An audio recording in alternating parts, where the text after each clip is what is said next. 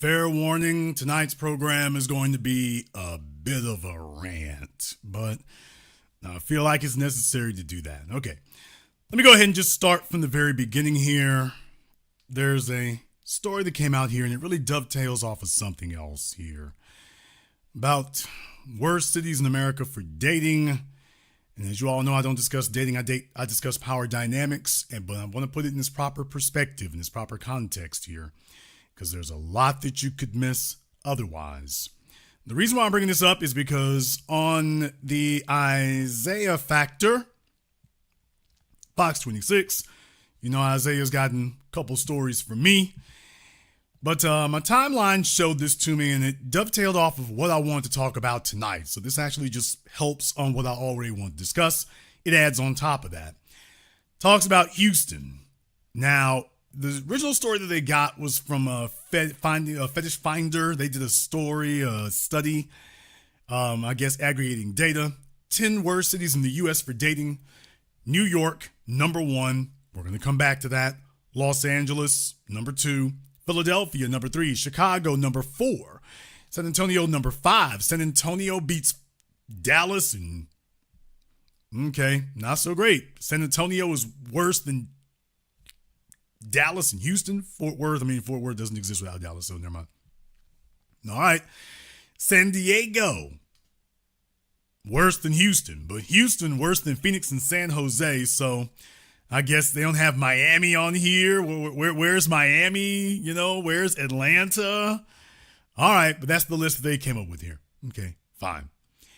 And this is what Isaiah had on the Isaiah Factor. And I want you to listen to this because this is going to take a moment here, but it's all very telling when you hear what happens. I hate dating in Houston. I hate dating in Houston. Let me just tell y'all about dating in Houston. First of all, if you know what's good for you, don't do it. When people start telling me, why am I single? I'm just going to be like, I live in Houston.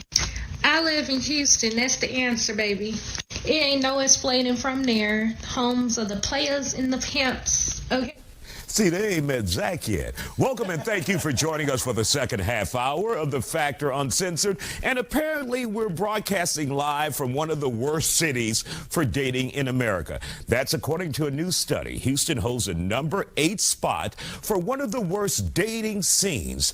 None of our neighbors here in the Lone Star State are on that top 10 list. Philadelphia's number 3, Los Angeles 2, and New York number 1. We found some folk who will talk about this problem. Okay, so they got some folks there who are going to talk about it. They had this first fella here. I guess he's some kind of comedian or something. He was constantly making jokes, although he did open up something here. And this brings us to our first thing. This brings you to your first revelation here. So they broadcast out of Houston there at Fox 26. This exchange, this part right here, I think is very, very telling. I want you all to listen. Do I really like this person, or do I just need attention? Then That's a we can make an question. honest adjustment. All right, Lala, let's hear from you. With him on a date to the Warwick, and every time you got engaged with him, he pissed you off, and you licked your finger and rubbed off his hairline. You knew you did not like that hairline. So I feel like when we get to a place and position where we can really assess, do I really like this person, or do I just need attention? So you heard that. He said if the woman gets upset with him, you knew this guy had a fake hairline. And you got upset, and then you licked your finger and wiped off his hairline. You knew that when you went out on a date with him. Found that to be very interesting here. Now, listen to what happens next. That's a Make an honest question. adjustment. All right, Lala, let's hear from you. Are you wiping off hairlines? Don't do that. It's funny because I met a guy that was not doing enough, and his hairline, we're not going to do all that. But yeah, that's funny he said that. But I think there's just so many options. So she said that that's funny. She met a guy who was not doing enough and had to wipe off that hairline. No disrespect, Miss Lala. Houston's Lala. Okay. No disrespect, Miss Lala. I mean, I'm looking at them eyes. I'm looking at those eyebrows. I'm looking at that contouring. I'm looking at your hairline right here. What? no disrespect, but I just find that to be very interesting. So the fellas got to have their hairlines, but a product brought to us by the Crayola people. So I found that to be very interesting because I'm like, okay, if you took one of them moist wipes and wiped her whole face, what would she look like when you got done? Would there be eyebrows? Would there be eyelashes? It doesn't look like there will be. The cheeks, those cheeks brought to you by the Kleenex people. No disrespect, but I'm like, okay, she looked like she'd been to Dr. Miami and Dr. Kansas. I'm bringing that up to say, by the way, the first thing she points out is about the fellas. She brings that about the men. So I just found that to be interesting first and foremost. And she's sitting there in Houston. Okay, but she's got complaints. So I just wonder if we had a moment of some self-reflection. These days, and people want their cake and eat it too, and that's all it really You don't say. not doing enough, and his hairline, we're not going to do all that, but yeah, that's funny he said that. But I think there's just so many options these days, and people want their cake and eat it too, and that's all it really is about. And I feel like relationships should be easy. Either you want to be all in or you don't. It's one or the other, but people play games, and I feel like it really is a lot of that. Have you had a bad experience here in Houston or some bad experiences? I've had several, but luckily I know the playbook. So, they give it all. That's the problem with guys these days. They're giving away the playbook, so I already know what it is up front. All right. Yes. You got the playbook and you're still fumbling the ball. She's got the playbook and she's still losing the game. That's how crazy the situation is. She's got the playbook and still fumbling the ball and losing the game. How in the hell do you lose the game and you got the damn playbooks in your hands?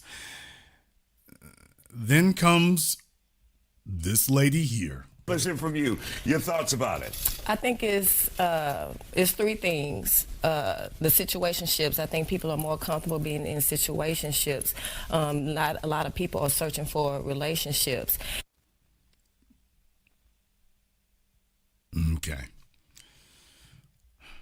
Can you geographically locate a single female between the ages of 20 and 25 who is looking for a relationship and not a situationship, who is not preserving their options and looking to see if they can maximize their gains? Can you find one? Short answer, no. And if you go take a look at this chick, if you ask her about 20 years ago when she was in her prime, how that was breaking down, she's probably going to have the same thing. Now, I will say, case in point here, no disrespect here, Miss Sharice. Straight out of Houston. Very nice arm tattoos that she got going on there. So I think very nice arm tats we have cheating going. going on. Back in the day, it used to be like, you give your number, you tell them you in a relationship, and they'd be like, okay, well, lucky man or something like that. Okay. So next order of business is, by the way, Houston's finest. She's got her tattoos ready for you. So, fellas, she's single and ready to mingle. If you don't mind a slightly used beater there. Couldn't help but notice that. So, and for some strange reason, call me a cynic. I just don't think that is all her natural hair. I don't think she was born with 90% of what I see hanging off her scalp. I don't think she was born with it. What I'm saying is, what kind of guy do you think you're angling for here? Or does this tell you about the caliber of male in Houston, or they think what you qualify for? This is why dating is dead. This is why dating is dead, and I want to bring this back to the list that you saw here before because there was something else in particular I wanted to discuss. I just found it to be rather coincidental that it brings this up. Number one city worst for dating, New York City. Number one city worst for dating, New York City. But I want to give you all a different perspective on why it sucks now. and why it's awful now, and New York is really the poster child for this kind of thing. There was a video that I posted on YouTube here about a week ago, almost a week ago. Time has been zipping by me here. Almost a week ago here, I want to say there's a video that I posted up on YouTube, and it was Mary J. Blige here a week or so ago accepting an award. And Mary J. Blige, who has been making every conceivable relationship mistake known to man, and she's discovered a few others that we were previously unaware of. She has literally done anything and everything wrong you can possibly imagine and come up with a few new novel ways of doing it. Mary J. Blige was accepting an award, and I want you to hear what she had to say. I'm going to caution all of you, sit down first. First of all, you see this picture up, the thumbnail image here. It's like, Mary, is that you? Yes, this is Mary. But hear this for yourselves.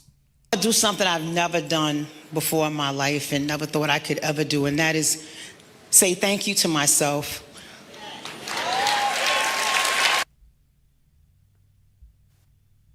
Nigga, please. I mean, this is a real acceptance speech.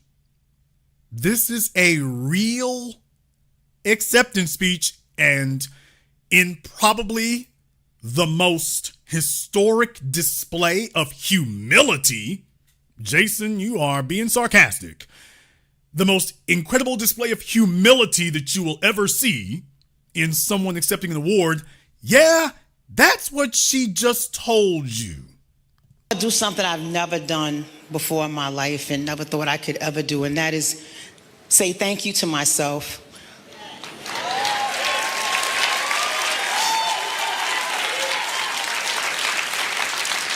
I'm not gonna cry. For the hard work, the sleepless nights, the tears, the pain, and the abuse I put myself through mentally and physically that helped so many people.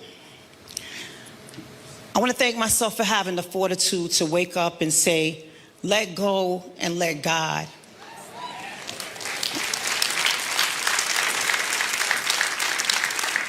And know that every day God will and God did. Thank you so much. Good night.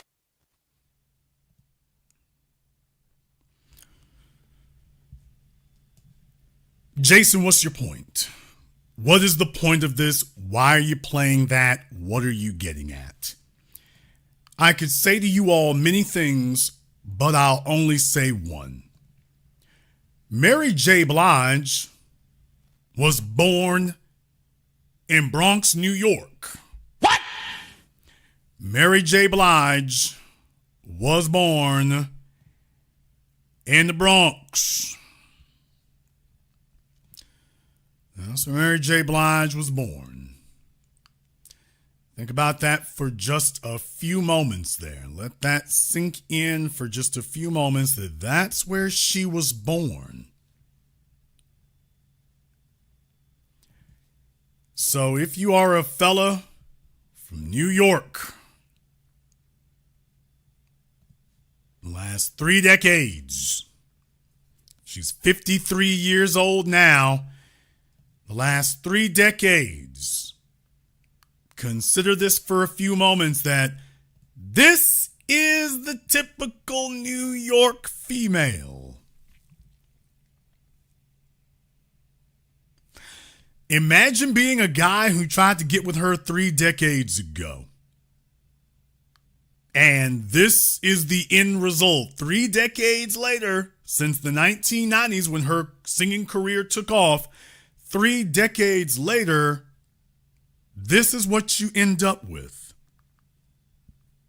She's got a bunch of tattoos she didn't originally have. She has a level of narcissism that simply has not, despite all of her screw-ups and everything else, she is more egomaniacal today than she was 3 decades ago. You figure after all her screw-ups and mess-ups, she would be the most humble, self-deprecating, Look it up. She would be the most humble and self-minimizing individual you could ever approach. Hell no! Why, she is more conceited. Do you understand?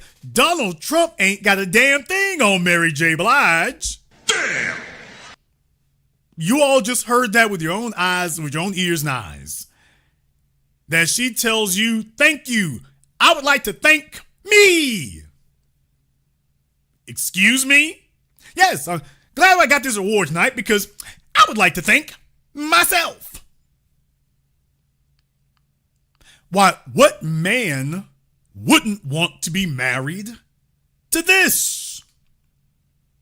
What man would not want to be committed for the rest of his life to this?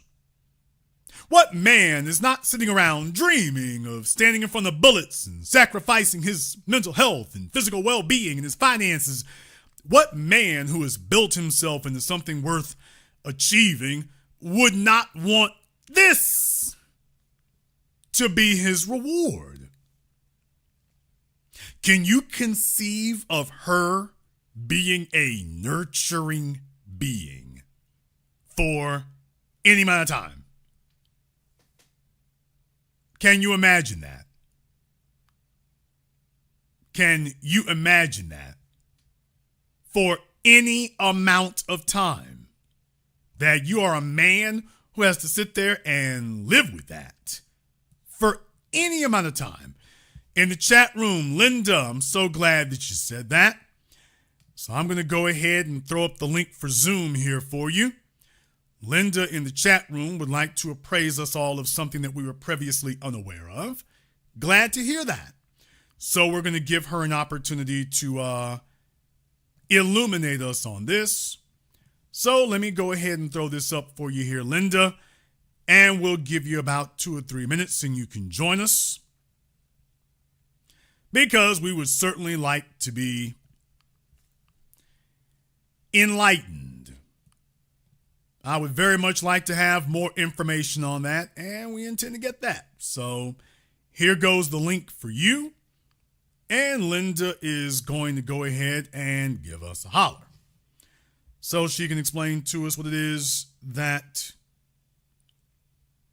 we are unaware of. We'll give her a couple of minutes. This on your screen, Mary J. Blige, this is what it is like. This is what the men have to choose and pick from in New York City. This is literally what it is. Literally. Let's go ahead and swing our way on over here to Los Angeles. You want to know what you're picking and choosing from over there in LA? Why, you get to go pick and choose from, guess who's coming to dinner? Vivica Fox. Damn! Vivica Fox, 60 years old, next to Tamron, who is on her way. They have a bunch of pictures behind Vivica that are at least about a decade old. And boy, I'm telling you, it's like watching a little old lady brunch is what it is. It's like watching a little old lady brunch. There isn't anything kicking going on right now. There isn't anything fly. This is just watching the women who have aged out, and they're trying to speak as if there's something still in demand, and it really isn't. If you all agree, give me the hourglass emoji in the chat room and hit the likes button for me.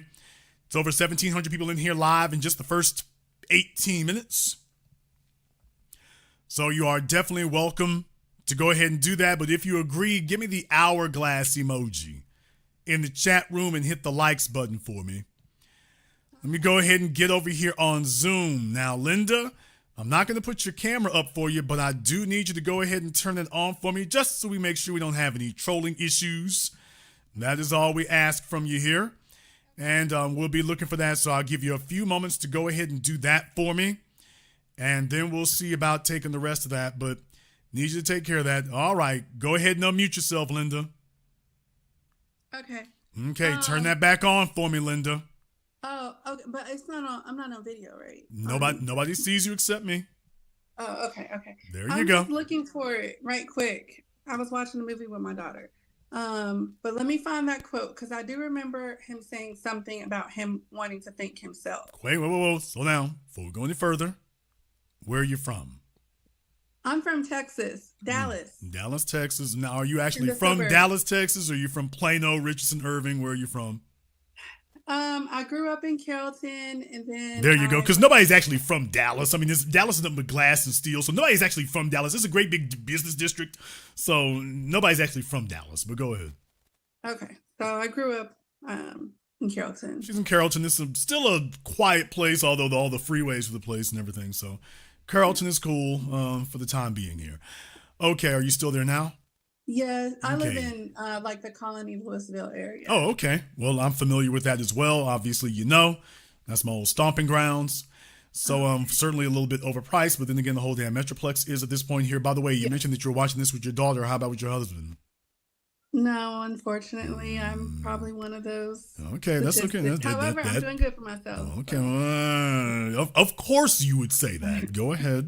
Well, I'm a single mom. I'm doing fine. I'm doing great. Of course you would. But I would prefer marriage is preferable, so I would encourage no one. Now, to why be would you single. why would you prefer that if you're doing great? If I was doing great, why would I want to change? Because it's a lot of work.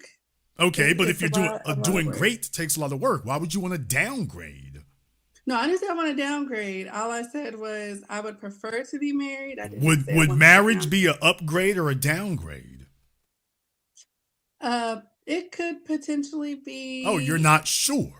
It could be in the middle. It just depends on. Oh, it could be a side grade, so it just may be just moving to the It side. may It's be neither better horizontal. nor worse. It may be horizontal. Oh, so in other words, it's no better and no worse. It should be better. Let me just say that. Okay, make up your mind. I'm Keith Sweat up in here. Boo, make up your mind. Ma'am, Okay. would marriage be an upgrade or would marriage be a downgrade? It's either moving up or it isn't. Well, it depends on the person you marry. So I believe it should be an upgrade because of two people putting in, the work, effort, time, and combining incomes and things like that. Do you think So- that attitude would actually be something that shows itself to men, just between you and me? Do you think that men could pick up on that attitude? That, by the way, she doesn't see that she is not solid, that marrying me would actually improve her. She's like, No, I could take it or leave it. I'm not really sure. I mean, it's all right. I mean, it could be a side grade. Well, let me get my thoughts together. Ideally, marriage should be an upgrade. So let me say it like that. It should be an upgrade. Yes. Okay, it should be. All right. Okay. So you wanted to tell us? Yes. So I found that after Snoop received his Hollywood Walk of Fame star, he said he thanks himself for hard work and generosity. I want to thank me. That's what he said. So that was when he got his star on the Hollywood Walk of Fame. Okay, when was that? That was, let me get the date. I want to thank me. That was on.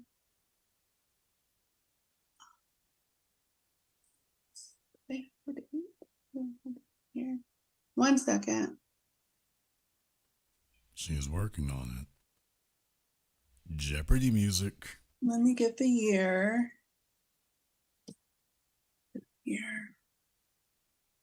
It must have been in 2018. Snoop Dogg thanks himself for his success. This was November 20th, 2018.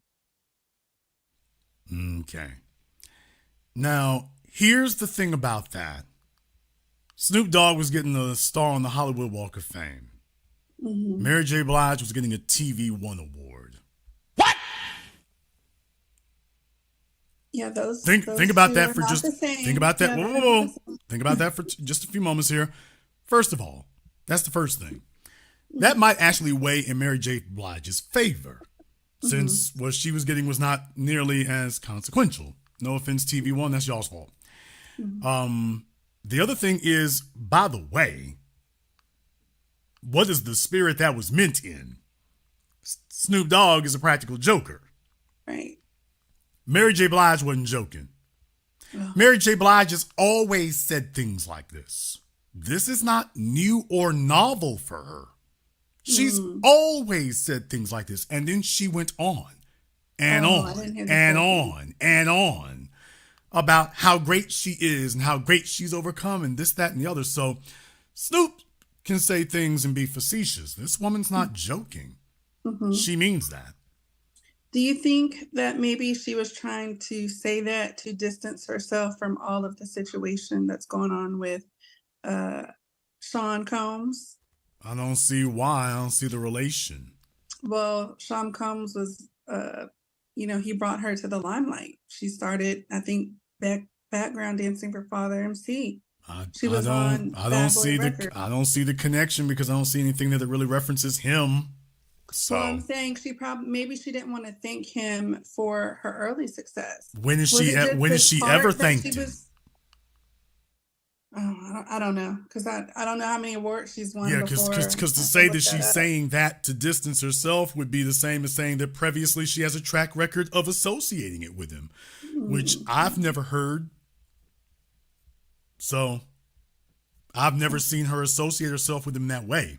Here's the real thing about it. You tell me, when was the last time that you got an award and you said, I would like to thank me and how great I am and my ability to overcome. And I was stronger than I ever thought I was. Think about that for a few moments. I mean, I would think about the people that helped me, because sometimes you're not going to get to that place by yourself. There's people. How about your kids? Imagine your children were watching you on stage and they're seeing you accept an award and you bust out that you're here to thank yourself. I'm here to thank me. Really? Because here's the issue with that. The issue with that is that you accepting the award, well, that's already self-evident. Right. No one's questioning your effort. Right. This is literally buying yourself the biggest birthday cake in town. Right. Literally. You're buying yourself one. Well, what's the point of us giving you an award if you are going to say, you know what? I'd like to thank me because I need awards. I sure does deserve it. What is the point of us acknowledging you if you're already self-acknowledging? Furthermore, it destroys the value of us acknowledging you, because by definition, if you're going to only acknowledge yourself, then if we didn't give it to you, then what would you be saying? Well, you all is wrong for not acknowledging my greatness. May sound like Kanye a little bit there. Okay, but here's the issue. How did that serve him? The things folk like about Kanye is when he doesn't do that. Right. Kanye is at his most popular when he's not doing that. Nobody likes that because by definition, if you have to tell us you're the king, you're not the king. Right. Right. Yeah. If you have to tell us you're talented, you're not talented. That should be something that everybody else says for you. If you are an insecure person, then you don't believe it when other people say it. So that's why you have to say it, because you don't actually believe it. You don't believe it when we said it. So now that we've said it and you don't actually really believe it, you're just going to keep going on and on repeating your insecurity. All that does is tell all of us you never should have been given this award because this isn't for you. Yeah. You don't deserve to have this because this doesn't fit you. That's the problem. So, and this comes back to the other thing here is that who are you talking about as a person? Who is Mary J. Blige without her music career? Right. Without her albums, without the awards? Who is she without that? And I'm telling you that with the first words out of her mouth, that's the real her.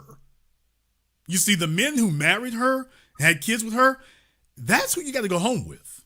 Right. Imagine sitting in the car driving from the Jacob Javits Center for my folks in New York.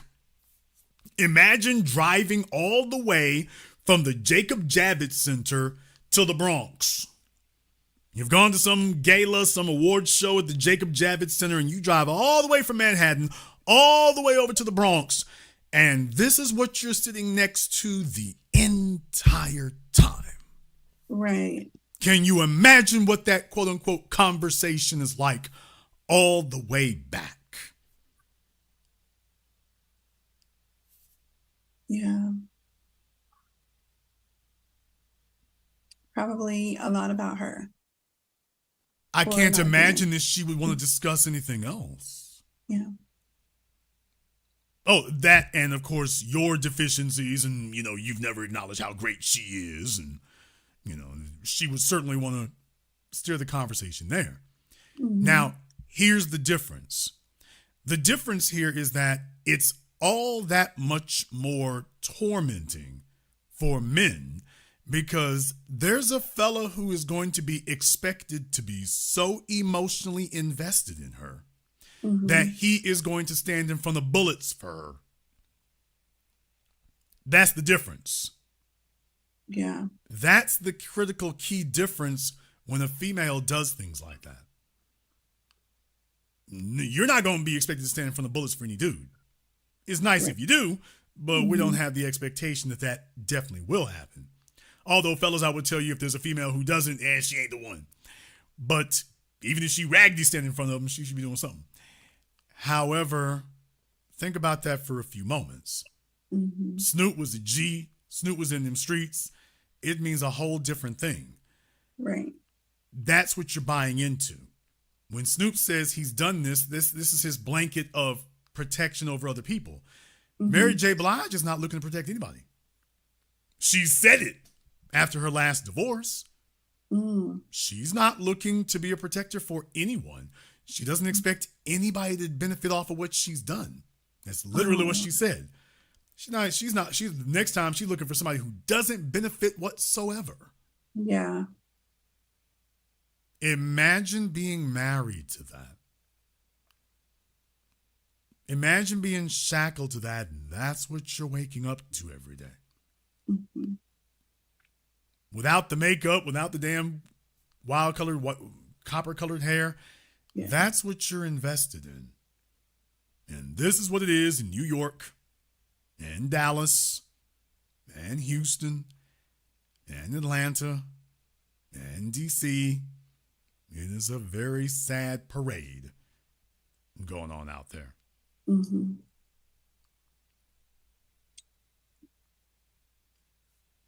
Oh, yes. We did make it to this point, and then I'll have to let you go.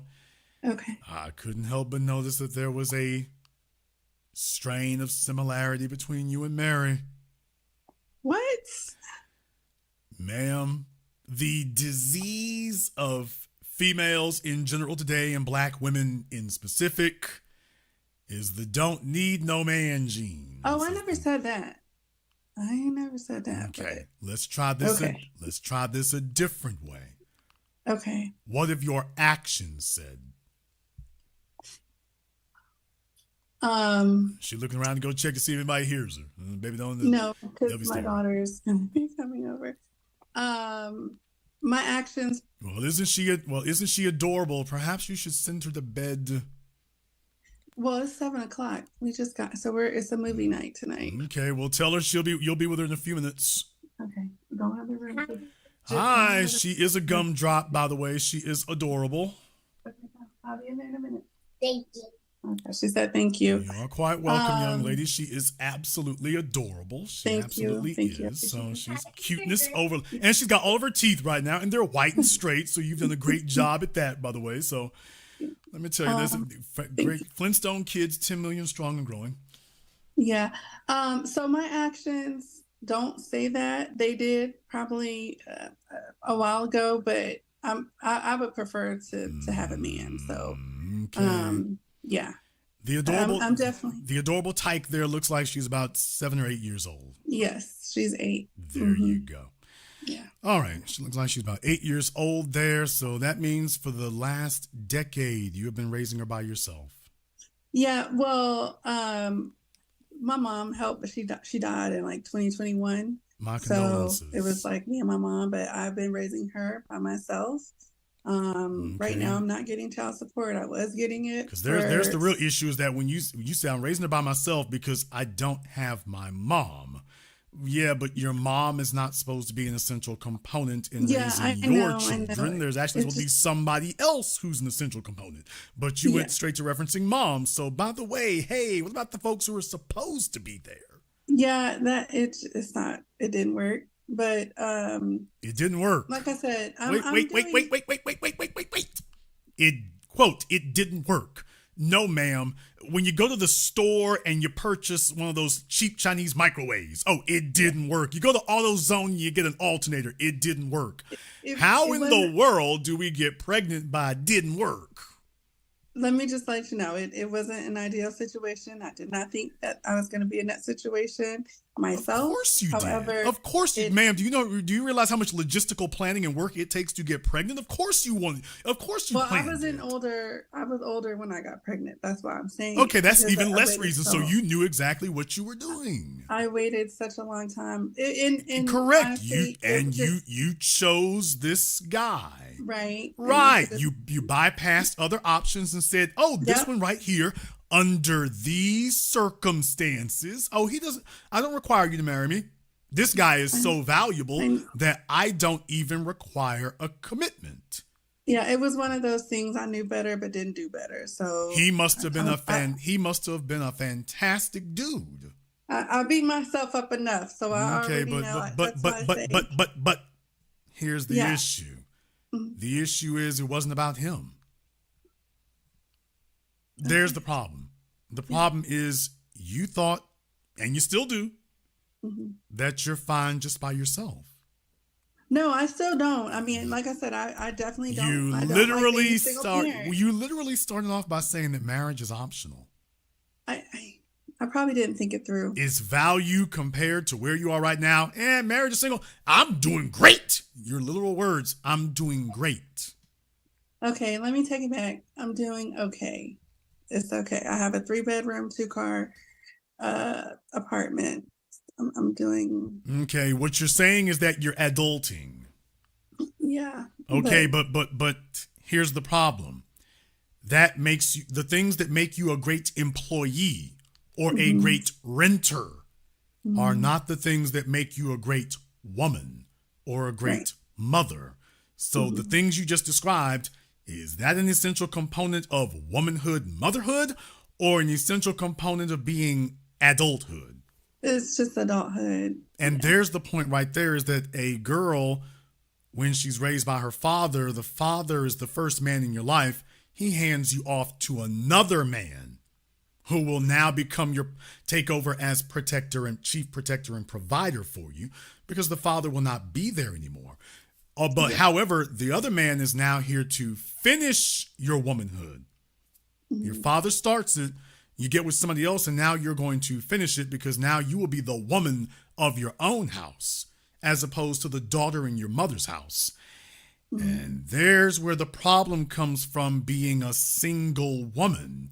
You've never had a man finish you so that you demonstrate competence as operating as the female in a fully formed house, because a family begins with a man and a woman, not a woman and a bunch of kids. So your womanhood never finished. But her response was, I'm great. And I'm just putting a spotlight on a woman cannot be great by herself. And just take a look at Mary J. Yeah, you've been married a couple of times, whatnot. Yes, but psychologically, she's still by herself.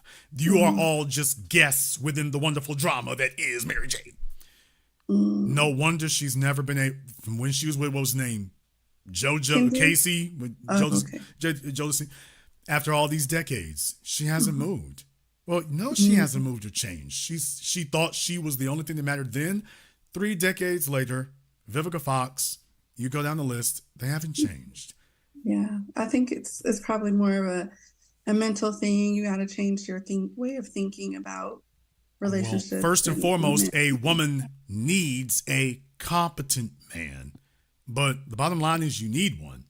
Otherwise, all you have is yourself to compare to. And if you're fragile, you will at best be critical of yourself, but you can't fix it. Or at worst, you'll be narcissistic about yourself. Ain't no problems here. And the problems are gaping. Right. That's why Yeah. you need somebody else for that. You can't become a complete woman by yourself. Got it. Anyway, we have movie night here Friday. Take this a few moments to germinate on that. Thank you very much for calling in with us here. Yes, Jason love the kids.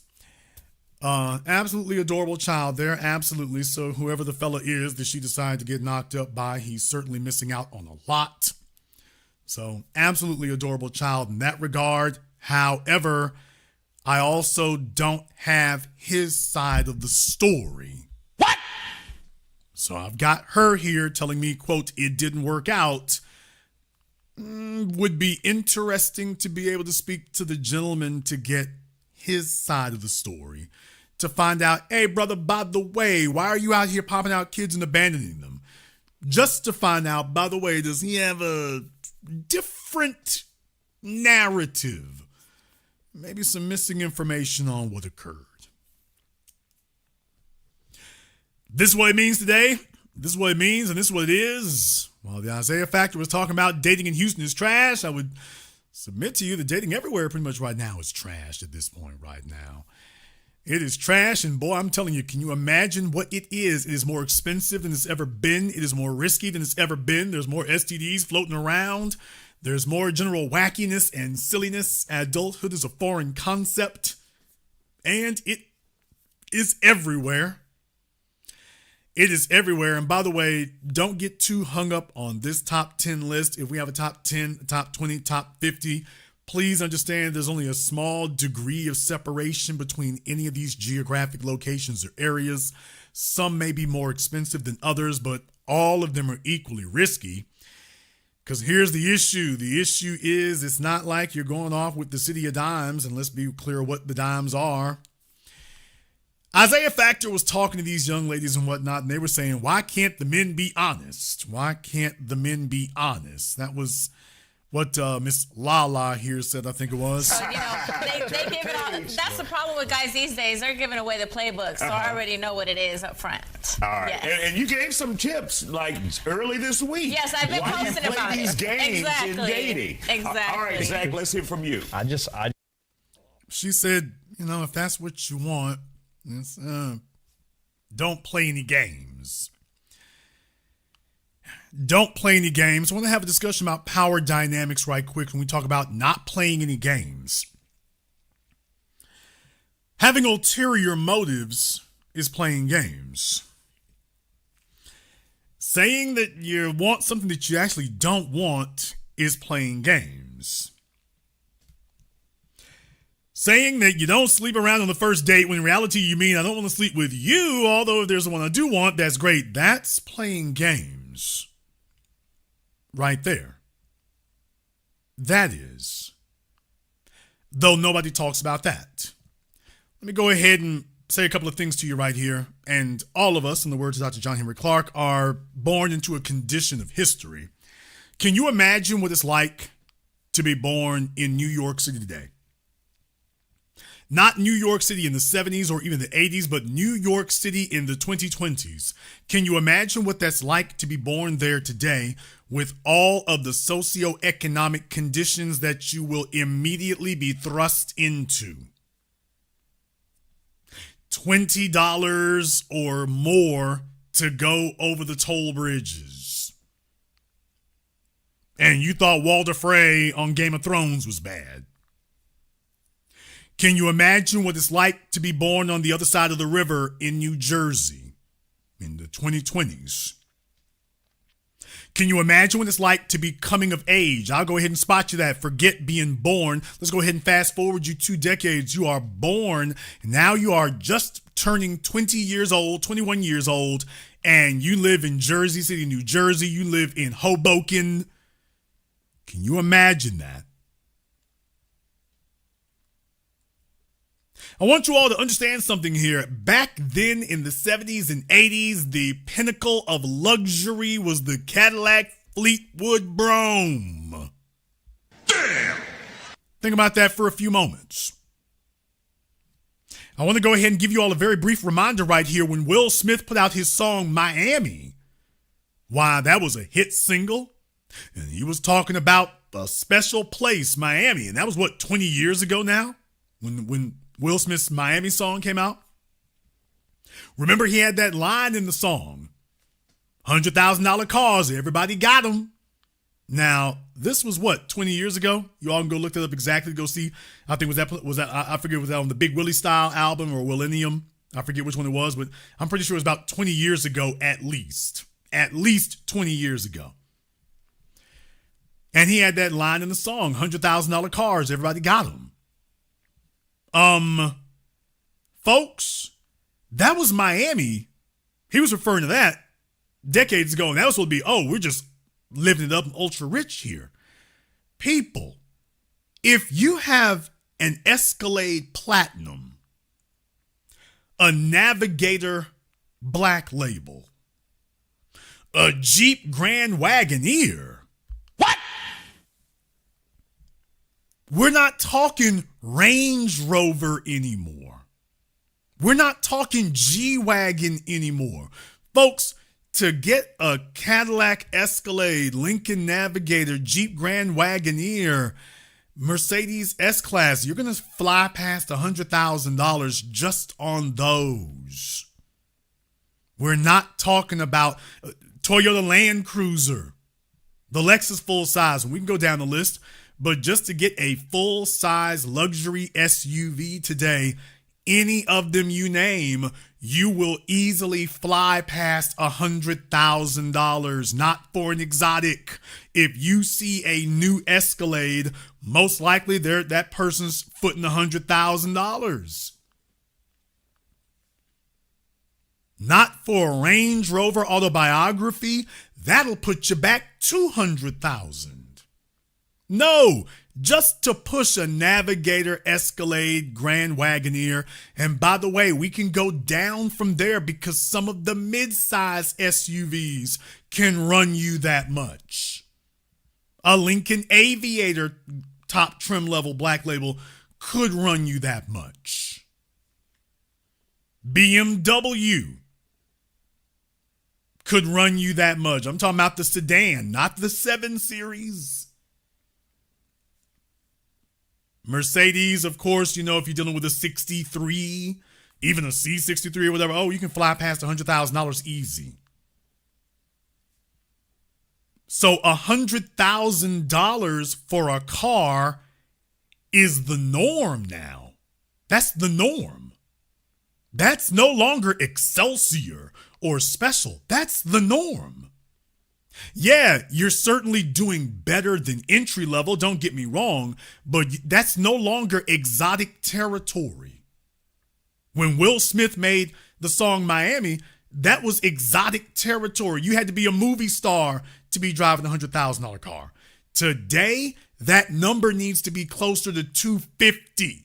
Yes, the Jeep Grand Wagoneer will put you back $100,000. It damn sure will.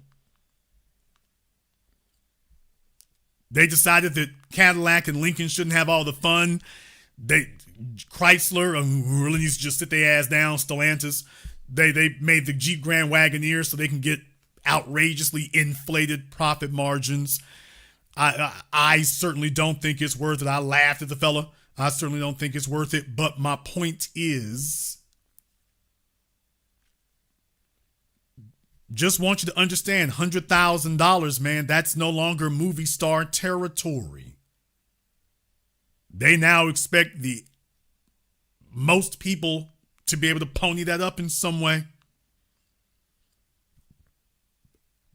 Now, you consider that on top of living in New York or Los Angeles or Philadelphia or Chicago. Gotta tell you right now, recently had a trip to Chicago. Recently had a trip there, and I got to tell you, the females have made it very clear they think they are trying to compete with the chicks in New York. fellas, don't sleep on the chicks in Chicago. They are trying to step their game up in a major way, but I see what's happening.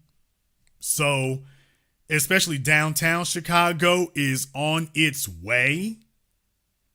It's on its way to trying to be Manhattan. It really is. You can talk about the South Side all you want to, and Chicago is on its way. It's on its way with all of the demands that are going to come along with that. With all the demands that will come along with it, that's what you're looking at.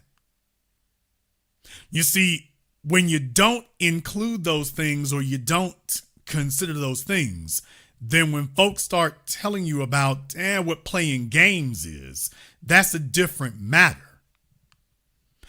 Here's the problem that you're going to run into. And all these other folks out there who talk to you about these things and all these red pill dating gurus, none of them who put it in its proper context, because its proper context is power dynamics. What I'm saying to you all is the reason why it doesn't work today is because everyone expects for everything to match. That's the problem. So if you live in New York, the men or women, but particularly the women looking at the men, they expect the man and everything to match. So if a fella in New York tells you that he lives in Manhattan, whatever he says next after that is going to determine his status. The further north he goes, the lower the status goes. Lower East Side, financial district, the further south you go, the more his status may go up. It depends on where he is. And that's the part that matters. So when someone tells you what they are looking for or expecting, that'd be a different issue.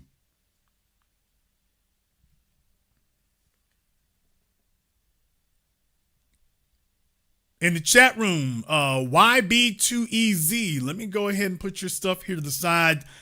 I need you to go ahead and give us a call here on Zoom.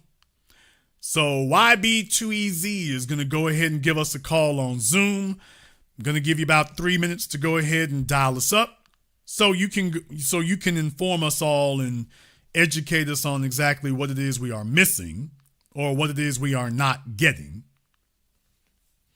While he's getting ready to do that, thank you to everyone, and I do mean everybody who has contributed to tonight's program on PayPal, Super Chat, Venmo. My man Greg Stevens said her father starts her journey to womanhood, her husband completes it. Absolutely. Chief Rocca, my man L. Ray Triton, thank you very much here as well. And do you realize how far behind you are simply in a sensible discussion about these things where no one will be honest with you? No one's honest with you until you start talking about what it is you want. You can't be the average guy in New York. When the women say that dating is garbage and they don't like it and folks are playing games, what they mean is that, I'm kind of stuck with the average guy. Do you understand what the average guy is in New York? Who the average guy is in Los Angeles? Who the average guy is in Philadelphia? Who the average guy is in the Dallas Metroplex? Who the average guy is in Phoenix, Arizona? The average guy in San Diego, which basically as far as cost is like a sister city to LA now. Think about that for a few moments. When the females tell you that they don't like dating in their cities and folks are, quote, playing games, have you considered what their expectations are of a person who is, quote, unquote, not playing games? So in other words, he meets whatever her expectations are. Well, you tell me. Chick sitting here looking like this and whatnot, I wonder what her expectations are. Is she looking for the guy who is driving his reasonably priced Honda Accord? What? He has a wonderful personality. And if you give him a couple of years, he could save up his money to take you for a trip to Turks and Caicos. And in the meantime, you are going to continue to retain, I'm assuming the Spanx people are not responsible for this waistline. We're not sure. But you're going to continue to retain your non-obese physique and status here. You are going to put in just as much work and effort. In her case, she deserves an award of her own. You're going to put in just as much effort here not to look janky and whatnot for a guy who's making $60,000 a year with his wonderful personality and his sensible car, and he thinks the world of you.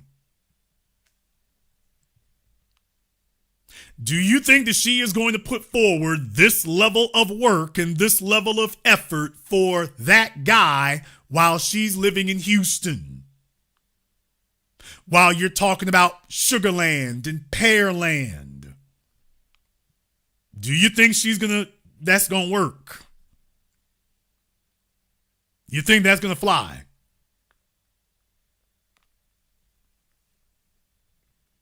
Or Miss Tatted Up Baby Hair. Once again, folks, and here's another thing. No offense to the ladies. Ladies, so the men got to have real status and real money, but y'all don't even have your real faces out there. I mean, everything is pancake makeup. What the hell happened? By the way, YB Too Easy, I don't see you here yet, so you got about a minute or permanent vacation. You had something to say? We need to go ahead and hear you elaborate. Ladies, what I'm saying here is, by the way, are we supposed to grade on a curve? To the fellas listening, do we grade on curves now? Okay, well, if we're going to do that, that's fine. Who is the guy who's going to grade on a curve? Who is that fella?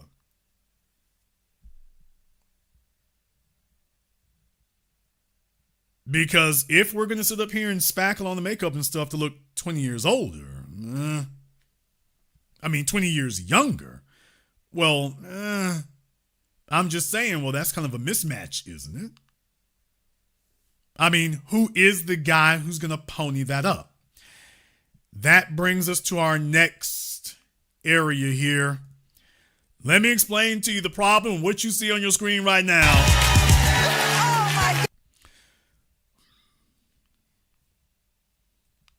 Oh, they're going to dislike me after this one. What? Y'all know where I'm going with this. All right.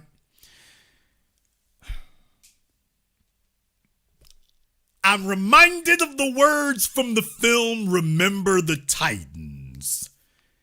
Team reflects leadership.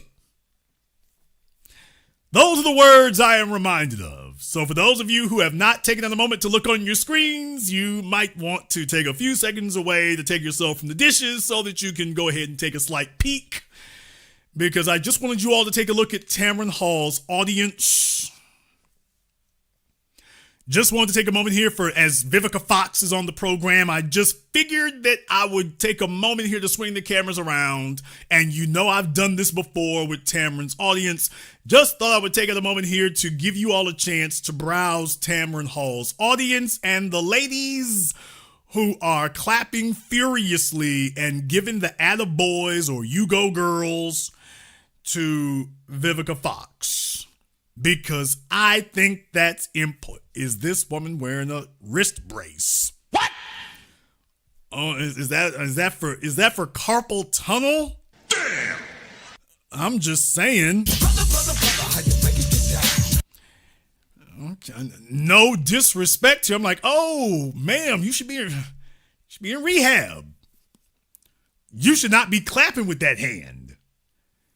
Y'all, I think she's taking all kinds of risks clapping with that wrist, isn't she? Just, oh, stop.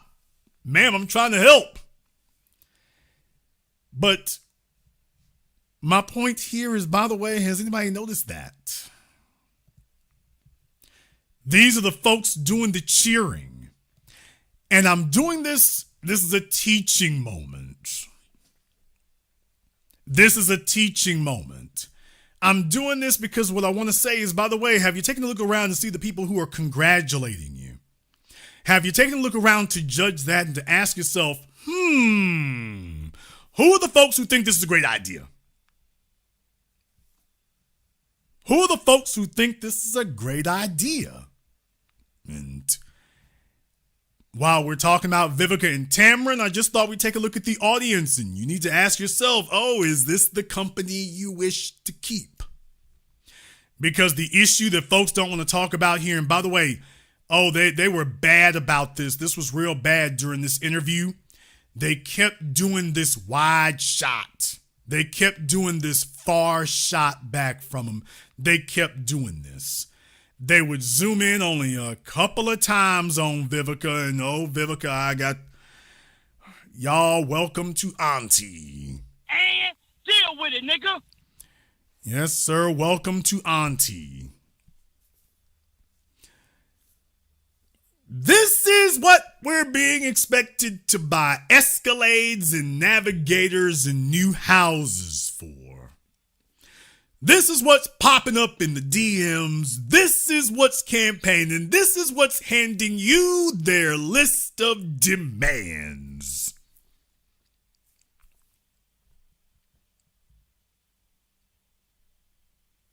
This is what the fellas are expected to excel in life, and this will be your reward. Yes, dating indeed is DEAD. And I'm being nice about it. It is dead. It is rotting. It is in rigor mortis. It is falling to pieces. It's doing a number of things. Has anybody considered this? Has anybody taken a look at that? Over the course of the last 3 decades, here on Zoom, Mr. Brother Lex, I'm going to give you about 30 seconds here to go ahead and answer here on Zoom. You answered and then put it on mute. That's not what we're doing. So you are up next here on Zoom. Go ahead and turn your camera on for us here, sir, just so we can make sure we don't have any trolling issues. We won't put you up for everybody else here to see you, but we just need to make sure that we don't have any trolling issues in that regard. All right, Brother Lex. And what is on your mind, sir? Am I on video? Well, am I on video? Just to me, sir. No, I don't. All right, got you. Yeah, so Brother Jason, I'm from Brooklyn, New York, actually. So we spoke in the past a couple of times. And I'm just calling in to just, confirm and just agree that in terms of dating in New York City, it's a jungle, honestly. A lot of it is ulterior motives, I think, from the men and women, especially with brothers that I like, friends that I know in passing. I've seen acts of desperation, where they're just trying to get with any type of chick, just the sloppy, the greasy, the grimy type of chicks that'll just come their way. They're willing to accept anything, and in terms of the women, a lot of it is just, what can you do for me? Very transactional in nature. And, just here's the issue with New York. In a place like New York, here's the issue.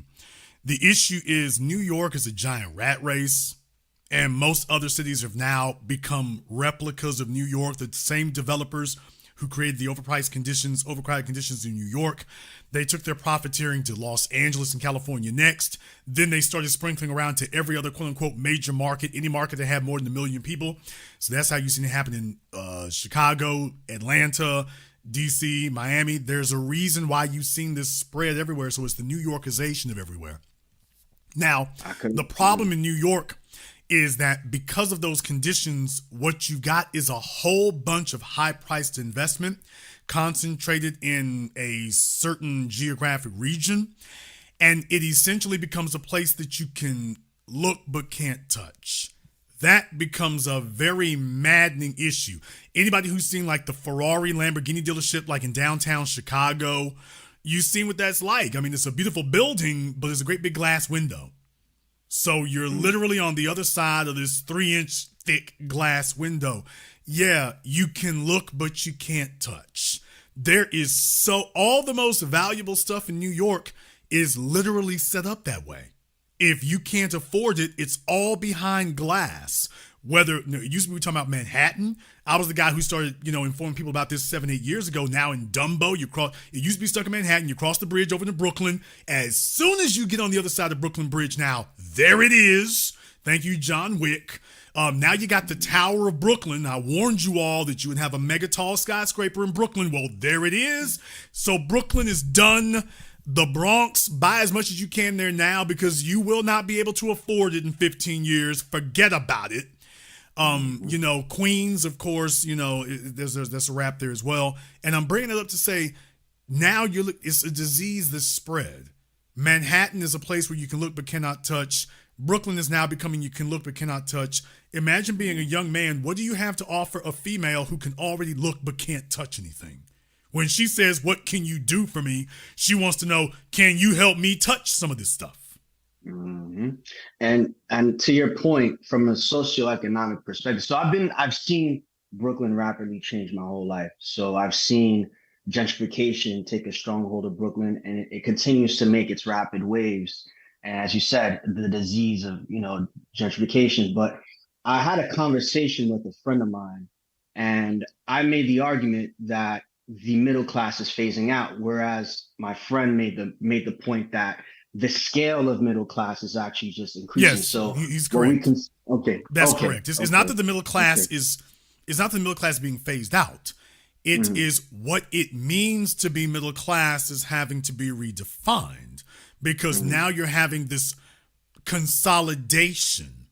So some of the things that the quote middle class used to be able to expect as a given is being slid further up the scale now. That's the problem.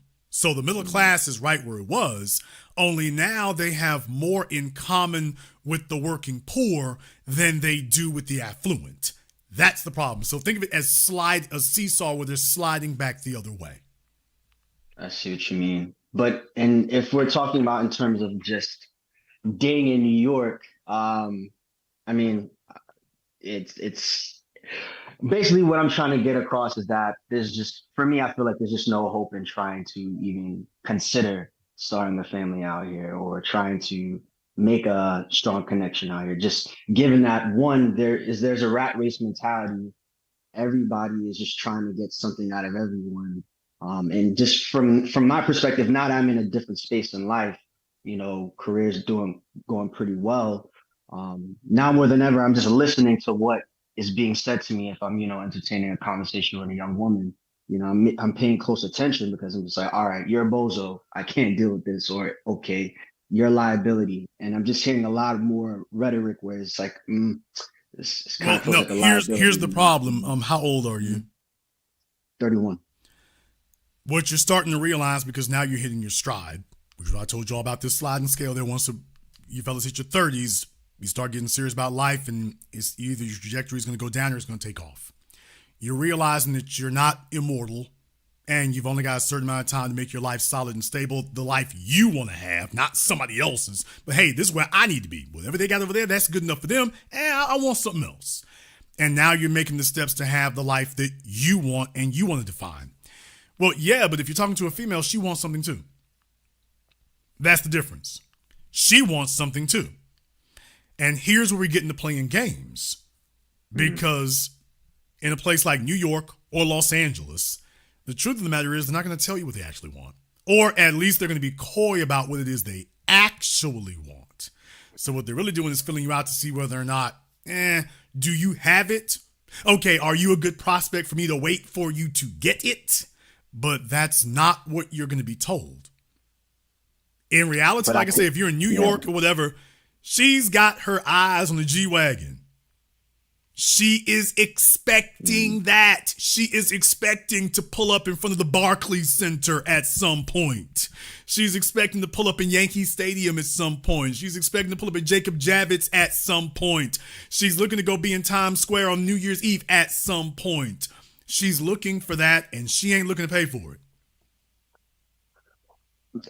But I get that. But when we talk about Mr. Average, in New York City. The men, such a small percentage of men, especially, I could be wrong, correct me if I'm wrong, but black men making over 150,000 or over 100,000 in New York City, it's a relatively small percentage. So when we're talking about Mr. Average just trying to survive in New York, these expectations are just far fetched. You know what I mean?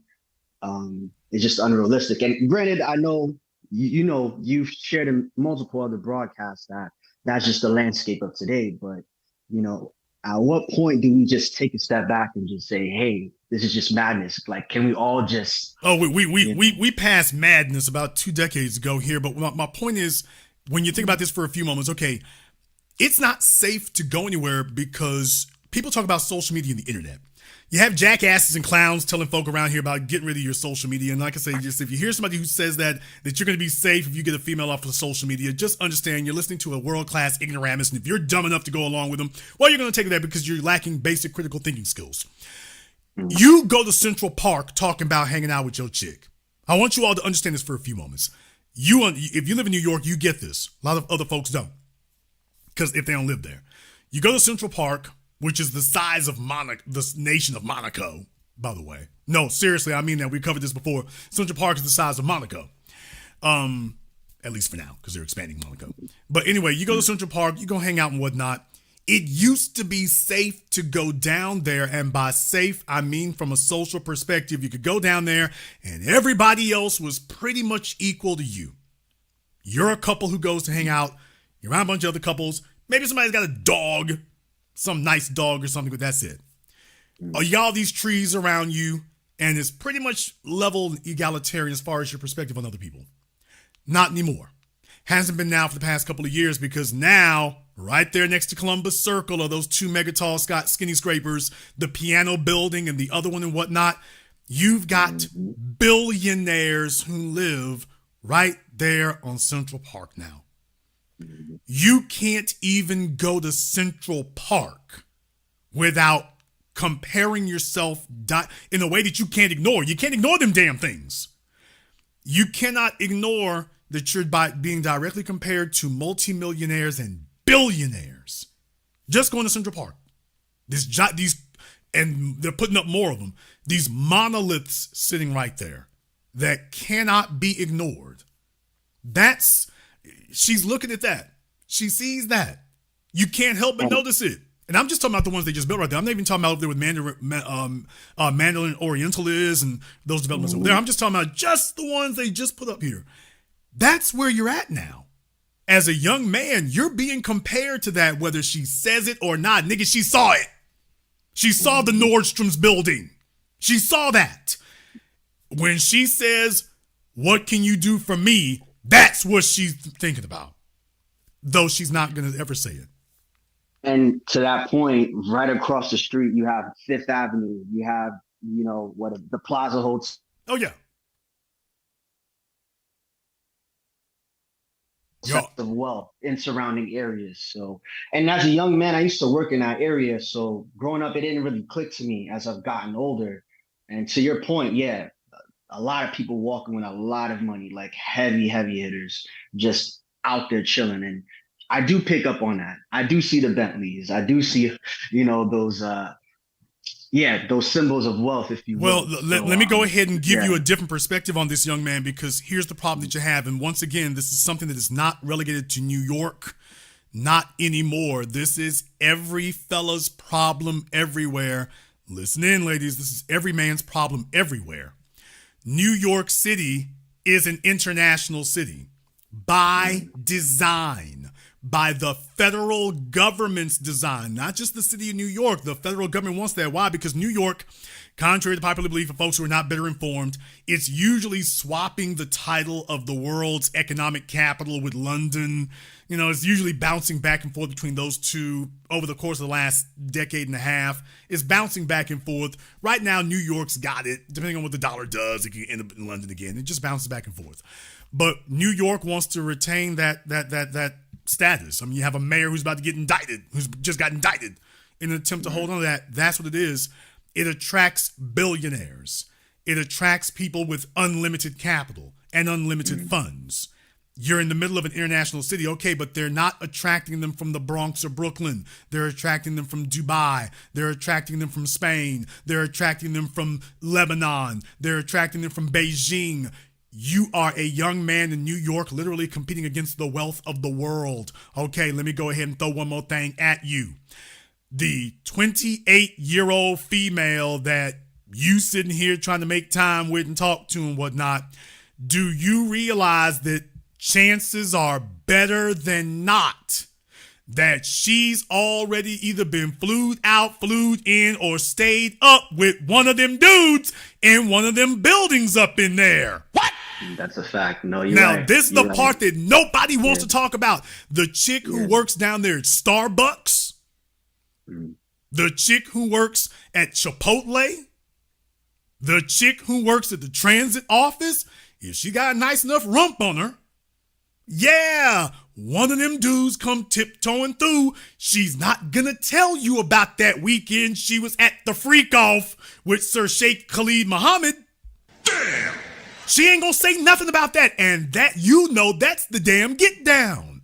That is the college students in New York. Over half the college students have already been flued out, flued in. That is their thing. They ain't even got to go nowhere. So you ask me how I know. I've been around the block up in New York enough times to tell you, oh, this is the norm. The females hide it. Ones that don't work out, they don't say anything. But now that they've experienced it, now they have that expectation. Okay, now transfer that to Los Angeles.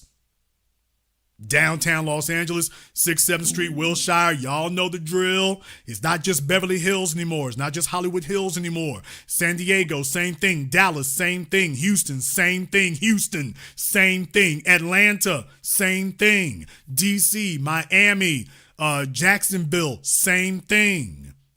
Chicago, same thing. All these places with international money, most of these females had something in their DMs or something they bumped into that let them come lay up for a weekend in one of them 5-star suites, and they got their card punched. Now they got dropped back off on the corner with Uber, and now she's talking to you about what you gonna do for me. With you not having any specific knowledge of what was going on before she walked up to you. And that's why I said, if every female out here, if their sexual history was like if we could have a sexual FICO score so we could see what the real paperwork looks like, most fellas would be like, oh, hell no.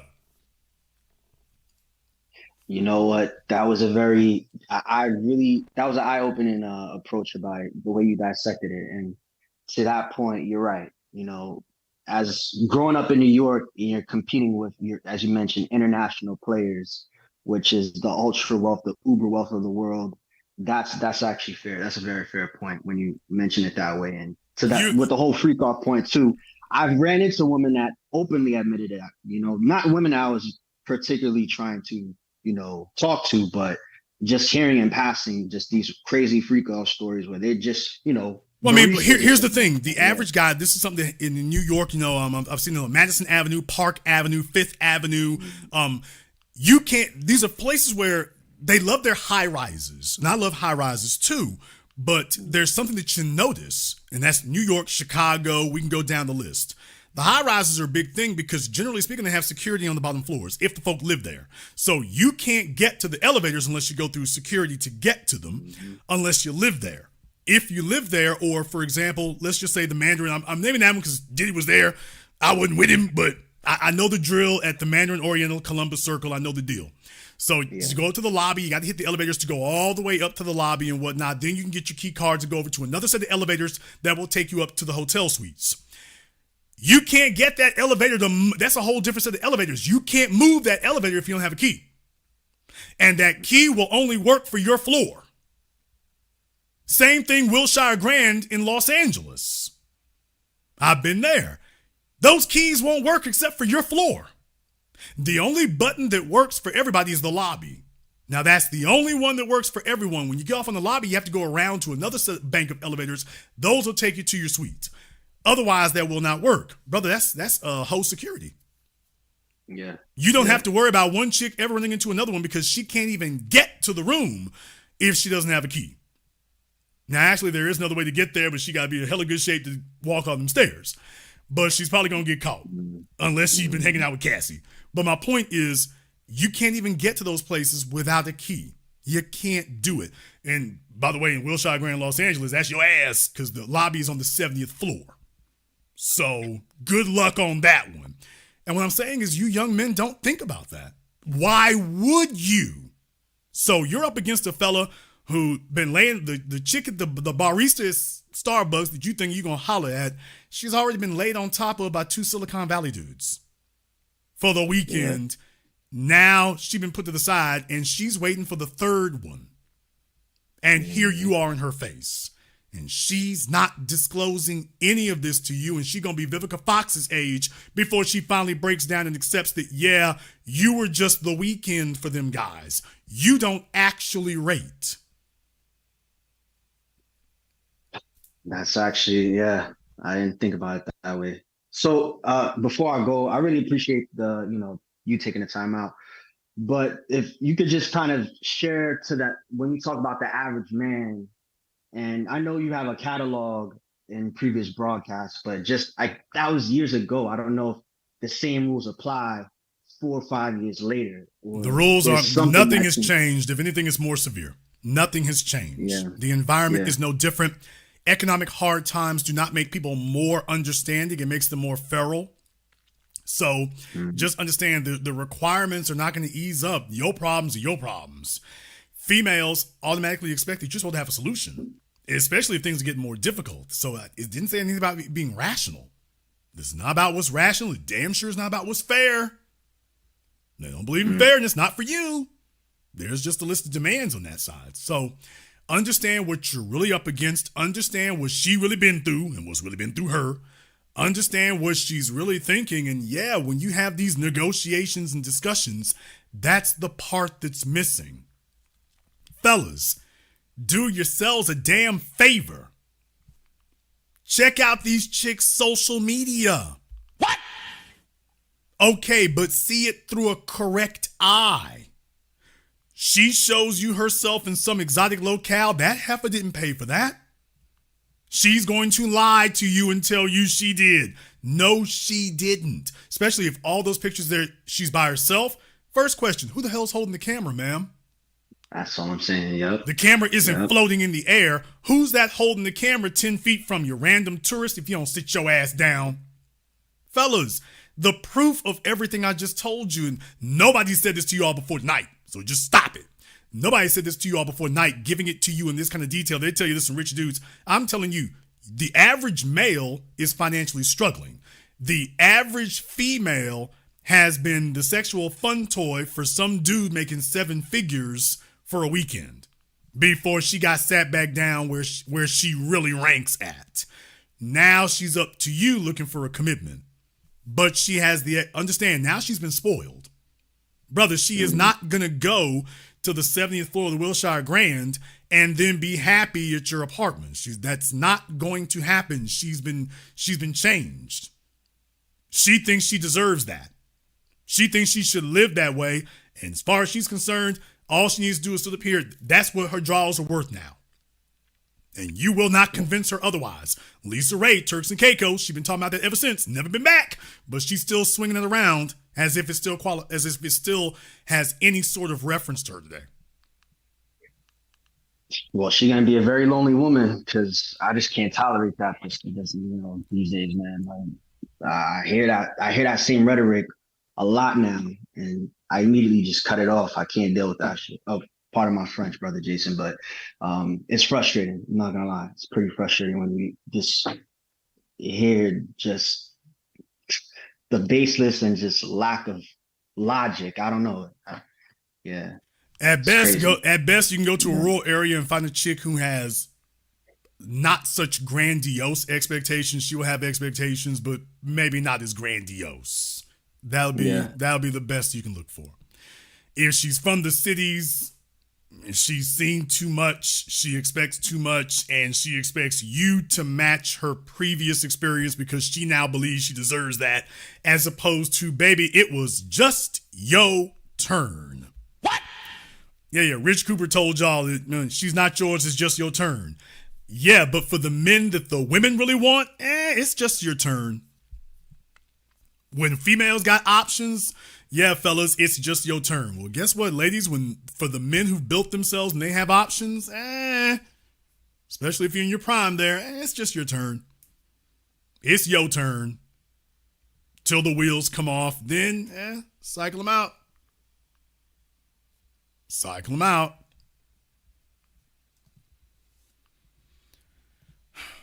Could you imagine? Could you imagine committing to Mary J. Blige here? No offense. Mary J., what is we doing?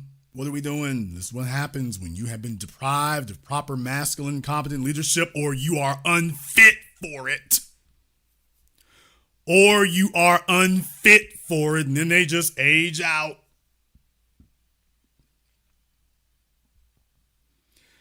Then they just age out. Fellas, y'all don't understand. This is the environment we're in today.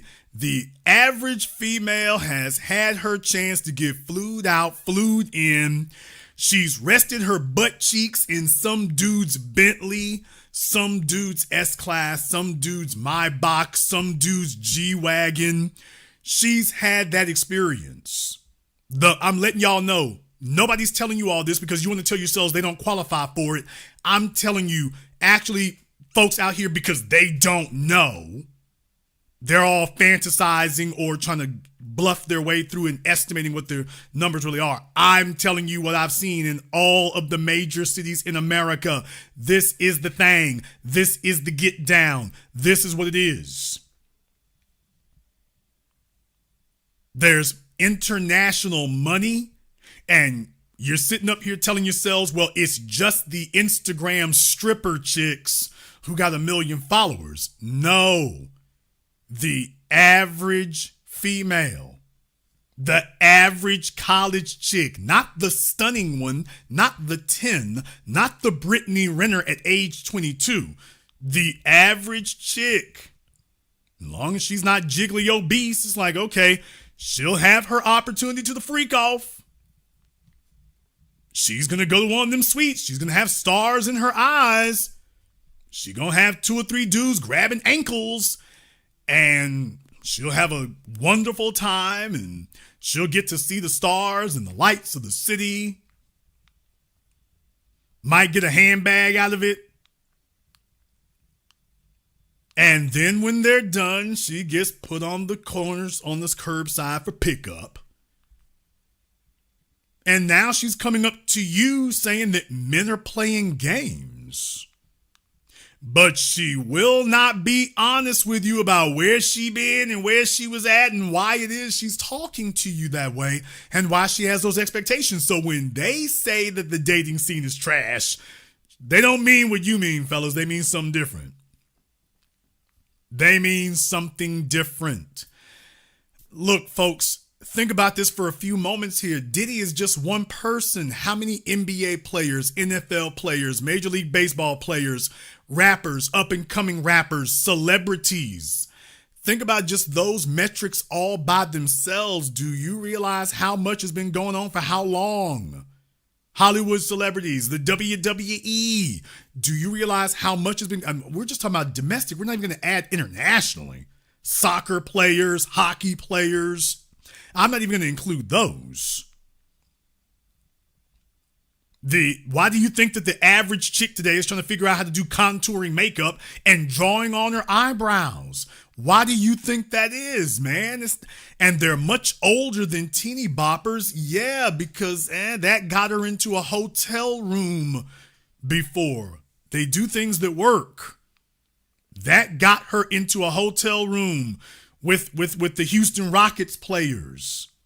That got her into a hotel room with the Dallas Cowboys players.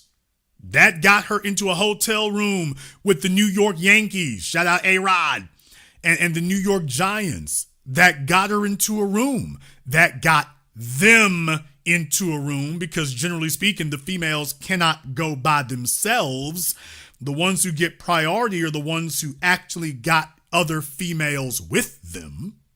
We ain't even going to talk about the new Sodom and Gomorrah down there in Miami. We know Miami is just a cesspool.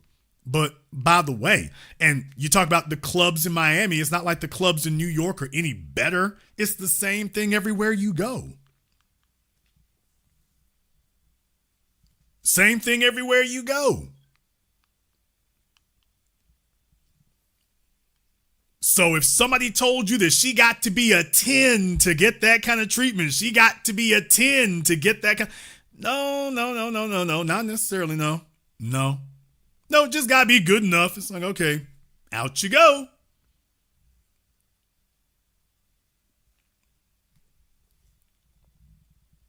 That's what the average fella in Houston is actually hearing complaints about. She wants to know when you gonna give her that Houston Rockets player experience.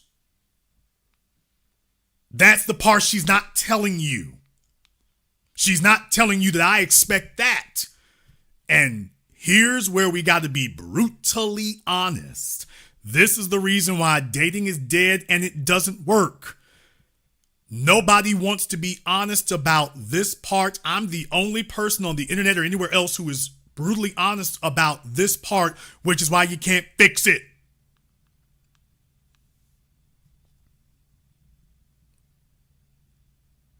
She liked it. What? I said she liked it. Auntie, chill. I mean, she loved it. Nigga, please. I mean, it was a life-changing experience. And deal with it, nigga. Fellas, I just want you to understand, Cassie didn't stick around with Diddy for a damn decade because she didn't like it. You can go listen to all these lying-ass lawyers and folk on TV. Nobody stays doing that for a decade, and it is not the bee's knees. It is not wonderful. It is not ecstasy, pardon the expression. She loved it. They love it. That is rare air. They get to indulge their every hedonistic desire because ain't nobody gonna talk about it unless you find yourself losing in the relationship and Diddy decides he's done with you. Then it's like, okay, let me go call a lawyer because Alex Fine never did really kick off like we hoped he would. No man who has ever been to the executive suite, ambassador suite, governor suite, presidential suite, you have never seen a female who was complaining when she got off the elevator there. Not a single one. What Kanye say? Nobody's complaining at the Giuseppe store. Nobody's doing that. They love it, fellas. You ain't never seen a female beaming and smiling like she does at the Bentley dealership. How do you compete against that? How do you compete against that? And with her lying to you that she's perfectly fine sitting in your Infiniti G45. What?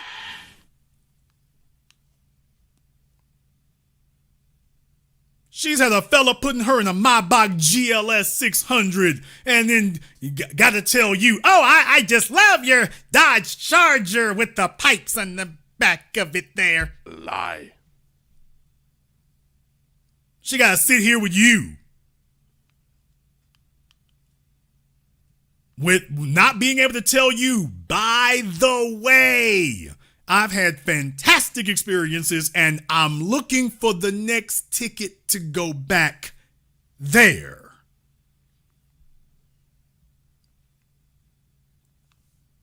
That's the part that these women in all of your major cities are not telling you. What do these cities have in common, folks? They're talking about dating sucks in these cities. What do they have in common? New York, Los Angeles, Philadelphia, Chicago, San Antonio, Fort Worth, San Diego, Houston, Phoenix, San Jose. Sports teams, international money. Oh, girl, talking about players. Folks, what does it have in common? Fellas who can provide a female with that kind of experience, sight unseen. He just met you and he's willing to pay $10,000, $20,000 for accommodations for a sexual experience because paying for that for him is like parking money. All you got to do is be available. Your only accomplishment needs to be you're not the last chick, the last 10 chicks he slept with. You're new. That's all you have to produce is to be new. And then you are consumed and then disposed. That's the part they're not telling you. They're not being honest with you about what their experiences have been. And so they're telling you that you're doing something wrong, but you can't quite put your finger on what it is you're doing wrong or why it is you're not acceptable. You can't quite place your finger on what's her problem with you. Why, I'm being nice. Well, they just like the bad boys and the thugs. No, the fellas who get their weight up and whatnot. It's like, okay, now I can be an ass because I got my weight up. Now I don't have to tolerate any garbage I don't want to. And that's what happens. So I just wanted to take tonight as an opportunity to blow the damn lid off this thing.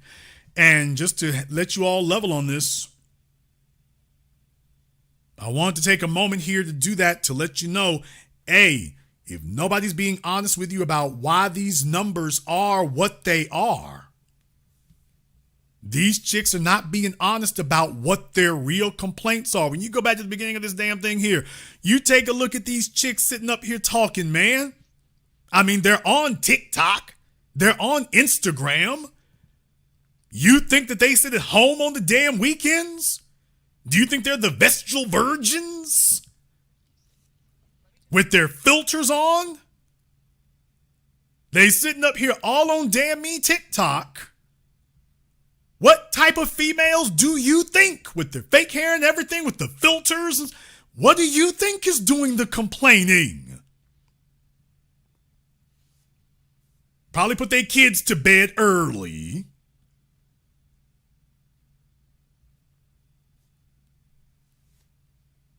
So what is it exactly that they expect? And if you had an opportunity to take a look through her phone and then ask some questions about, wait a minute, what floor, what skyscraper is you on? You ain't tell me about this. She's got this great big gap in her history there. It's like, okay, there's about a year you can't find, and nobody really wants to talk about where she was or what she was doing. She just tell you she was working. Okay.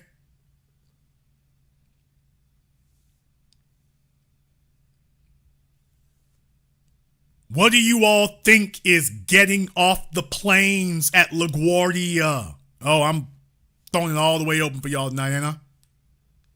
Why do you think Hartsfield-Jackson is the busiest airport in the world?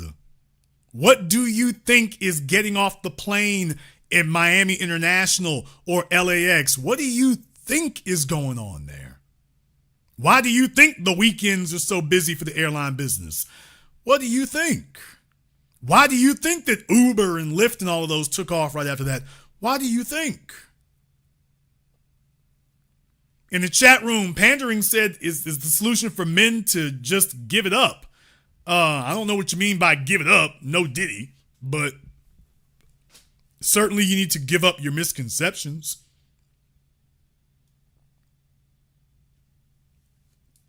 Certainly you need to give up your misconceptions. In the chat room about business, hey, fellas, you need to ask these females if they know any celebrities. Yeah, ask them if they know any celebrities. And she's talking about she has a phone number. Yeah, ask these chicks if they know any celebrities or any sports dudes, if they know any of them. Hey, you ever known this person or this, that, and the other? You ever met a celebrity? They'll snitch on themselves. They'll snitch one time if you catch them off guard. They'll snitch one time, and when they tell you that, it wasn't nothing to us. Okay.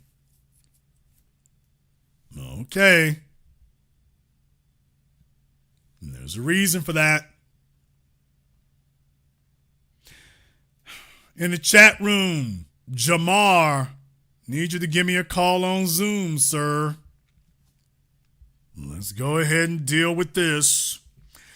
Jamar in the chat room needs to give us a call on Zoom. Let me give him a couple of moments here. By the way, did YBE2EZ ever call up? I don't think he did. So, permanent vacation.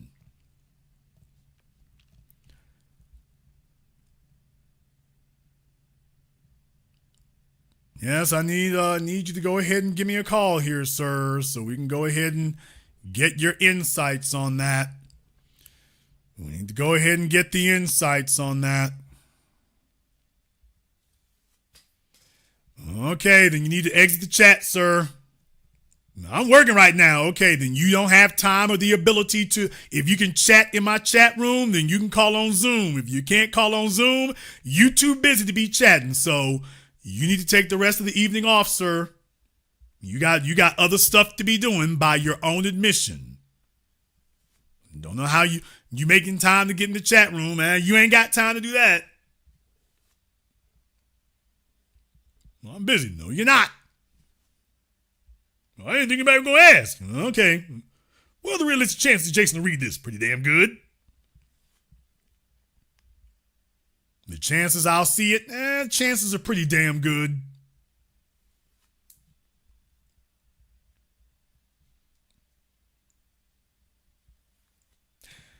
Just have to be brutally honest with you here, fellas and ladies and gentlemen. By the way, yes, dating is dead in your city. And by the way, for the females out there, do you realize this creates a feedback loop? Of course you do.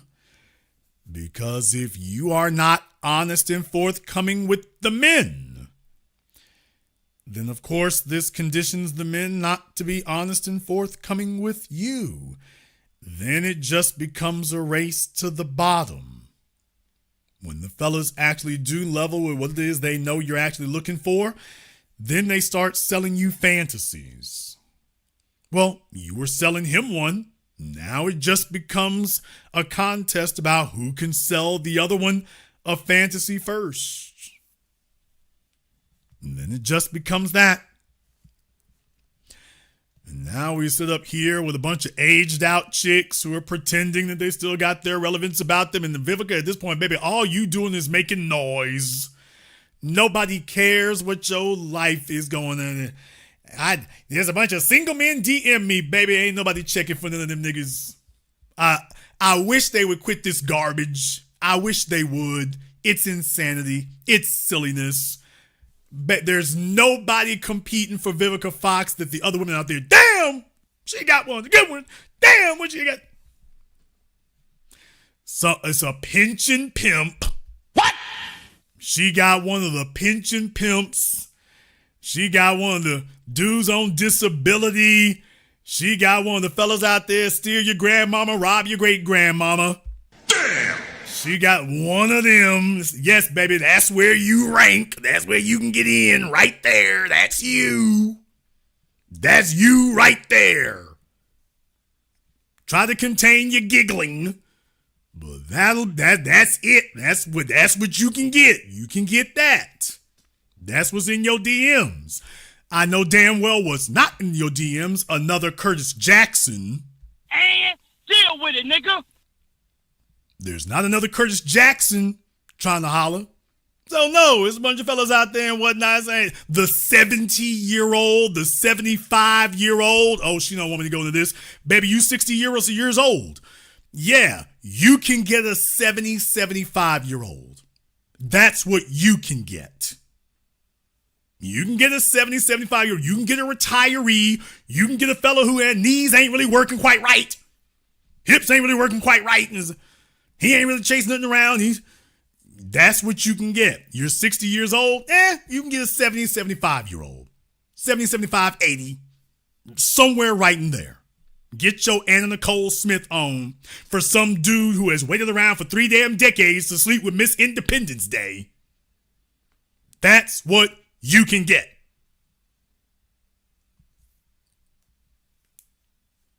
No, I am not being mean-spirited. It is what it is. You waited too damn long. You can get the guy that other folk are going to giggle about. And you know what you need to do? Take your winnings and leave the damn casino. Let one of them fellas get some nostalgia sex and then take your winnings and leave the casino because that's all you can win. Try not to look too damn silly or stupid. She's going to attempt to show him off. It'll be utterly embarrassing. And then just like Tina Knowles, you'll try that one. You'll try a Tina Knowles. And then when you realize that, ain't nobody really checking for the dude you got, that's when you're going to become disillusioned, because you will not admit that, by the way, marriage isn't worth it. A relationship isn't worth it if the guy can't give you status. If he's not a fella that it's clear that other females are throwing elbows to get, you just got the little sad sack. You took the little sad sack who would take you. What you don't have is somebody who can raise that status. Now, and that's the only thing you would truly desire. Anybody else, you gonna be standing at the damn awards talking about, yeah, I'm married to this nigga, but I really thank me for it, because when you take a look at what the hell I got over here. And that's what it'll actually be. Let me go ahead and jump back over here on Zoom. I got my man Prince out of Richmond on Zoom. What's on your mind, Prince? My brother Jason, yeah, so I really need to ask you a question about Vivica A. Fox. Not so much her, the audience. What were they celebrating when it came to her? Do you have an idea what they were trying to say? You know, what was the message? It's the little old ladies, man. This is what you end up with. This is what you got.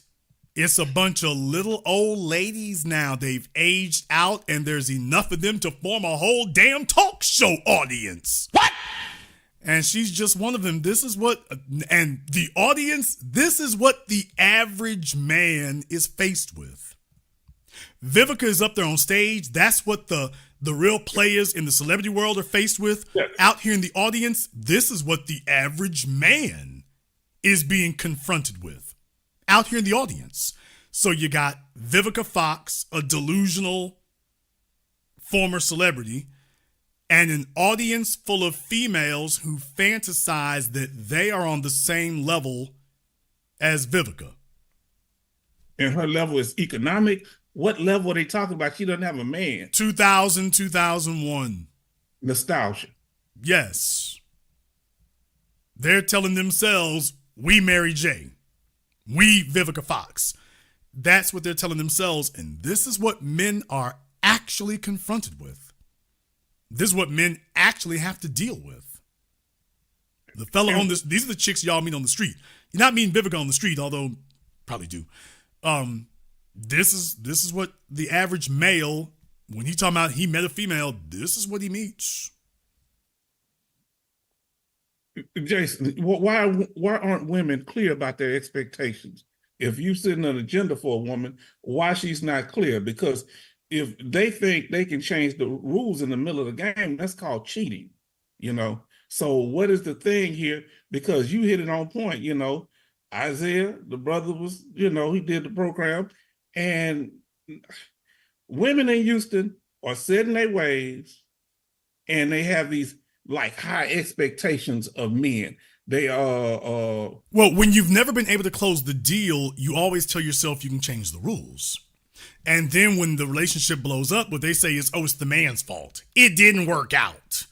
Well, yeah, because you tried to give a raw deal. You tried to change the rules after the fact. That's a double cross. So if they attempt to do that, they have to live with those consequences. But because they never actually had to stay in a relationship trying to break the rules, that's the reason why they go from one place to another, breaking them, and then everything falls apart. 90% of your relationships are destroyed by the females. 90% of all relationships, 90% of all relationships, ALL, are destroyed by the females. It's not the men. So that top 10% of the men are the ones who can say, okay, enough of you. The average fella really got to sit there and stick around with it. So yeah, when they're dealing with the average guy, the average male is so starved for options or choices, he got to sit there with it. So they keep moving the margins over and over and over again till something breaks. Then they, quote, move on. But yeah, they've been conditioned to think we can just break the rules. And if all else fails, I'll just go get me another one. And then eventually they end up on the Isaiah factor talking about, man, it didn't work out. Do you think most of them go into the situation, the relationship, with term limits in mind? That this relationship, there's going to be an expiration date on it. Do you think that's the case, or are they living in la la land? I don't think that most females go in thinking that something is quote unquote going to end. I think that most females go in believing, not thinking, but believing that they are going to get something for nothing. Because for them, that's their ideal. Ideally, it should just be laid at my feet. After all, Diddy and the Freak Off laid it at my feet. Or, Hamid at the Freak Off laid it at my feet. Or Jose at the Freak Off laid it at my feet. So I'm just one more dude. It's like going to Vegas. I'm just one more dude. I'm just one more layup. I'm just one more one night stand from being back there. Yeah. So, Jason, other than social media, is there any other way to know if a woman is keeping her options open? The way she interacts with you, because some women, people don't realize they'll be very so-called compliant, but those are the ones, the calculating ones are the one I'm talking about. Yeah, the problem is that most males, not until they get into their 30s or 40s, don't have the ability to test those things. No, you can't test a woman with a nothing. You can only test her with a something. So if you don't have anything valuable enough to test it with to see, okay, what's their real deal, you're going to have to just look around for other clues, typically speaking, where they've been previously, what it is they want their standards for themselves. This is why a fella can't be compliant. You have to make it very clear what your desires are, what you're looking for, yes. and see if they accommodate that or if they start pulling back from it. So, but generally speaking, yeah, most men don't have the ability to test it. So he's really going to have to look for clues in other areas, typically speaking, where she's been. But here's the problem we have with most men. Most men are sexual scavengers. So they will overlook all the obvious warning signs. So older women are rite of passage that young men should go, I heard you talked about it, and, I dealt with a few older women, and I had cool relationships with older women, not many, but is that a rite of passage, a proving ground where a young man can get the game if he goes in with the right mindset? Because older women will teach you some things. I mean, if you have a female who's teaching something, and if you're a guy who's going somewhere yourself, you sitting on the couch smoking weed and playing Xbox, you're not going to learn anything. If you're a young fellow who's out here in the world and trying to make something of himself and do some things, an older female is going to help game you up. Okay. Now, Jason, this next question might get you the women coming after you. Are you saying that all women are willing to be jump offs or one night stands for the right man and the right price? No, not all. Most, not all. Most. No, okay. Not all. More than 50%. Oh, absolutely. Okay. More like north of 80. More like north of 80. Okay. Now, I wouldn't put it 100% because there's nothing 100% except death. But certainly, I would certainly put. I mean, that is female nature. The real thing is, like I said, most males don't have the ability to test it, or they haven't given themselves the experiences to test it.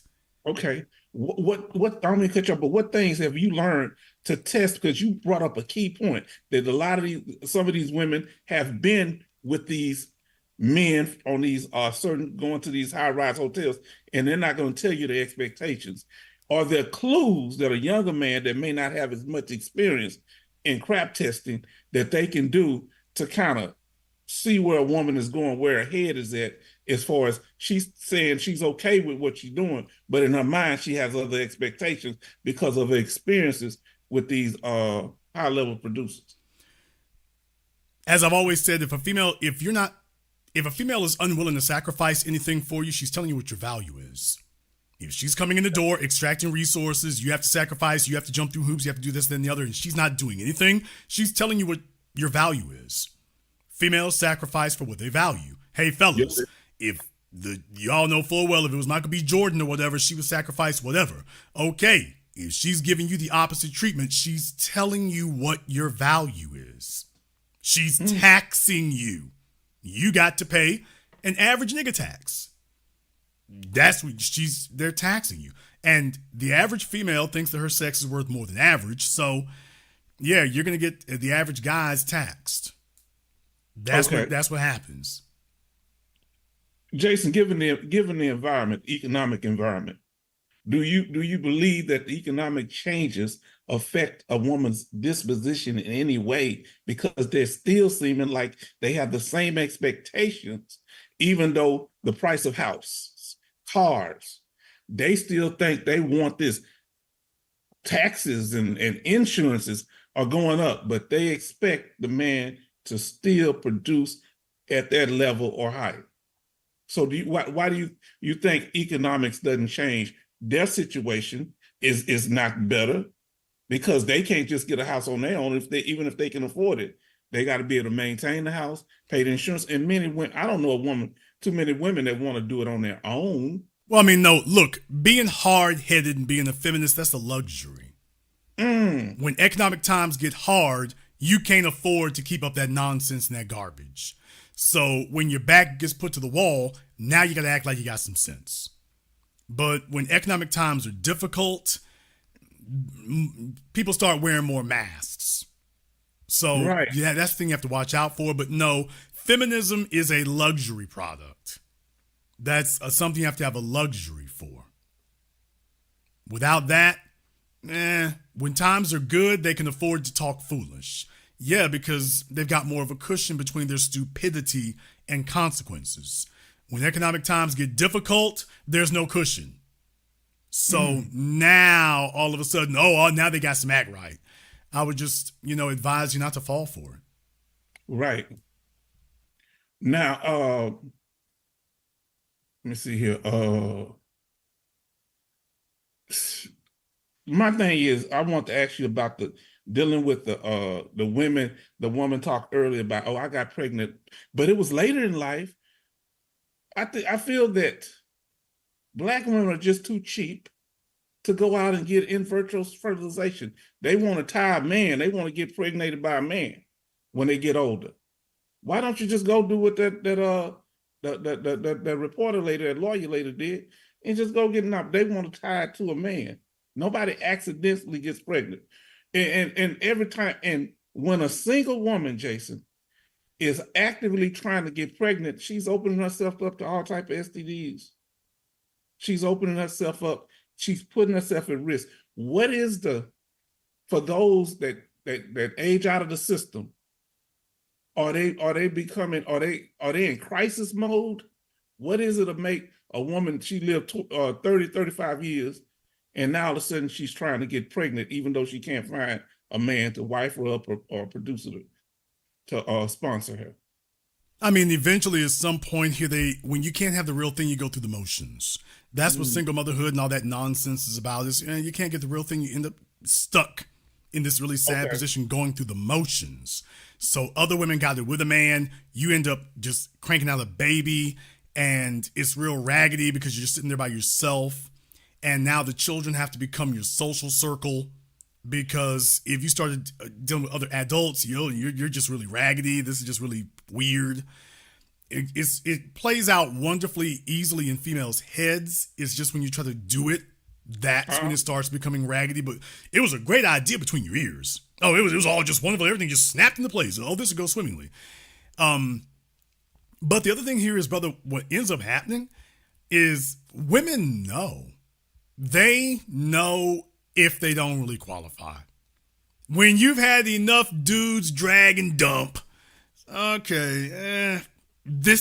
not going to happen for you.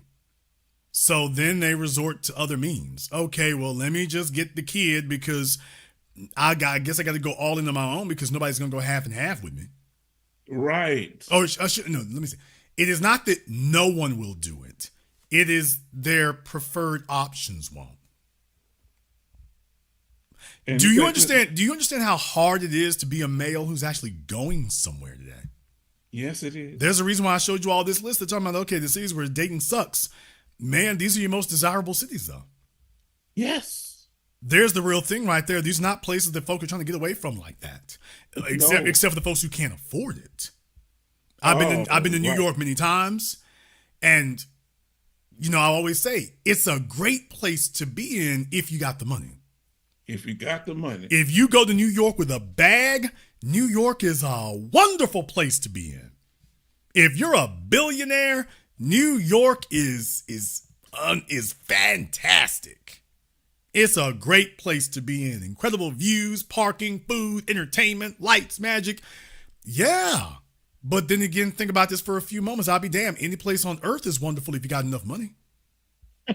Any place is wonderful, I guess, except a war zone, and they dropping bombs on you. But other than that, yeah. Chicago.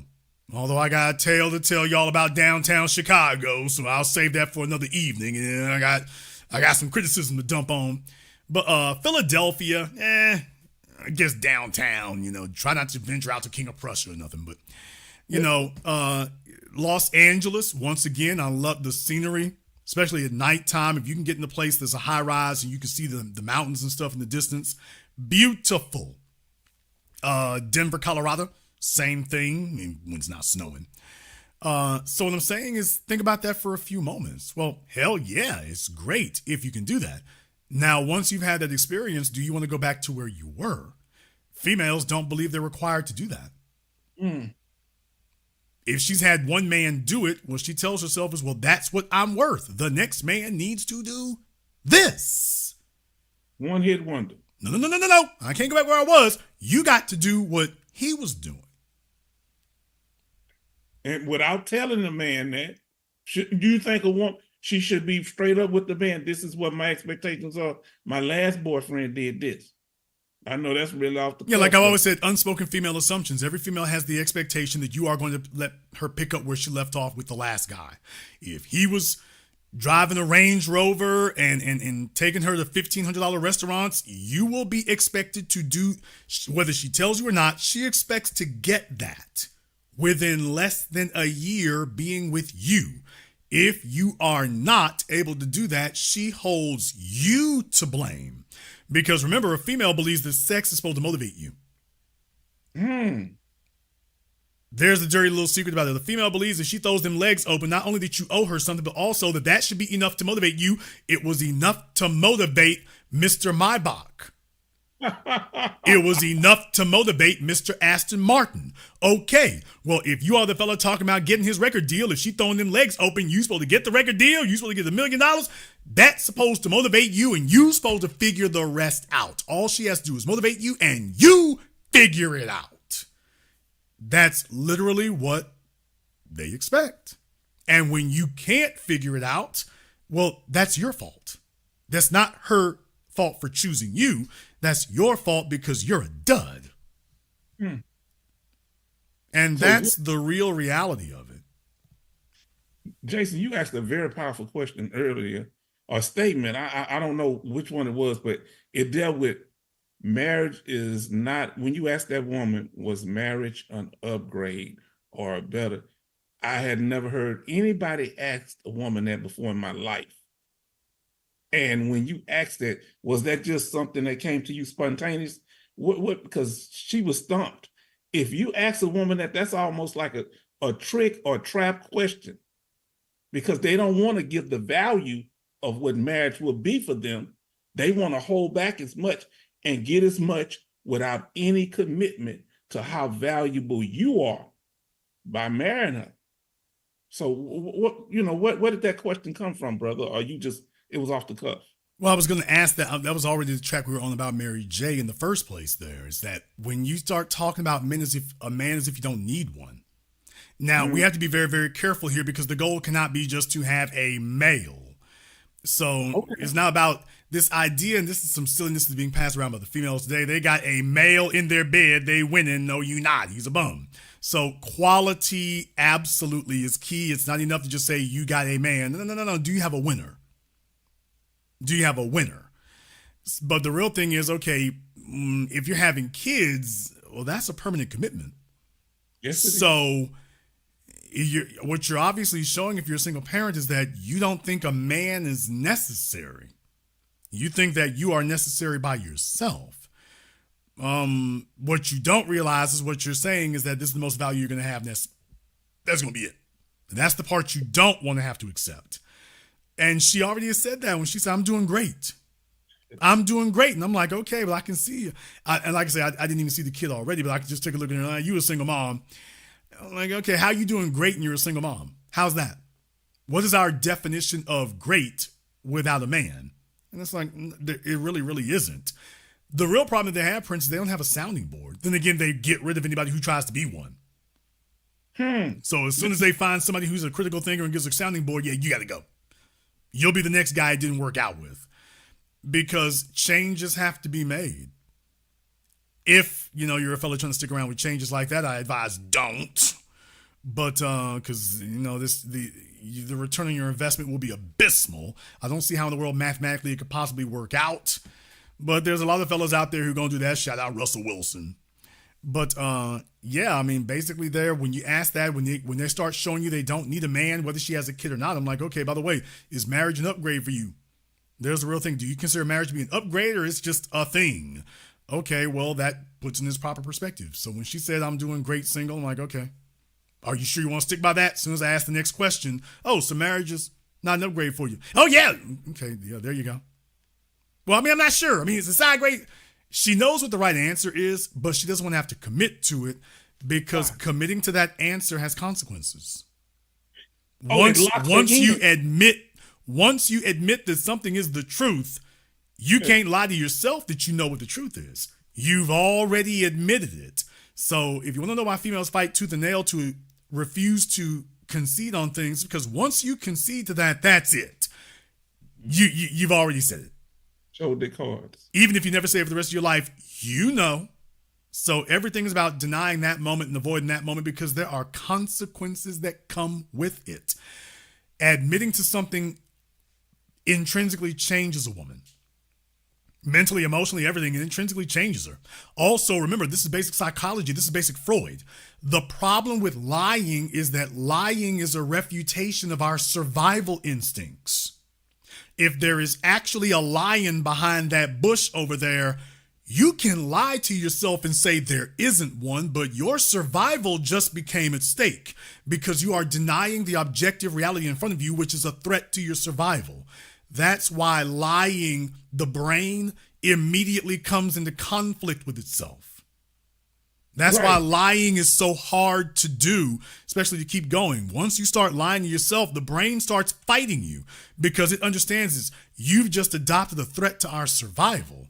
Now the brain is like, I don't know if I want to go down this road with you. I don't know. Yeah, you might be okay with this, but I don't know if I'm okay with this. Conflict.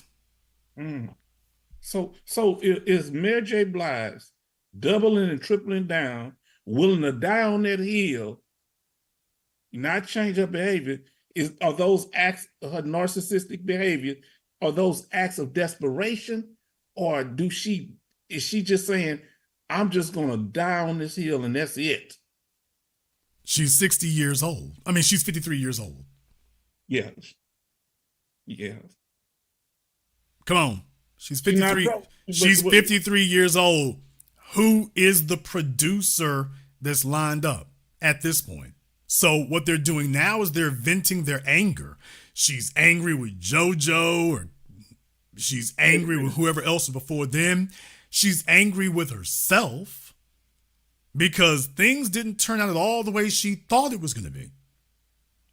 And she's a person who's impossible to deal with or tolerate because the benefits are simply not worth being around you. You're incredibly unpleasant and it costs too much to be with you. So, because you're too much of a drag, you're too much of a nag, you're too broken, and now she's just venting. Same thing with Vivica. 50 Cent is gone and they never gonna be back, but 50 Cent, Vivica's complaints about 50 Cent are not about 50 Cent.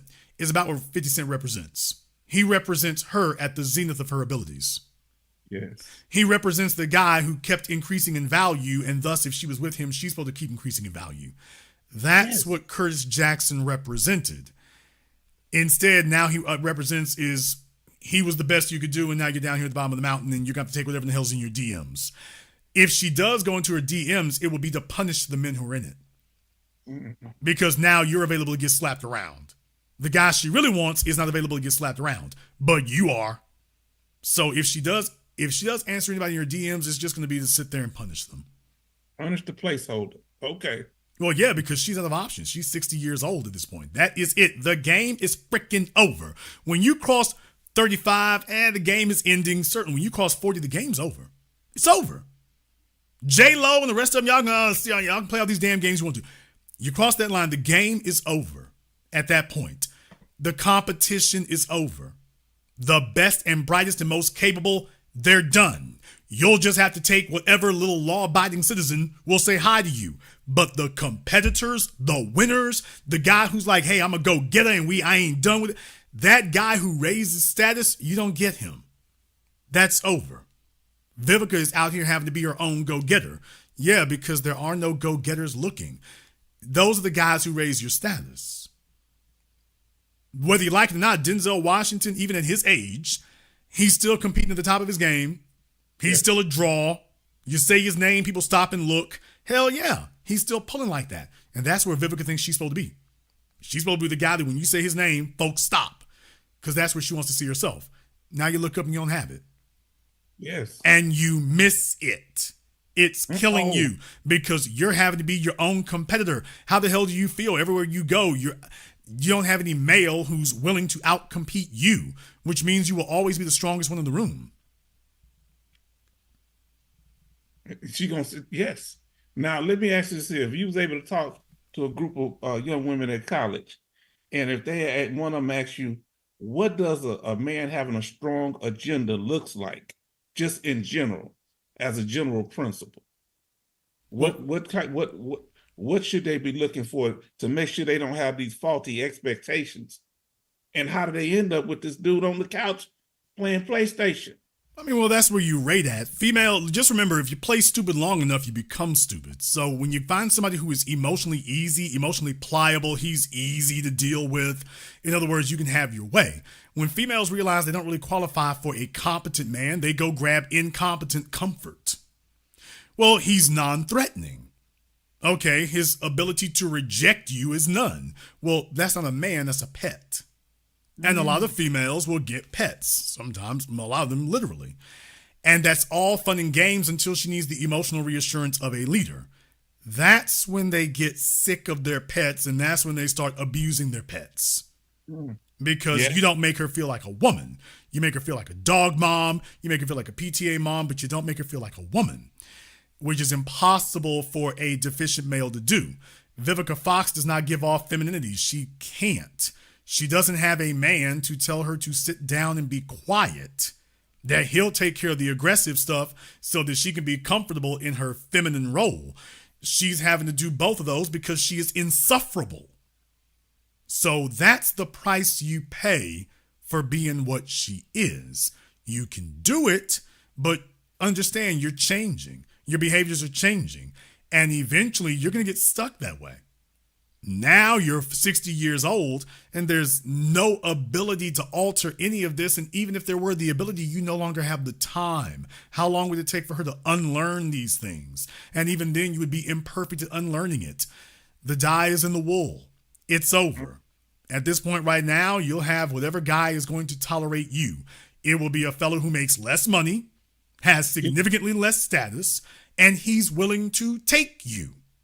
You're going to be 65 years old dating a backup dancer. I'll let you have the last word. Jason, I really appreciate the broadcast, and I appreciate your new 8 a.m., your new documentary coming out. You're not doing it in Houston, bro? I ain't know if you got nothing released in Houston or not. We'll see.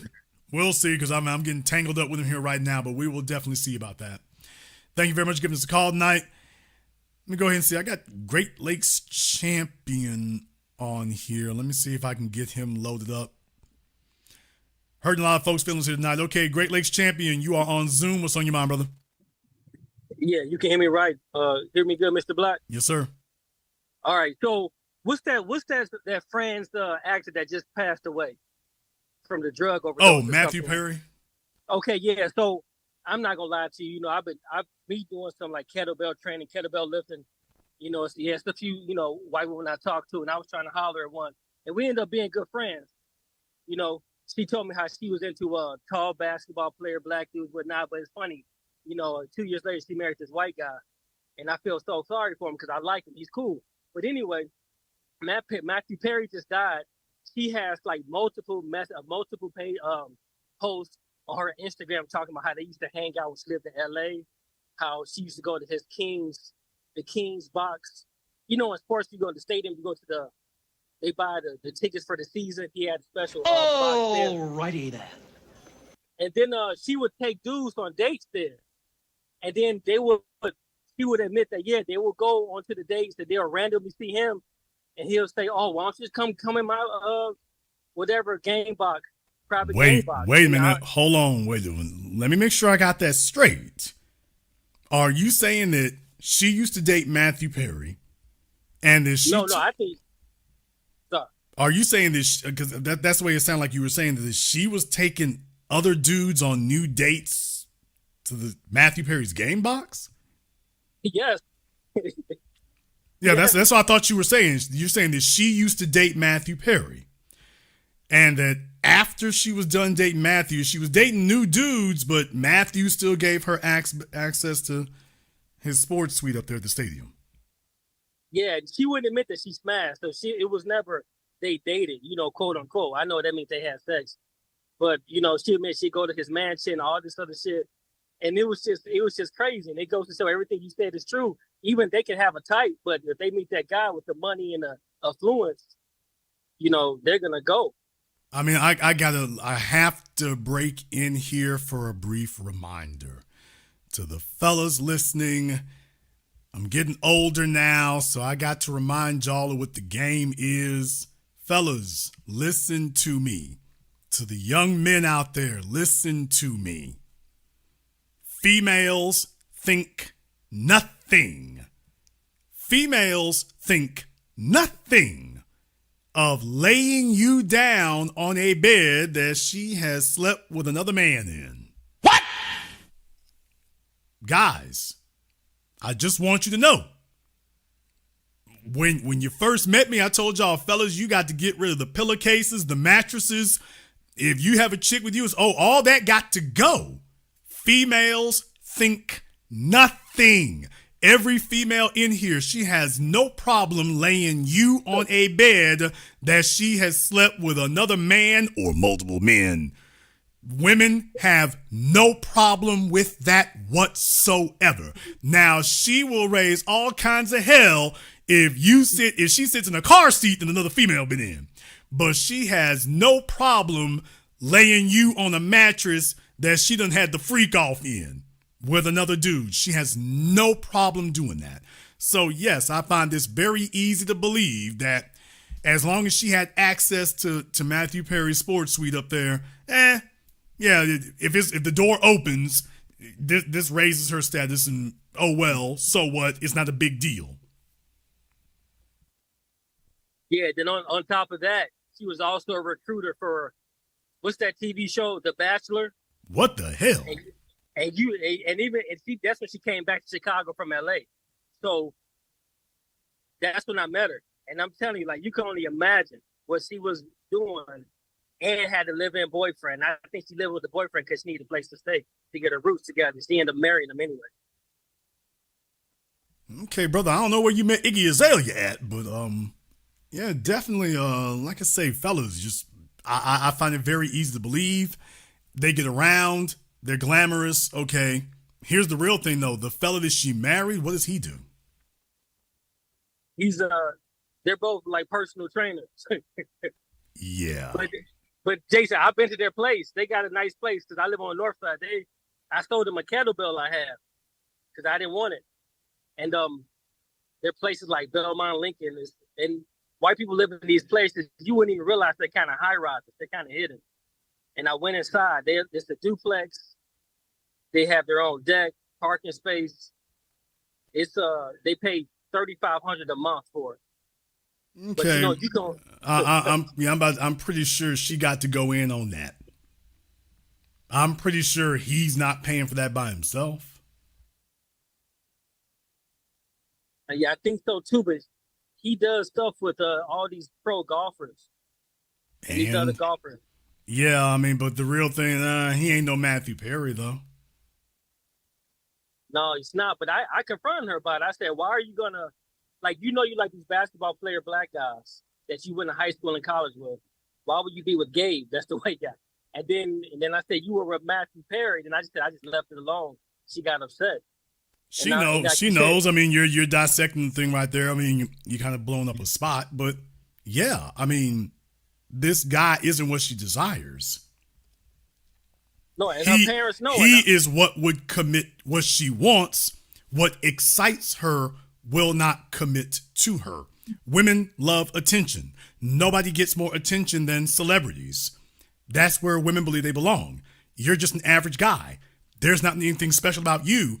There will be no attention, flashballs, paparazzi. She doesn't get to spike that attention, adrenaline, dopamine hit. She doesn't get that being with you. So this is what a female means by settling. She's ruined. She's been around celebrities. She's been around TV stars, movie stars, athletes. She's ruined. And yet she's married you. Dude, you can see the damn game. She's ruined. She's ruined. You're what she's settling for. And eventually, at some point, she's going to say something that reminds him. At some point, he's going to do something she doesn't like, and she's going to make some little snide, little backhanded comment that reminds him that he's not really, that she could do better. And he's not really what she wants. Now, of course, that's not true. If Matthew really wanted her, he would have had her. If one of them athletes really wanted her, he would have had her. That's what she really wants, but she can't really get it. So she's with a personal trainer, which tells you that he doesn't make the money she would like, but maybe he looks the way she would like. So I guess that's a consolation prize. And then she says, okay, well, we'll make it work. It's like, no, she won't. She's at least every time that guy's sitting somewhere, somebody else is dancing through the page. Somebody else is dancing through her mind. You are her consolation prize. And that's a sad situation to be in. And old boy knows it. He works with too many people not to know it. Most likely she is the flyest thing he's had. Or there's some issues with him. Like he's been married before or he's got children or something like that. And not that I know her more than I know him. He's pretty cordial. You'll like him. But I'm looking at, I'm taking a page out the red pill book. I'm thinking, I want to see when she gets pregnant what she names that son. I'll be interested. I'll be interested to see if she gets pregnant. I'll be interested to see if she does that, because when the female does that, what she's conceding is that she intends to stay there, or at least she's acknowledging that she's going to be there for an extended period of time, or at least she wants to make sure that she puts in a stopgap so she doesn't fall further back down. So now this guy is socially and legally obligated to her, if not in marriage, then genetically. So I would be interested to see if she wants to take that step. If she does, then what that tells you is that she's given up on the idea of ever having that NBA housewife status. Now that's what that will mean. If she does that, then that means she's given up on it. Here's the threat if she does that. If she gives up on it, will she give up on it happily?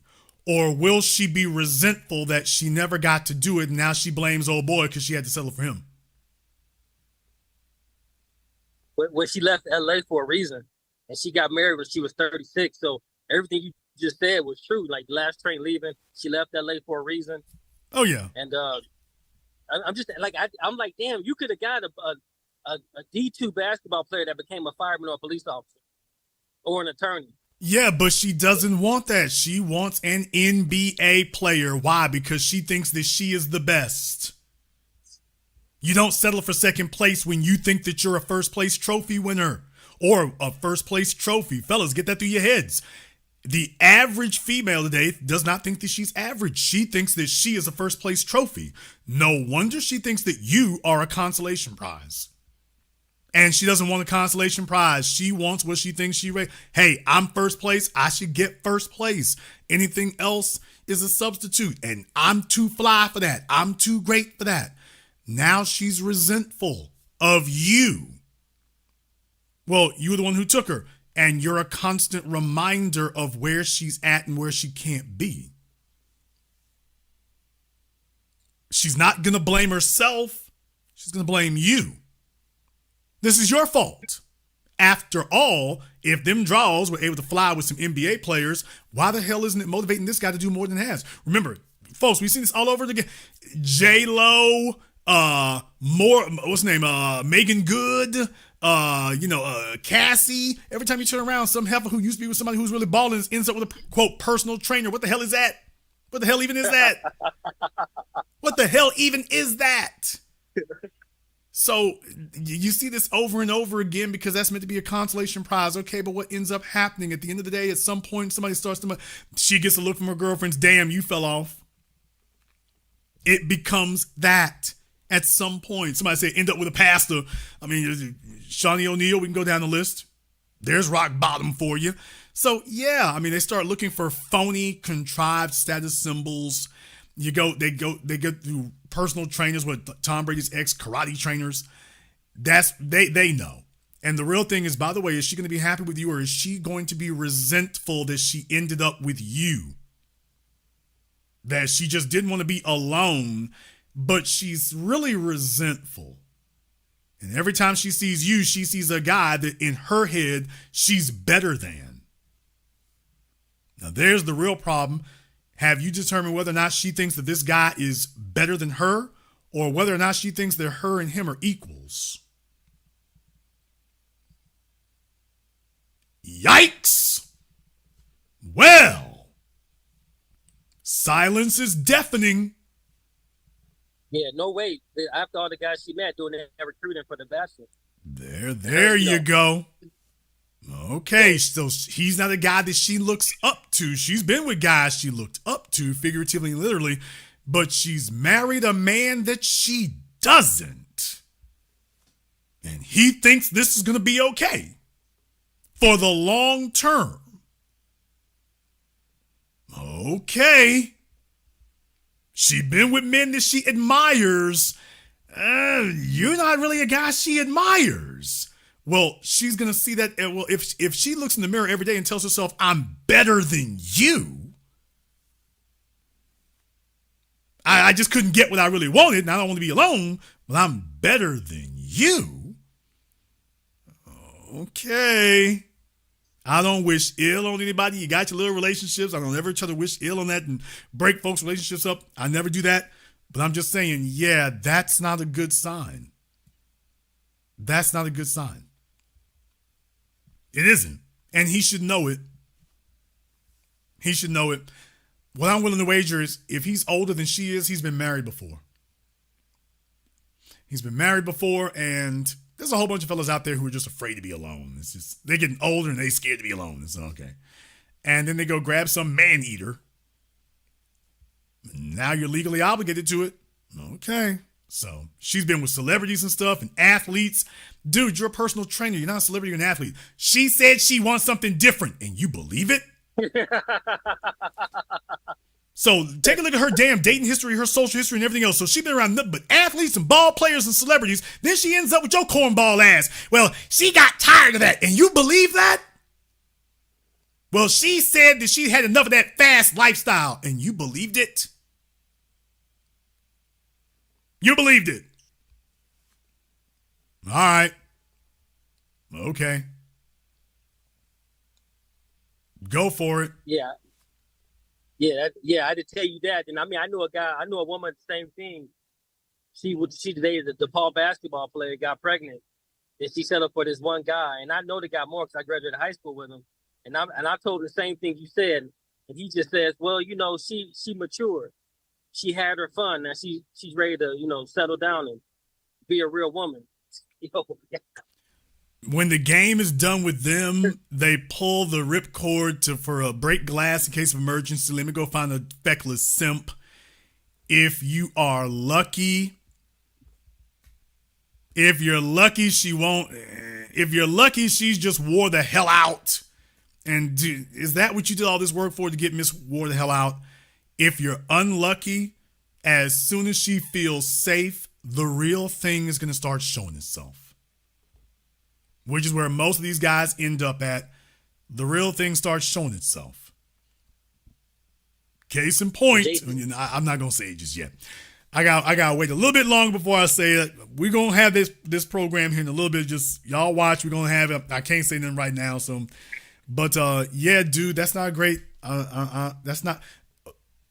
How long did he know her before he married her? Oh shit! I didn't even tell you that. The one that was with the DePaul basketball player. I'm about to say, oh boy, I got a feeling the math on this is horrific. Okay, she's older than him. She picked him when we were in high school. I didn't know because I wasn't around because I would always do judo or wrestle or something. But since he was on the basketball team or ran cross country, she would come from DePaul and come to because I went to high school downtown in Chicago in Jones. She would go there. And then she met him there. So she kept him around. And then she got pregnant. And then when it didn't work out with the DePaul basketball player, then she came back to him. No. You said she got pregnant, and then you started to say something else. Did she have an abortion? No. She didn't have an abortion. She kept the baby. So this chick she's a white single mom.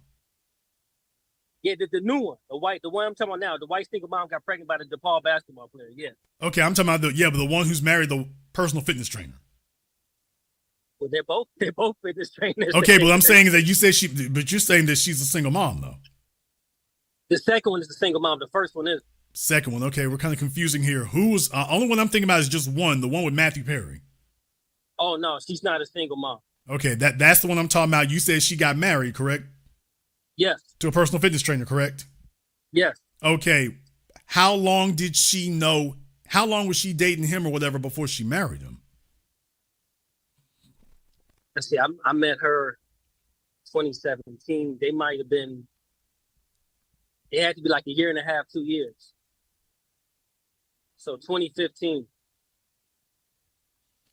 Usually they try to sprint your ass down the aisle.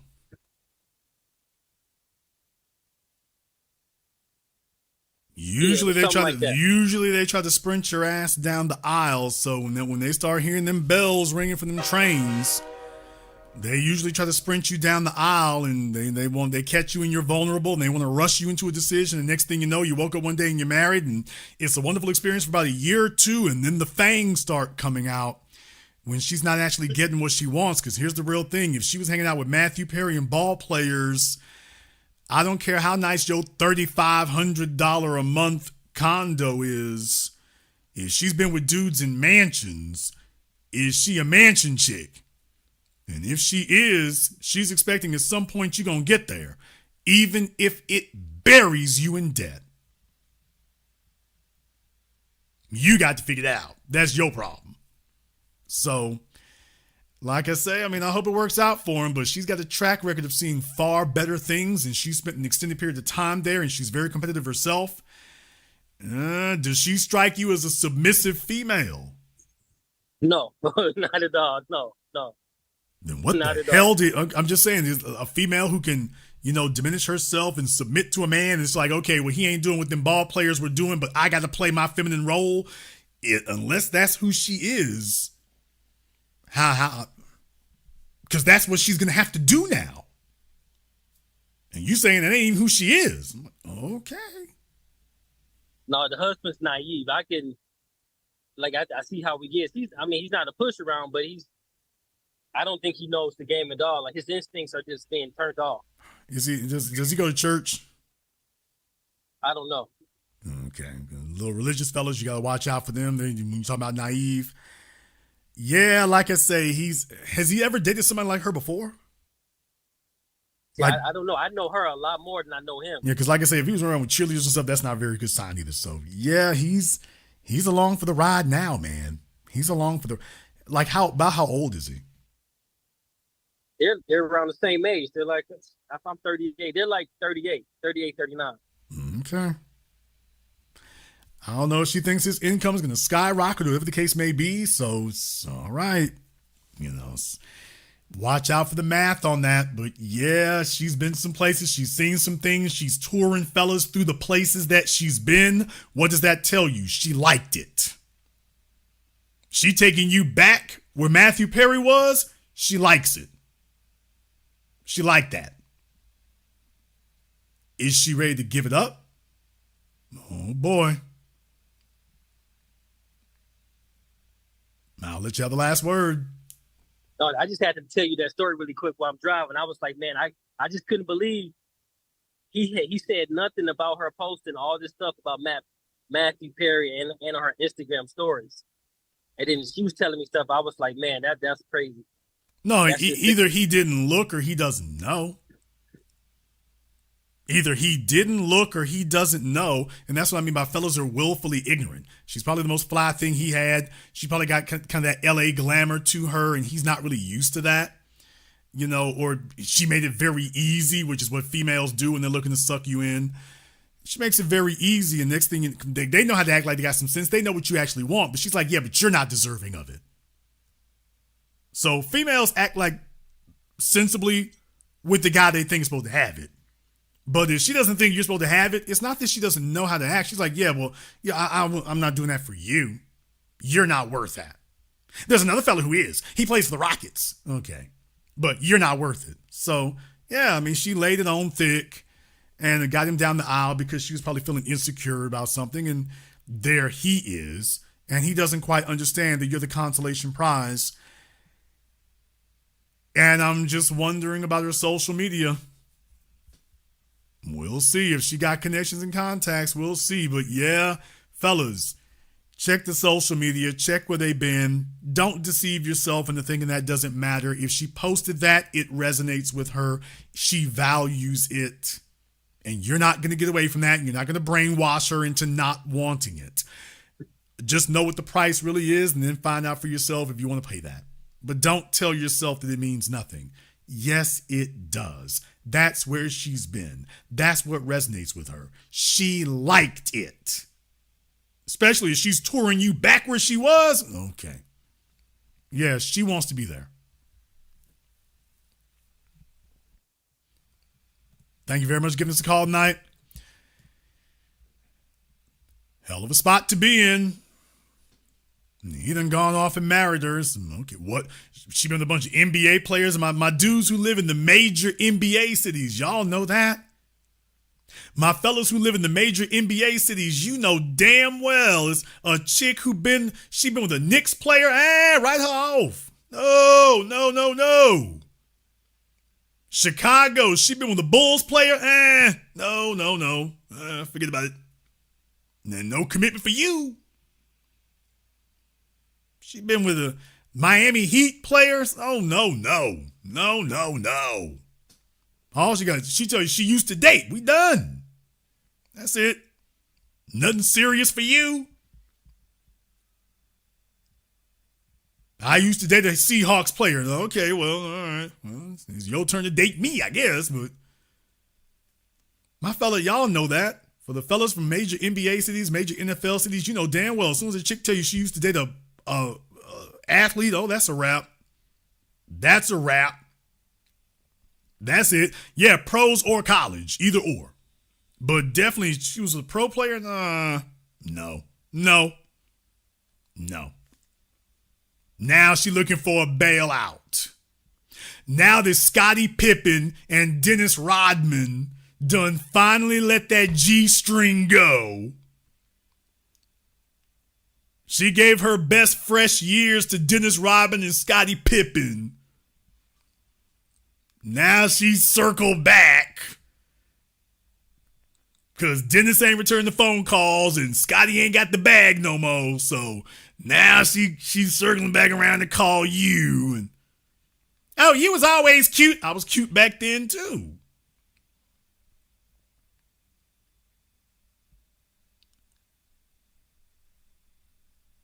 What's a stretch, Armani? Let me find out what the stretch is. I'd like to know.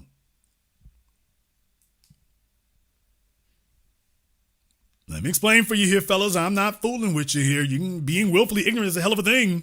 Dating in your city is dead. Don't ask me for answers about it. I'm here to tell you the patient's condition. I didn't tell you how to cure for it.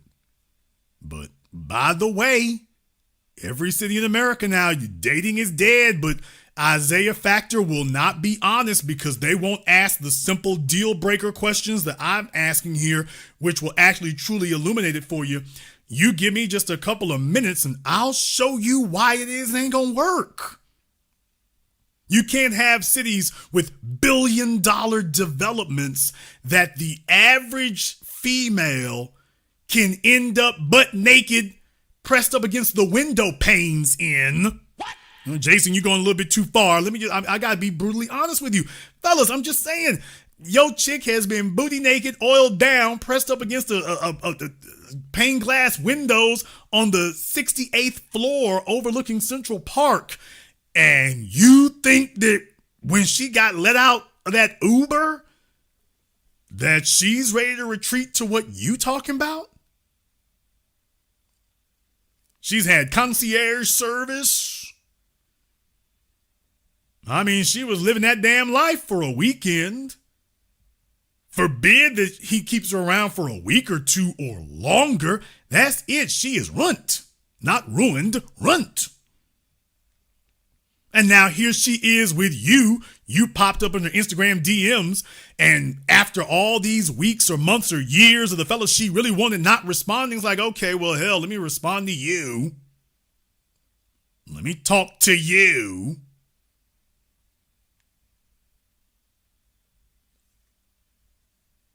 And you wonder why the dating is trash.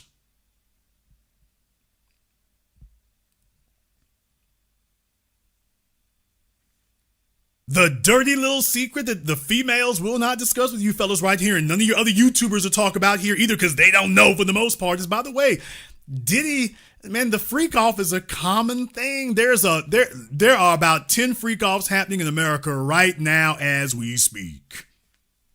Right now as we speak. It's a Friday night. There's 10 freak offs happening, 2 or 3 in Los Angeles, New York, Miami, Atlanta. Shout out Derek Jackson. Yeah, we're not talking about internationally known people or internationally celebrities from the 90s or whatnot. When you think about just the guys like Derek Jackson, how many Derek Jacksons are there in Atlanta with at least Derek Jackson money? There's a freak off happening in every major city in America. There's a freak off happening right now. There's a guy there's some 40-something-year-old dude with 2 college students right now as we speak. Right now while we talking. That's literally what's going on. And then you're trying to figure out why it is the females at your college are acting funny with you.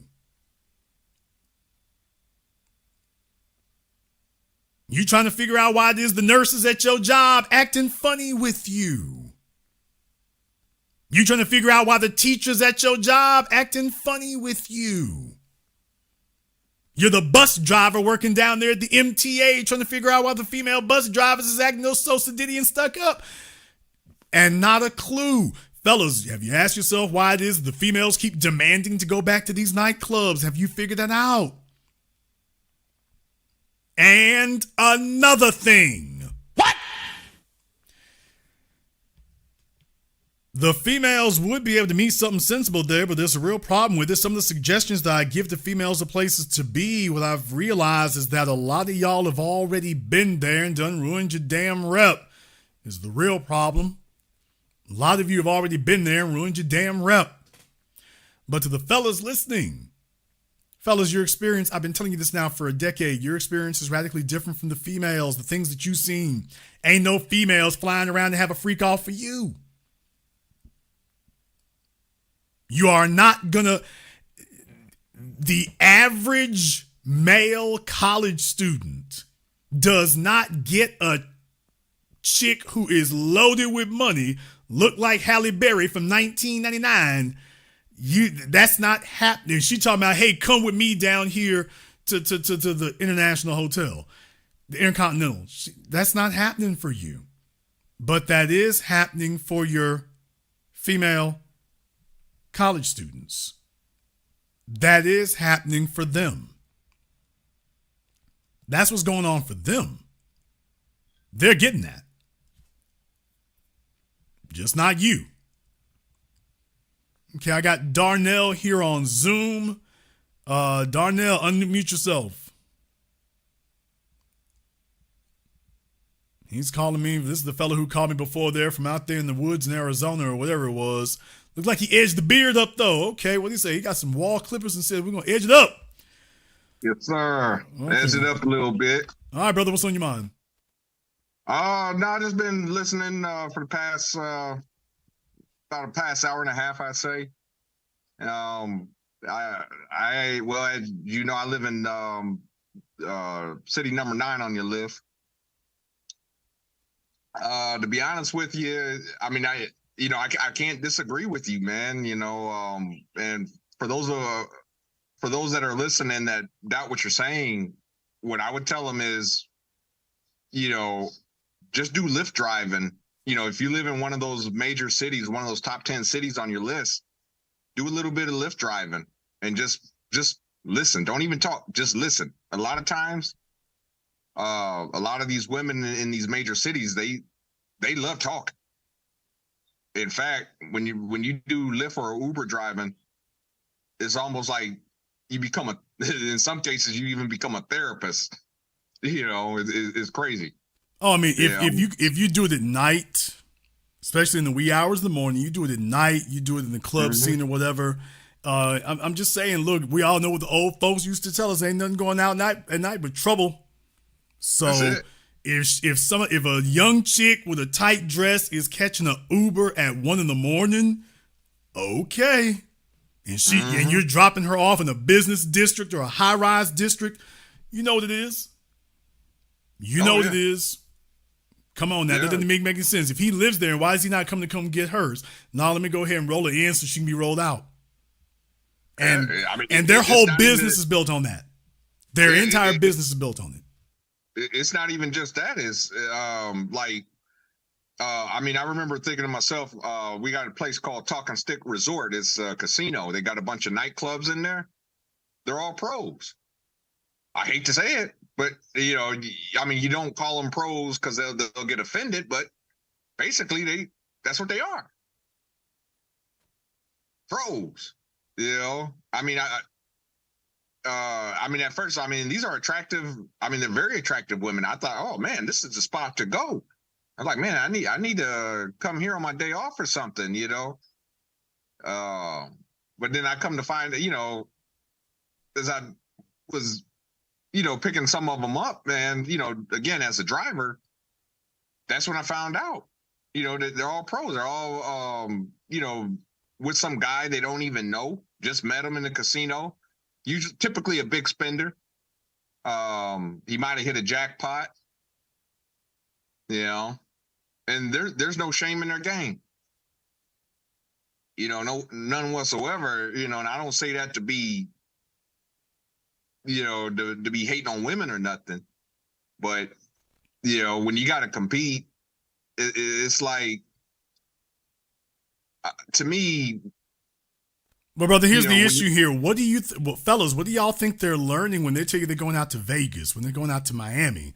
And I'm not just talking about the chicks who may be escorts, whatever. What I'm saying is all the females are pros now. What? Yeah. Okay, the fellas don't. That's going to be a tough pill to swallow. But when you say they pros, I'm like, but who isn't now? Who is? That's true. When you think about it, all a chick got to do post a booty pic on Instagram, and next thing you know, dude's flying her out, buying her whatever. She gets accustomed to that. If a female is willing to travel, there's going to be a dude. There are going to be at least 2 or 3 dudes willing to pay for it. Mm-hmm. That's the reason why women do it. They do it because it works. They do it because that's the real. OnlyFans is just where folk got to do it on top of the table. The underground economy of it is 10 times bigger. Yeah. If OnlyFans is a $6 billion business, then the underground economy is a $60 billion business. And I don't know if you've seen some of these women that do OnlyFans and stuff. They'll post on their they'll do like a TikTok or something. They let you know, as far as their subscribers or whatever you call them, they'll let you know that, man, they're creeped out by you. Like they don't like these dudes. You know what I'm saying? They're like, there was one, I can't remember her name, but she came out and said, she was just disgusted, doing OnlyFans. She's still doing it, but she's just disgusted. And when she's saying about that, basically she's talking about the average man, because who are her subscribers on OnlyFans? It's not the ball players. It's the average man. It's the average 9-to-5 man that can't find nobody. You know, he's the guy that's got to get on there for whatever reason. You know, and I mean that's just the way. And again, I'm not upset with the women. You know, hell, if I was a woman, hell, maybe I'd be doing the same thing too. You know, but I mean, I would say, you know, as far as men, you can't save dating here in the States. Just like you said, Jason, it's dead. It's over. I mean, well, media. here's the thing, because the problem is, you talk about playing games, and ladies, y'all got to hold this L real quick. When we talk about playing games, the real issue is that the females are playing the top games of it, because we're using the word, quote, dating. Mm-hmm. Well, maybe dating they might not be happy with dating, but that doesn't mean they ain't having sex. That doesn't mean they're not hooking up. So they're saying that the dating scene stinks. Okay, but the hookup scene and the sex scene is popping. It's lights, camera, action. So what they're complaining about is not actually the part that's occurring. They're complaining about something else. If these chicks who are lined up and laying up with all these ball players were actually getting these fellas to stick around for an extended period of time, would they still be saying that the dating scene sucks? Would they still have the same complaints if they could get that? Because what you're really hearing are the females who are upset about beating out the competition. Mm-hmm. Because it's like, baby, it's like Highlander. There can only be one. There's 12 of y'all in this room and one Diddy. I'm sorry. There's 12 females, 10 dudes, and one Diddy. And the dudes are stronger than you females are. So it's just there's your chances of losing in here are 98%. Statistically, it's remote. Simple numbers. And you're upset because you're in the 98%. Well, that's what it's going to be. If they could get in the 2%, would they be complaining? Cassie did not complain as long as she was in the 2%. Soon as Diddy sent her back to the 98% and she woke up and realized she's married to Alex Damn Me Fine, whose upward mobility is about the same as the average dude watching a video on YouTube, then she said, man, let me call my damn lawyer. I can't take this. I can't take it. I can't take being married to Alex, and this is the best it'll be. I can't take it. But is that what it was with Cassie, or was it? I mean, let's face it. I mean, there was abuse, you know, and sometimes when it comes to abuse, a lot of times you don't report the abuse immediately. You know, you block it out of your mind. You know. Brother, how the hell do you block something out your damn mind for 10 years that requires you to get on airplane's return trip? Explain that one to me. And you were in the military. Mm-hmm. Now you explain to me how the hell you do that.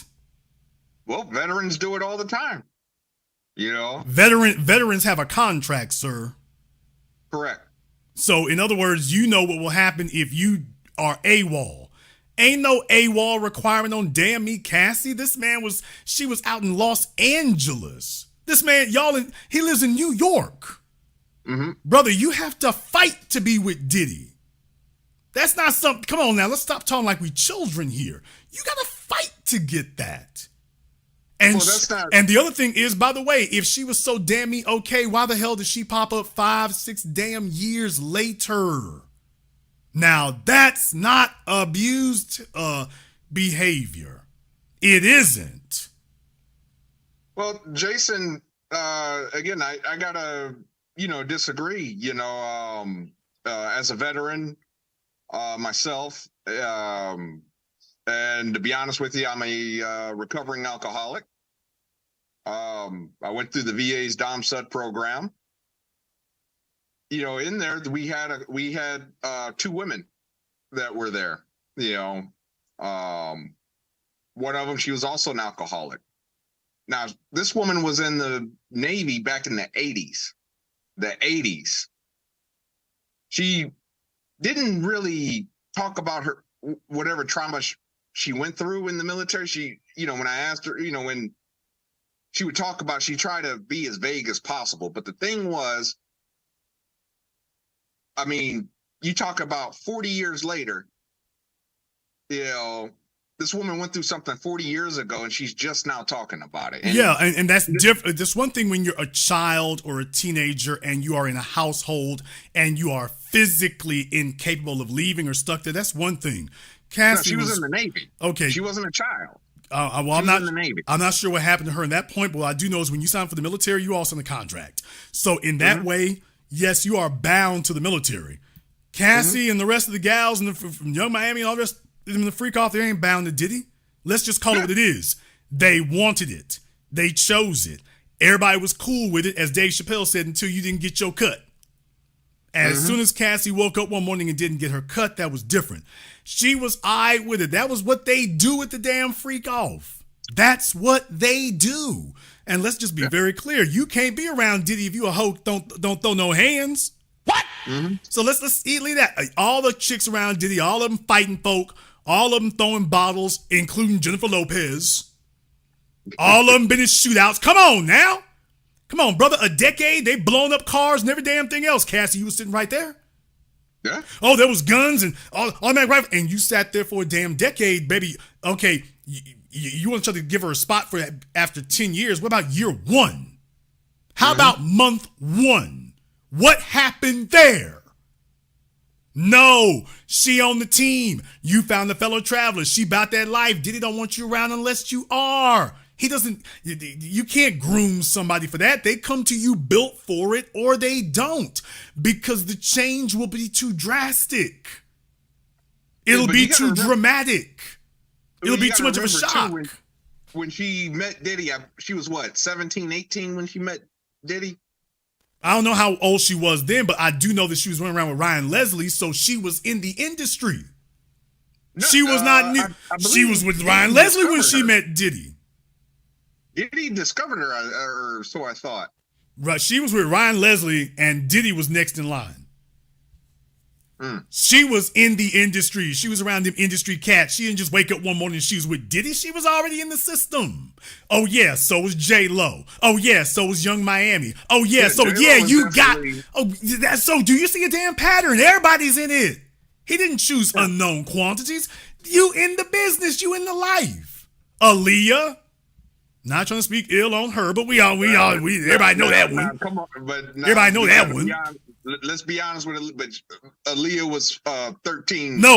I'm not saying that Aaliyah belonged there, sir. What I'm saying is that Aaliyah was brought in the industry. She was brought in the life. She was underage and should not have been there. Yeah, a bunch of them have been. Yeah. But my point is, that's the only reason that them dudes talked to her, because she was in the life. She didn't belong there.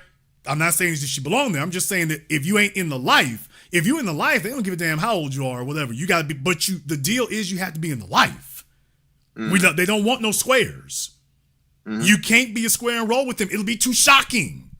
This will be too drastic of a change. You'll be yelling and crying and stuff. That's not what they want. They want somebody who's already built for it, already ready for it, already popping mollies. Remember, I covered Cassie's lawsuit. Remember, I read through it to show y'all, by the way, the trick bag language in it. She had said that Diddy introduced her to her first hard drugs. I'm like, scumbag ass lawyer. See what you just did there. You phrased that deliberately that way. Her first hard drugs. He didn't say the first time she ever did drugs. Didn't say her first regular drugs. Didn't say her first regular drugs. First hard drugs. She was already doing drugs. She was already in the life. Diddy didn't introduce her to drugs. She was already using. He just took her to the next level. She was already freaking off. She just got took to the next level.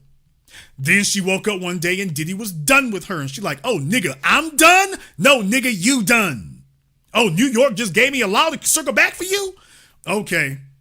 And Alex Fine has to live with the whole damn humiliation and every damn thing else, as long as he thinks he can hang in there. That's what it is. You can't roll with these cats unless you in the life. You can't. You talk about your gangster rappers or whatever else, they don't bring squares. You can't be no square dude rolling with the G's. You can't. You got to be about the business. Otherwise, you're unreliable. Same thing with the females. You have to be about that business. Otherwise, you're too unreliable. Nobody wants to sit there and hear you sitting up here coughing and hacking at your first puff of weed. Come back when the nigga done got you wore out a little bit, so that so that we'll be comfortable with you. You're not conditioned enough to roll with us. You're too square. We don't want nobody messing off our high. That's the deal.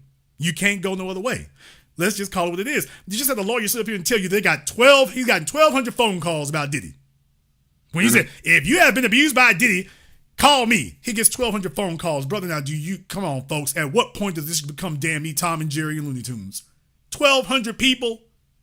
That's physically not possible. But guess what? When you tell folks there's a payday, people going to say anything. Yeah, I agree. A lot of them are probably BS lawsuits that are just trying to get paid. But here's the thing, is that Diddy settled immediately within 24 hours, if I remember correctly. Why? You tell me. You already know why. Diddy took bad legal advice. I said it then. He took bad advice that if he shut her... Diddy was not... I told y'all about this. Same thing I told you about Lizzo. I told y'all what she was going to do with her backup dancers. These people are not afraid of the lawsuit. They're not afraid of a trial. They're afraid of deposition. They're afraid of being deposed. You'll never make it to the courtroom. They're going to ask you all these questions under deposition, which is a legal judicial proceeding, which is on court record. You won't make it to court. They're going to ask you about all this and get all this information, and it will be legal and on public record before you ever get there. The whole goal is to avoid being deposed. We don't have to fight you all the way through trial. Once we get to discovery, deposition, we're going to blow the doors open. That's why people fight to avoid those things. If there's something you really don't want getting out. In Michael Jackson's case, he wasn't able to avoid the stories about the kids at the mansion. So that had left the stable already. That horse had already left the gates.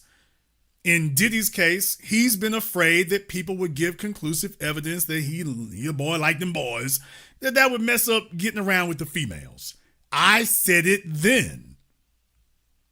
I said he should have done like Vince McMahon. He should have done something different from Vince. I'm like, Diddy, bruh, you just need to go ahead and just say, hey, I'm not paying no extortion.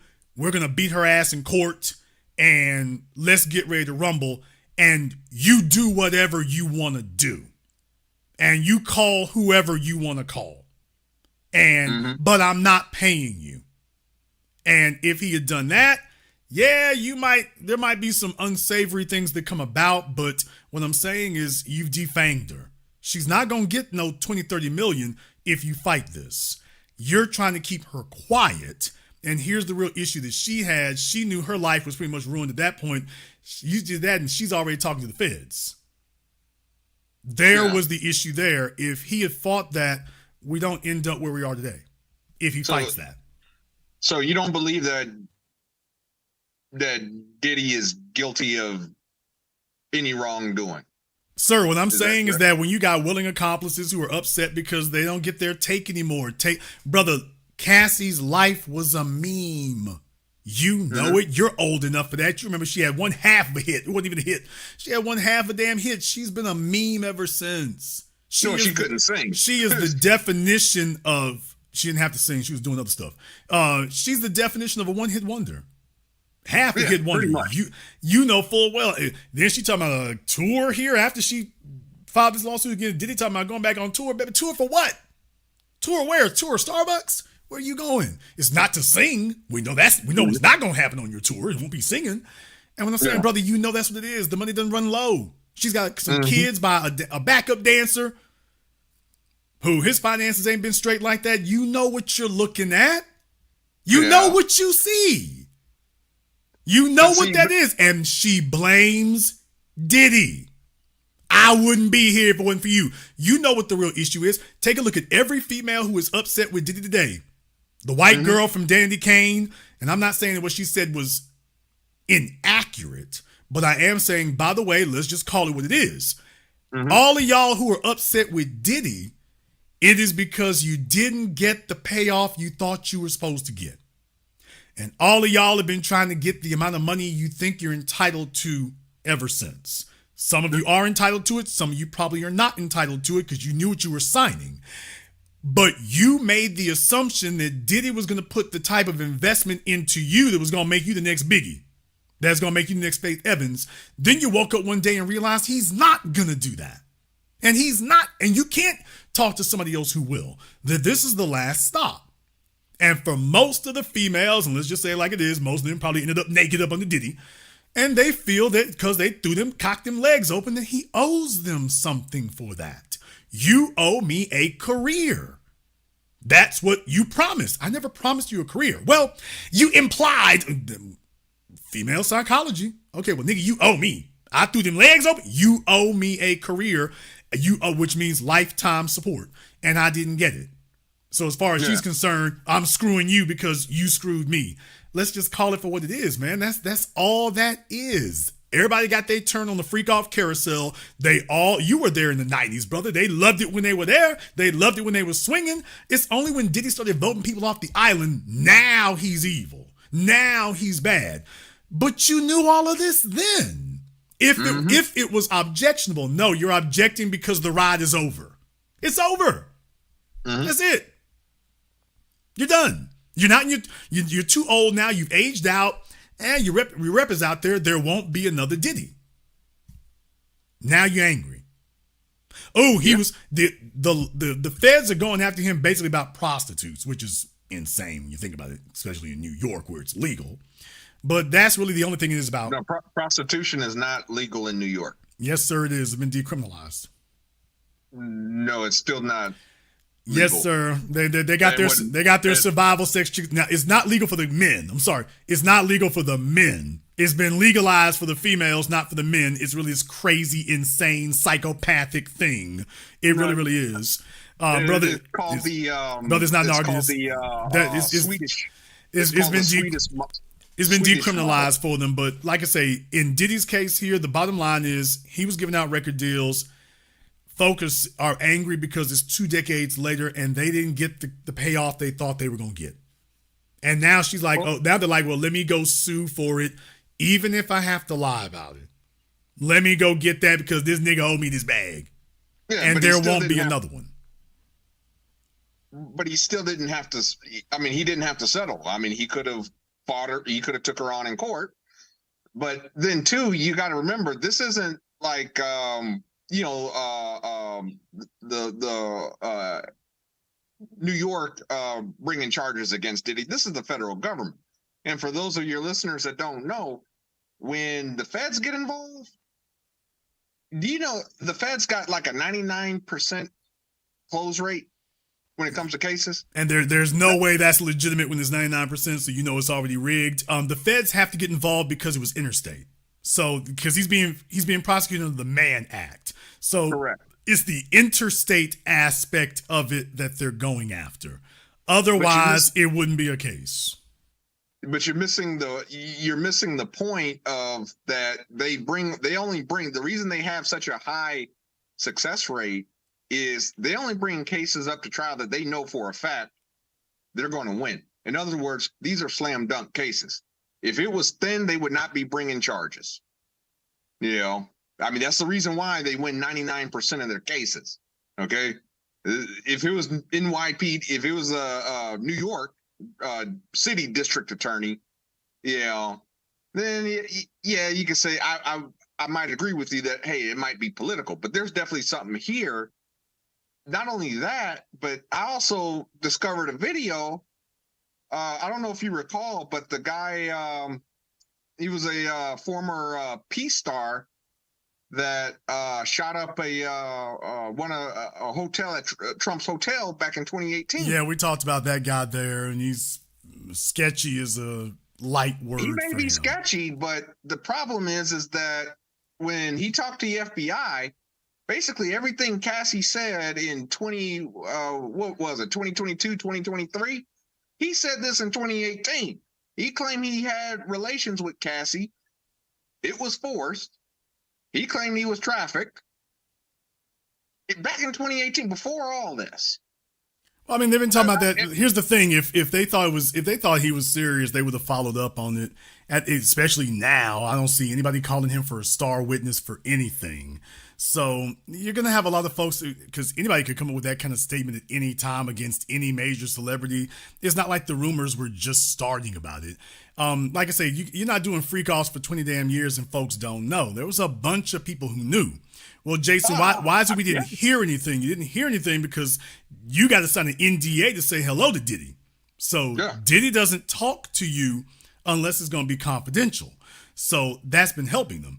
New York flipped the script because now it's made a law that allows people to break their NDAs if they lie and say that a crime was committed. So now you have to prove that a crime was not committed. In Diddy's, that's what I'm saying. In Diddy's case, yeah, shutting Cassie down would have been the key to that. You know it's bogus. His lawyers proved it when they said her lawyers wrote us 6 months ago and said, if you pay us $10 million, we'll go away. It was a shakedown from the very damn beginning. This is not brother, if the people who are going after the Catholic Church, they don't want to pay out. They want convictions. The real victims don't want to pay out. They want a piece of your ass. Pardon the expression. They don't want to pay out. Those are real victims. Like, I don't want a damn thing from you. I don't want a penny. I don't want the money. I want them to prosecute you because you know what you did. Those are real victims. She came to them talking about, look here, Alex ain't making the bread like that, and Diddy, the freak off money is gone, and my chances of getting another hit song about the same as your chances of flapping your arms and flying to the moon. Give me some money, Diddy. Somebody gotta take care of these kids. Cassie, those are not my kids. Nigga, if you had boosted me like you were supposed to, now all she sees is Diddy with a bunch of other females. She's with Young Miami. And what do you think she sees? How do you think she feels when she's sitting at home watching Diddy at the Met Gala with Young Miami? That's supposed to be me. That's what Cassie is at home thinking. That was me. That was. How dare you put me on the roadside for pickup and I'm stuck over here with this lame ass square ass Alex dude who ain't going nowhere. No, if I'm going down, we're all going down. And that's really what it's about. No, sir, that's not a victim. That's a victimizer. It's not a victim. She knew what she was getting into. Everything's great. Everything's sweezy. Look, let's just call it what it is. Everybody loves playing the game when they think they're winning. Everybody loves it when they think they're winning. Soon as they don't get their cut, now all of a sudden the game is rotten. It wasn't rotten when you were winning. You're supposed to charge that to the game. Now all of a sudden the game is rotten. Now the game is wrong. It wasn't wrong for 10 years. It wasn't wrong until he let you off. Now it's wrong. Come on, man. Come on. Well, like I said, I do agree with you on an aspect that, yes, more than likely the money did run out and, but this isn't, and maybe you want, I'll kind of halfway go that, okay, maybe she's attempted to extort Diddy, but the thing is, these things really did happen. Okay, let me give you all an example here. This is what the feds are saying. One of the things that they're charging with is coercion. A lot of people don't understand what the legal rationale is that they're using for coercion. What do you think the rationale is they're using? They put that in there as one of the charges is that by force or coercion. What do you think that means? Well, the definition of coercion usually means by force, doing something by getting someone to do something by force, where it could be by threat or intimidation. Okay. Or it could even be drugs. In this case, more than likely, it's drugs. Well, that's very limited for what they said in their indictment. They did keep mentioning one thing over and over again. And I submit to you that is what their rationale for coercion will be. Now, you use the word threat. How did Diddy threaten Cassie for 10 years? Well, we know he beat her. That's not a threat. That's assault. Well, more than likely, I'm pretty sure what came before that were threats. More than likely. Okay. You don't just were they threats when he was in New York and she was in Los Angeles? I mean, who knows? We're talking about a Yikes. guy that Okay. may have All right. that may have blew up Kid Cudi's car. Okay, I mean, but come on. Here's my point about that is, by the way, that's kind of hard to threaten somebody when you're on this side of the country. But I will tell you one thing: you mentioned about Kid Cudi's car.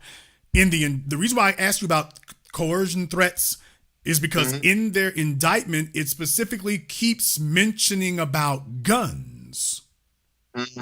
Now, I read it. The context in which they mention guns is simply the presence of them.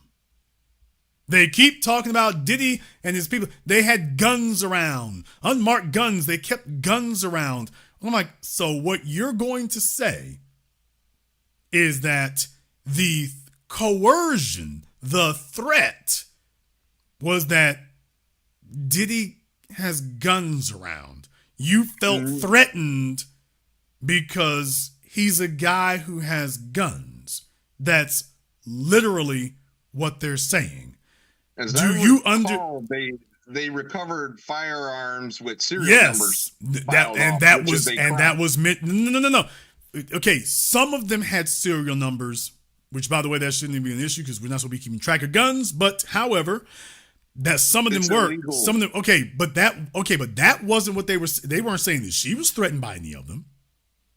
But yes, you're correct. They mentioned that in the indictment, and there's a reason because they want you to understand this guy is threatening because he has guns around.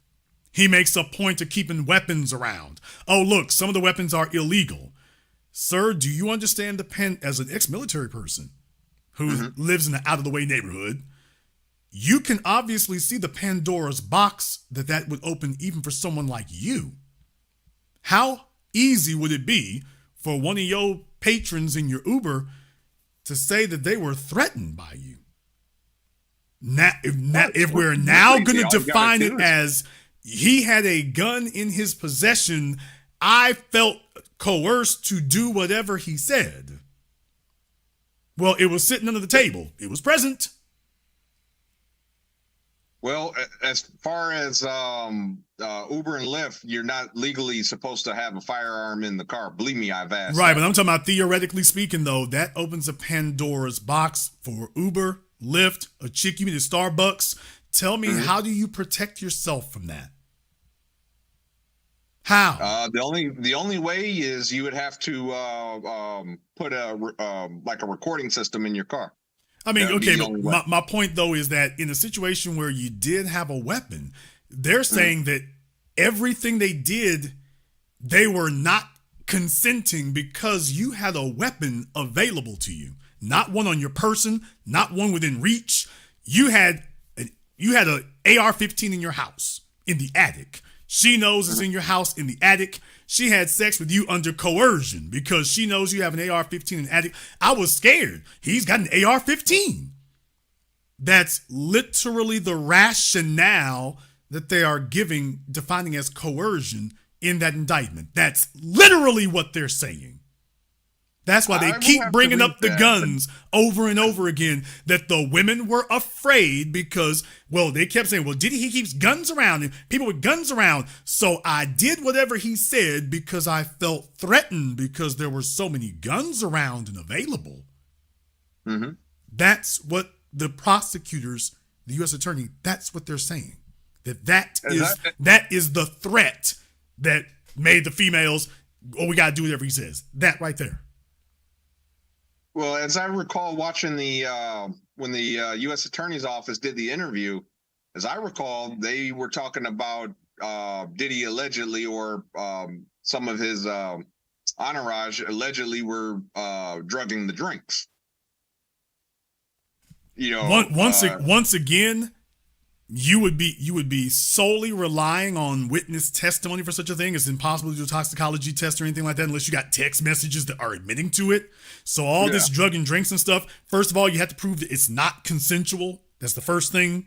So, like I say, it's Cosby case all over again. And we saw what happened there, even rigging that. So, prove that it wasn't consensual. So now we've stretched the definition of non-consensual to, well, if you can find a way to say that you felt threatened, and that's why you went through with it. Even if you are alone in a room with that person by yourself. I sat here and showed y'all with a white girl who filed the lawsuit. Literally went back for 7-8 years. Literally. And claimed that she was raped the first time and then went back 4-5 more times. I'm like, okay, so wait a minute. He gets one complimentary rape? Really? You said he raped you and then you said, oh, I was done with him, but he begged me to come back, so I came back. Really? And I'm like, hey, ladies, how many of y'all giving out complimentary rapes?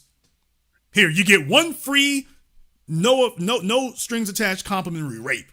Really? Really? Come on, man. At what point do we have to set our damn common sense aside because we are stretching it to such an extent? Which is more likely, that Diddy is a celebrity who's got mind control over people all over the damn place, or that Diddy had a bunch of reckless scallywags who were ready to have crazy sex under crazy circumstances, and now 10, 20 years later, their money is bad. And they are desperate. And they found some lawyers who are willing to take their cases for nothing. Certainly possible.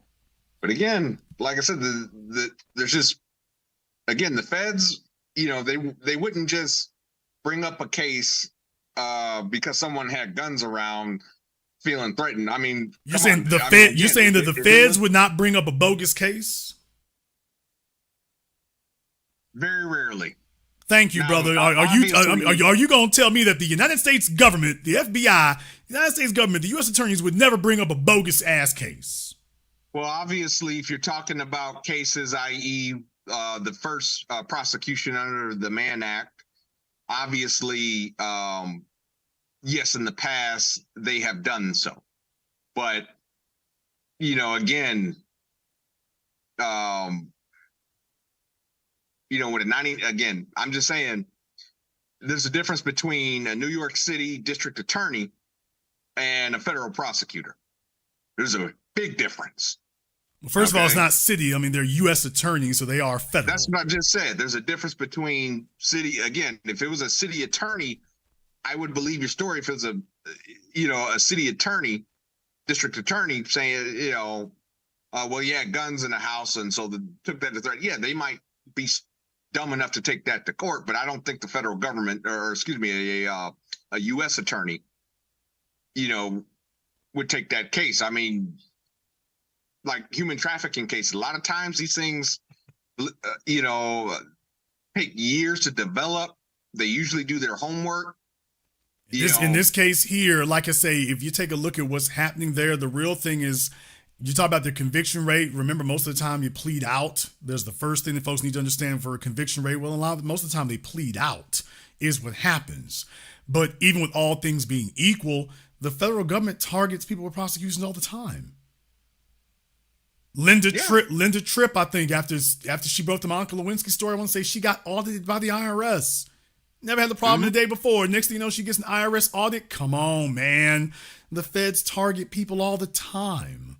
I'm not saying they don't, but what I am saying is that they're not going to come after you unless they got a solid slam dunk. Or unless they think they can stack it and rig it enough to come after you.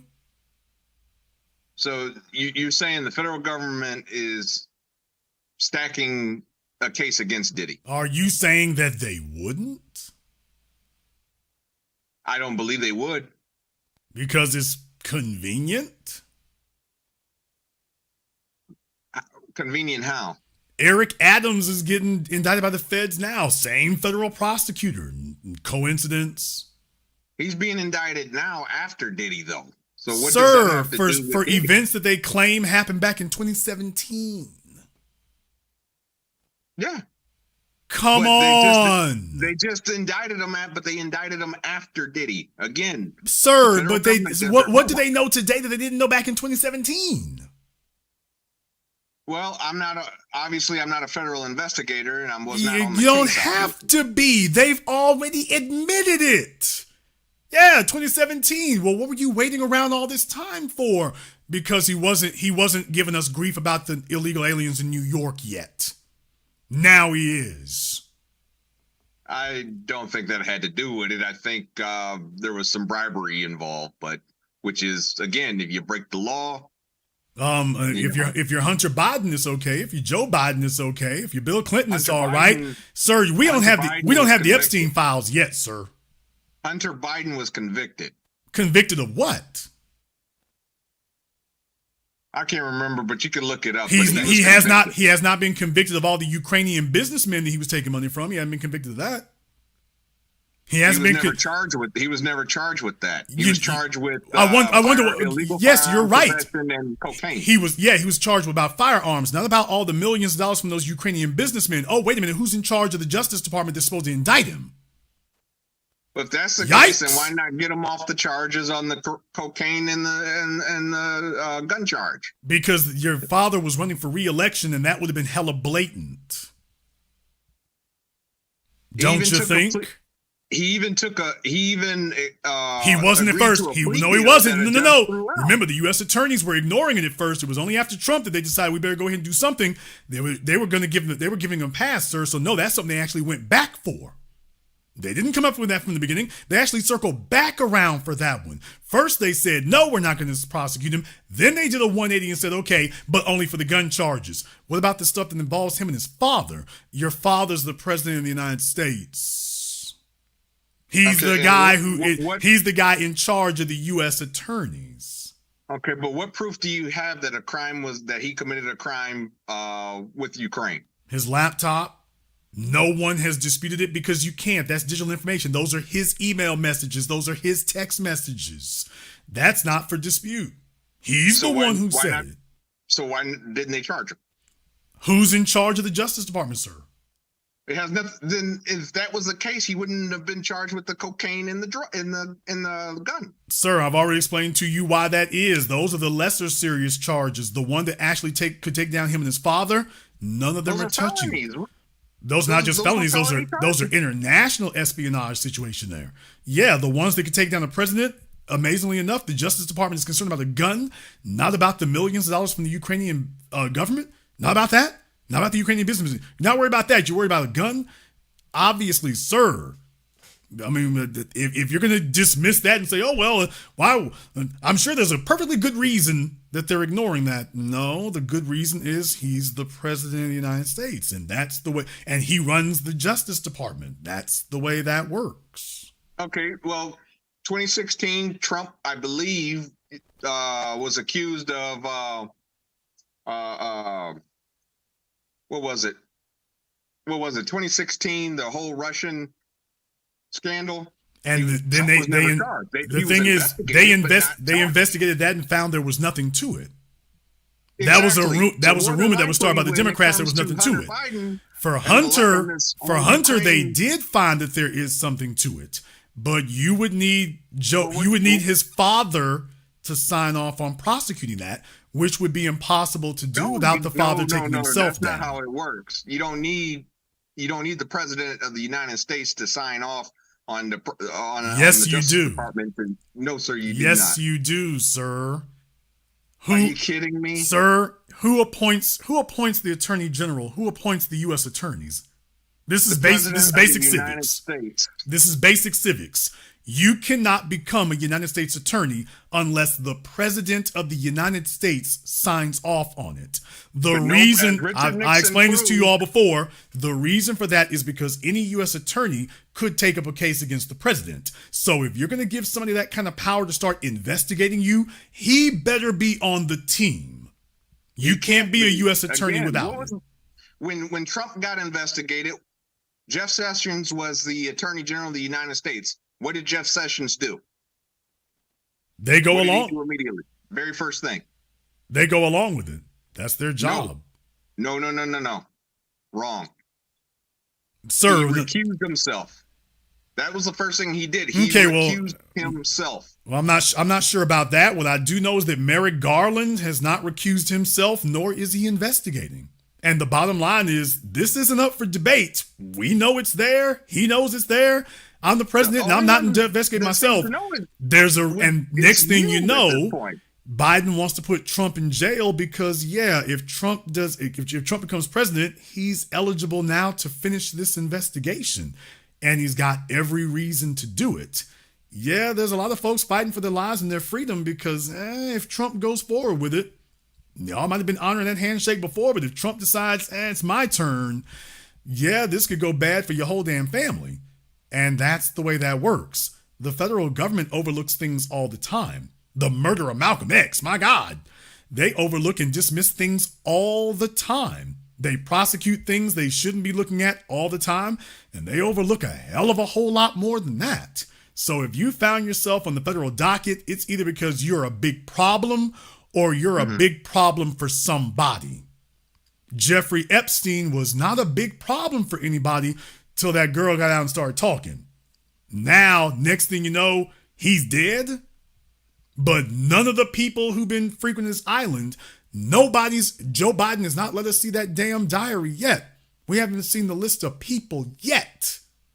Now, how the hell is it of all the evidence we got, we haven't seen that yet? Actually, a list, I believe a list was actually... No, sir. It was published, yeah. No, sir. Bill They Clinton's have on not. list. No, Bill sir. They have. Clinton, No, sir. The Bill list has not been. Richardson. No, sir. The list has not been published yet. No, it hasn't. Bill Clinton's been confirmed. Former President He Bill was Clinton no. was People confirmed have on said flight the manifest. girl said that he went to the island. I'm talking about Jeffrey Epstein's list. Correct. Him and Ghislaine Maxwell. They had a list, or they had an actual list. It's in the evidence. It hasn't been released yet. All we're going off of is the word of witnesses, some flight manifests that claim it, but then again, you got private jets. Yeah, we're still going off of that 4-5 years later. They have that information. It hasn't been released yet. The man's dead. He's gone, and we're not releasing that information. Yeah, that's the way that works. But then again, they haven't released the damn Kennedy files after half a century. Now, what could you be doing with that other than protecting somebody? What could you be doing with... Okay, that's standard operating business at the federal government. Standard business. Kennedy's dead. Oh, well, nothing to see here. Lock up them files. Nobody needs to see that. So what does that tell you?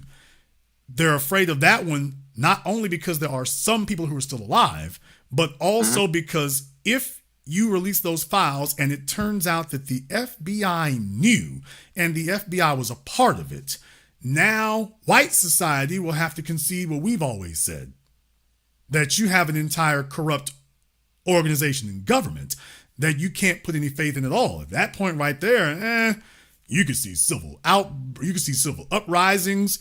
Respect for the government is out the window. Yes, because those are the institutions themselves. They have to admit, we're in on it.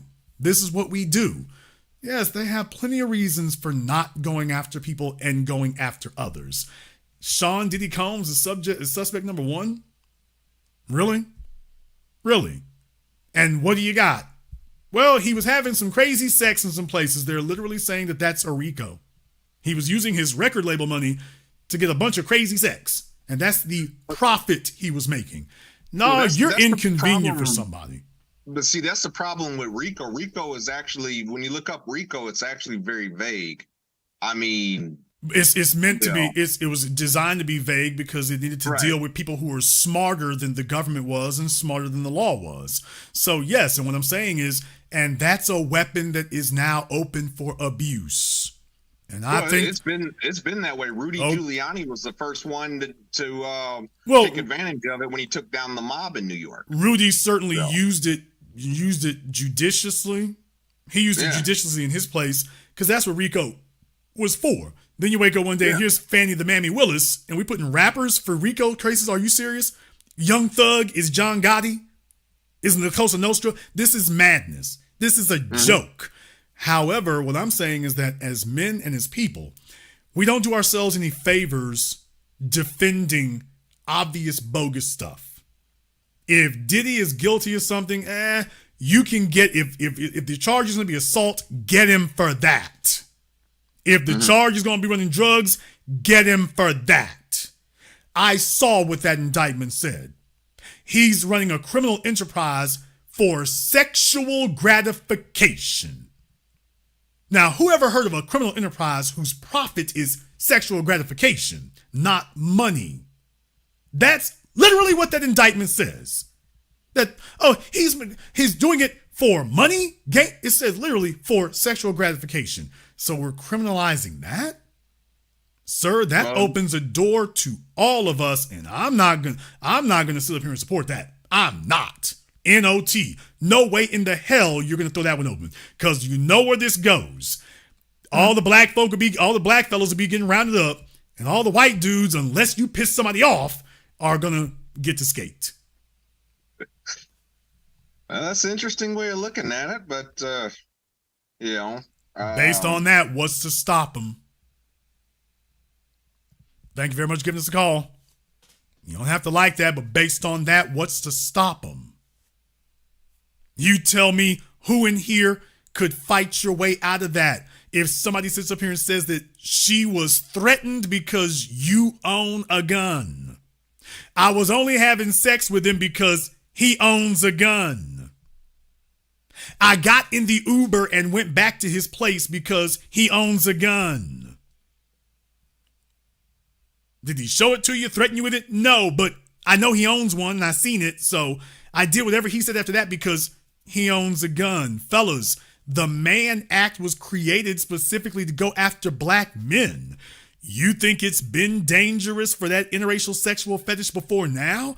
Imagine every Kim Kardashian who's walked on the wild side now needs to get redeemed by white society, who can just say, oh, I heard you were a gang member. He had a gun. I didn't want to do any of that. Well, did he drug you? No. Did he grab you? No. Did he tie you up? No. But I was coerced. How so? Because he owns a gun. He's big and black and he owns a gun. So anytime he wanted to have sex, I got in the Uber and came over and did it, but I didn't really want to, but I felt threatened because he has a gun. Folks, that's literally what Diddy's indictment says. There's a reason why his lawyers are talking and the U.S. attorney isn't taking questions like the ones I'm giving. That's literally the rationale the indictment is giving. Read the damn thing for yourself. Yes, it throws some other stuff in there, but I'm telling you, you do realize it literally says in there that they felt threatened and intimidated because he owned guns. Some of them were illegal. Did he threaten you with the gun? No, but the gun's presence made me feel threatened. I felt threatened. He's a guy who keeps guns around. That's literally what the indictment says. That they felt threatened because he kept guns around. I read what the hell that said. I read that. I'm just saying, okay, you want to get him for something? Don't sit up here and show a video of him dancing the Macarena on Cassie and then come back and tell me about guns. If the charge is about guns, well, get him for that, but that's not really what you're charging him for. By the way, in case anybody didn't notice, that's not what you're charging for either. And one more thing. Why is it that your so-called victims only get courage after they've been let go and cut off and can't receive a payout? What? So let me get this straight. You were scared right up until he told you, I'm not going to pay you no more. Now all of a sudden, I feel the wind beneath my wings and poke out your chest and got courage. Really? So you were totally threatened while he was paying you. Hey, he was buying me all those gifts and stuff and buying me all those cars and stuff and all those expensive handbags, and I was threatened. And then as soon as he cut you off, oh, hell no, I ain't threatened no more. Really? I mean, who's going along with this? That's why I sat there and read the indictments and I read the lawsuits to just show y'all, by the way, the white girl who said, I felt like he raped me the first time. Okay. And then literally shows her talking about, he told me he was sorry, so I forgave him. What? I'm like, did you hear what she just said? She just said that she spotted Diddy one complimentary free rape. And then said, okay, we'll play past that. We'll overlook that. You should be embarrassed to say this. It's literally in the lawsuit. I literally read it for you all who want to go back and go check it. It's literally, what planet are we on where you rationalize that? Well, yes, of course. That's naturally what you do. Really?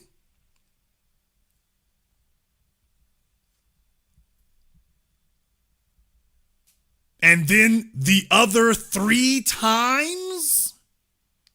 Not the first time, folks. She certainly had the presence of mind the first time. It's like, wait a minute, this don't sound like coercion anymore. Do you realize how far you have to stretch the definition of coercion? If that's the definition of it, what the hell are we doing?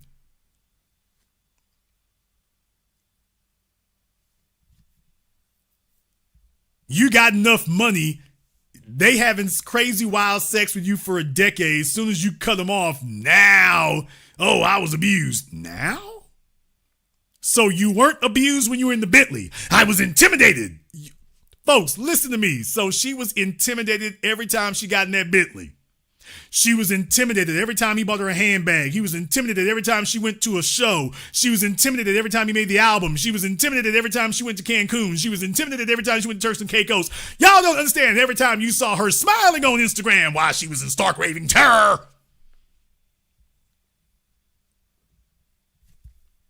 Nigga, please. Nigga, please. That's what you literally have to expect people to believe. That's it. I couldn't say no. Okay, then what the hell is the definition between being threatened and just being a hoe then? What's the difference? And if you think, well, Jason, the difference is don't have no weapons around. The Mann Act was created against Jack Johnson. Your blackness is the weapon. Don't think that not having a gun around makes you not a threat. Oh, he was big and black. Ma'am, you 5'11", he's 5'4". Yes, but he's a man. Please don't deceive your simple-minded self into thinking that that's going to save you. Your blackness is your weapon. If they say they felt threatened and intimidated because you was big and black and big and big black, okay, there you are.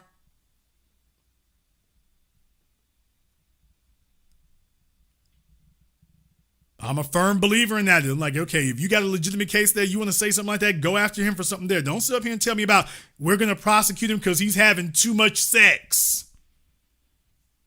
Talk about policing people's bodies.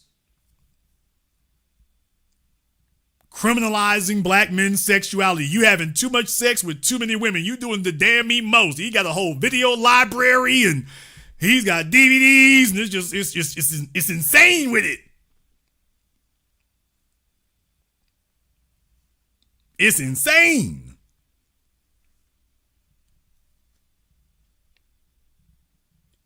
And then y'all, I just want you all to understand, we started tonight's program talking about why dating is dead. By the way, that's just Diddy. Take a look at how many females are lined up to take pictures with Chris Brown. And deal with it, nigga. Get the hell out my face. Talking about they're under mind control and, oh, they're abused and it's horrible and this, that, and the other. Brother, Chris Brown is making a grip just doing pictures. These chicks is dropping $1,100, $1,300 for 10, 15 seconds in his presence. Some of them going from city to city. Well, so what are they going to say? That they're threatened too? So those are, just understand, if they have an opportunity to claim they're threatened, if we allow ourselves to become silly enough, you'll be able to allow them hoes. Did he say hoes? I damn sure did. And deal with it, nigga. Them hoes gonna come back in 4-5 years talk about they were threatened. I went to Chris Brown's shows. I did it behind my fiance. I was more afraid of Chris Brown than I was my fiance. I'm more afraid of Chris Brown than I am my husband. So I went to all of his shows to take pictures with him because I didn't want Chris to get upset with me. This is how far we're gonna be going with it here momentarily. That you'll be able to claim that you were in a room with a random celebrity, random male. You did whatever they wanted. Well, they didn't do anything, but I felt threatened, because that's what comes next. That comes next is, well, yeah, we didn't have sex, but I only gave him that $1,100 because I felt threatened. You do understand that's where this is going, right? If you allow they're already telling you that a woman can have a scrotum. The same federal government, the same federal government you're talking about is telling you that a woman can have a scrotum. Well, yes, you can be born with a scrotum, but just because you have a scrotum doesn't mean you're that you're not a woman. Oh, okay. And just because you called him up and you demanded to come over to his place and you paid for an Uber and you banged on his door and you screamed outside for an hour and a half until he finally opened the door, just because you did that, that doesn't mean that you were not coerced. You all do realize that that's what they're saying, right? Just because a female calls you for 3 days straight and sends you text messages for 3 days straight and then comes to your place uninvited, hops over the fence, bangs on the front door until you open it. Just because she does that, that doesn't mean that she's not threatened or that you did not coerce her into doing it. No, I'm serious. If you can tell me that Diddy can get on a plane in Los Angeles, leave Cassie in Los Angeles, fly to New York, and then she follows him a week later or vice versa, and that was coercion, at that point, there is nothing that isn't coercion.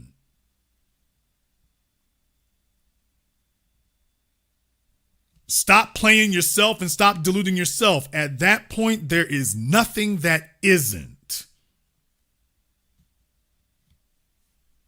You can call anything coercion at that point. Anything fits the definition. There is no difference between willing and unwilling. If a person wants to make an allegation, now it's unwilling. Well, they did the exact same thing for the last 3 years. Yes, but now it's unwilling.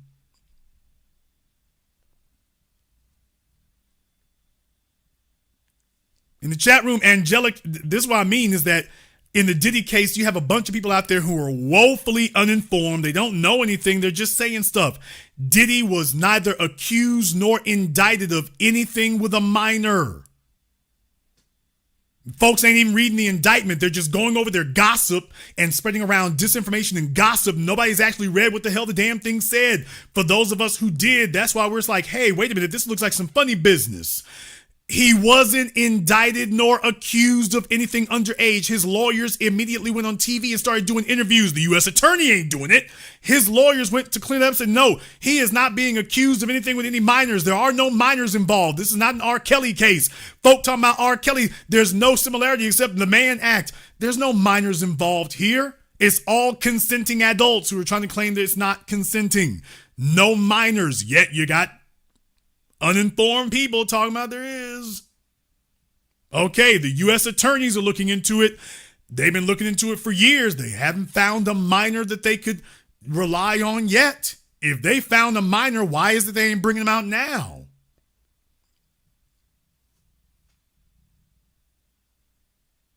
Folks are saying that. They're saying that because they think it sounds funny. It makes me sound like I don't know what I'm talking about. People don't know, and they have no problem showing that they don't.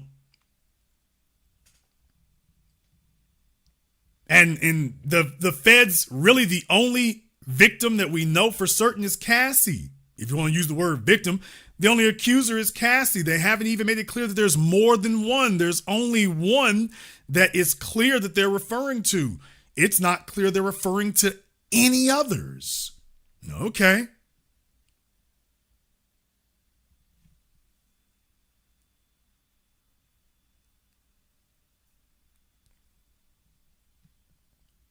Yes. If you can tell me that getting on a plane with Diddy a week after he leaves town is being coerced, then yes, all them chicks paying Chris Brown, they can claim that's coercion. I heard what you did to Rihanna. I ain't want to be next. Yes. Yes, that's literally where we are today. Yes. I'm not being hyperbolic. I'm not exaggerating. That's exactly where we are. Then you females wonder why the men are hesitant. People play too many games. Meanwhile, you all can say, oh, everything was consensual until he dumped me. Oh, it wasn't consensual. It's not consensual now. Well, it was consensual for the last 5 years. Yeah, but he dumped me. Now I feel free and liberated. It's not consensual anymore. That's literally where we are. Why is all the rich dudes want to flip-flop and then drop off? Okay, because, yeah, that's their best chance to avoid this. You know, they tried the same thing with Andrew Huberman. What? Remember? New Yorker magazine? They got together all of Andrew Huberman's exes. They were desperate to try to make it look like there was some sort of physical abuse. That wasn't happening. So they said, oh, well, he's a womanizer. He's had a lot of girlfriends. No, that's literally where we are today. And the real issue is the females swoon for Andrew. I mean, he's their cup of tea. He's an academic, even though some of the information he was giving out is kind of spotty. That's their cup of tea. He's internet famous. The chicks dig him. Okay. And he exercised his options. And the females were like, okay, everything was fine until he didn't call him back. Now they want to try to imply, well, something bad happened. Or are you saying something illegal happened? Well, no, it wasn't illegal, but it should be. This is literally where we are. The New Yorker magazine got there with a female writing the article to make a hit piece. And at the upshot of it was, well, did anything illegal occur? No. Did anything non-consensual occur? No. So how was it illegal? What was wrong? Well, it wasn't illegal, but it should be. Really?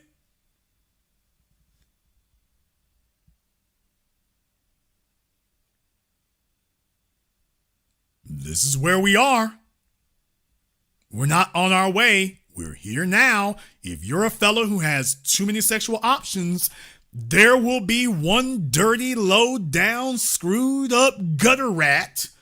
If you make too many little pennies to rub together, who's going to say that she's entitled? How dare you move on to the next one? It's like you is jump off material and that's it. Okay.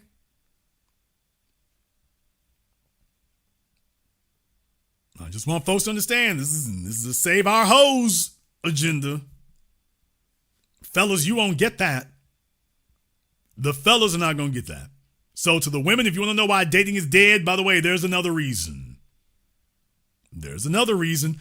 Fellas, just, I can't say this enough. If the men that they really want really start pulling back on those options and things, oh, you're going to see them go rabid then. Then everybody who doesn't get a call back is going to swear something bad happened to them. Even if you prove it was a lie, if you're not going to penalize the females for lying, then they're like, well, I ain't got nothing to lose. Well, you owe me and I'm vindictive. I got nothing to lose. Now, if you criminalize it, that's the only way you'll make that stop. And then needs to be a severe penalty. But if you're not going to do that, no, every female who feels vindictive, it's like, okay, you see what they do in the damn child support courts and the alimony courts. You see what happens there. Now just be democratized. If you're a fellow who is too successful, does too much, and you're exercising too many options, and she feels like you shouldn't get to do that, you're treating me like the lower level guys do. It's up. Let me go find a scumbag lawyer.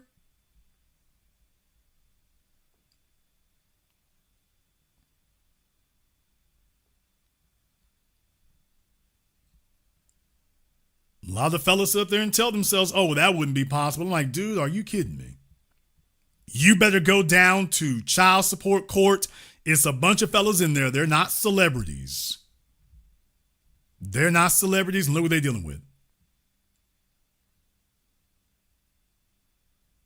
So keep that in mind.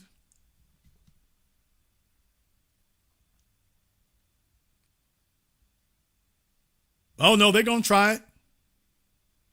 They're going to try. Like I say, there's a reason why it's not accidental. Folks are running around just naming names now.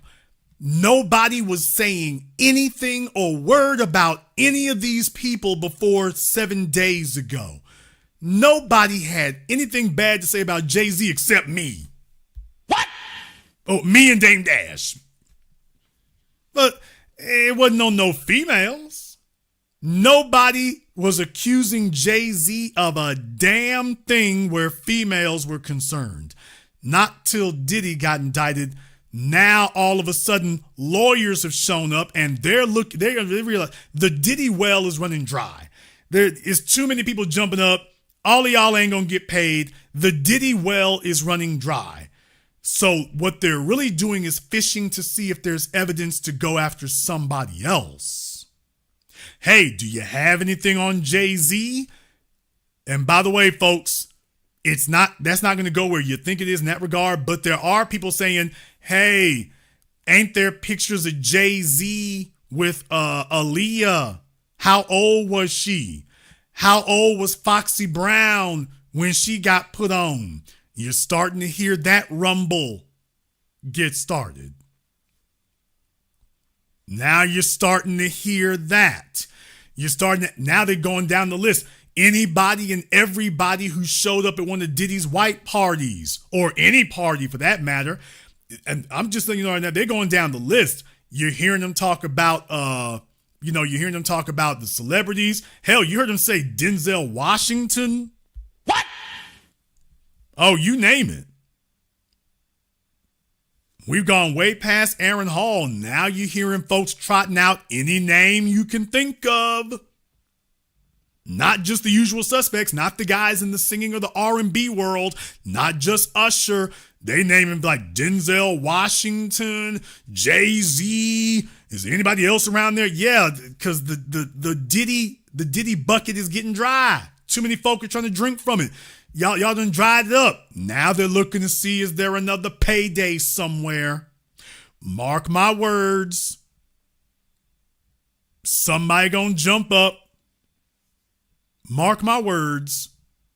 Because Cassie has shown them and the law has created for a template to run there with no penalty. So if you can make a bogus ass accusation and the law's not going to penalize you for lying, it's just like, okay.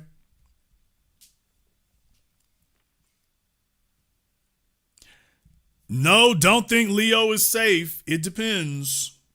Don't think Leo is safe. But Leo's whiteness will, if anything saves him, it'll be whiteness. But yeah, I mean, Garth Brooks. Look, they're going to throw everything at the wall and see if it sticks. I've told y'all before, do you realize how many loser ass attorneys there are in this country? There are so many loser attorneys in this country. It ain't working for them. The legal business ain't working for them. The law business isn't working for them. Not at all. And they're upset when they take a look at people who are succeeding. Ooh, sue his ass. Why is he winning and I'm not? So yes, anybody and everybody. There is a scumbag ass attorney out there somewhere who's willing to sue if they think you got a bag. The slip and fall thing ain't working. They're not very competent in what they do otherwise. Being the Cochran firm ain't going to happen for you. So you don't really have a winning record like that to be able to get that money like that. It's like, yeah, you can't really get referrals. Okay, there you go. So yes. There's a whole bunch of them out there who'll take your little scumbag ass case and send out some extortion letter. People, why do you think it is that, hell, your prices at your grocery stores are not less because all somebody has to do in there and go in there and claim to have a slip and fall? Anybody who's worked at Walmart has seen that. Grocery stores, department stores, they have to pay out on those kind of things all the time. But the reason that they do is because you got a murder charge, you got to pay for an attorney or risk your life with a public defender. You go slip and fall in the store, there's no end of attorneys who will take your case on contingency for free. To the point now that the insurance companies have to keep lawyers on retainer because there's no shortage of attorneys who will, all you have to do is claim you were injured. They will take your case for free. Morgan and Morgan, and you name it. Every state's got one. Just say you slipped and fell. They will take your case.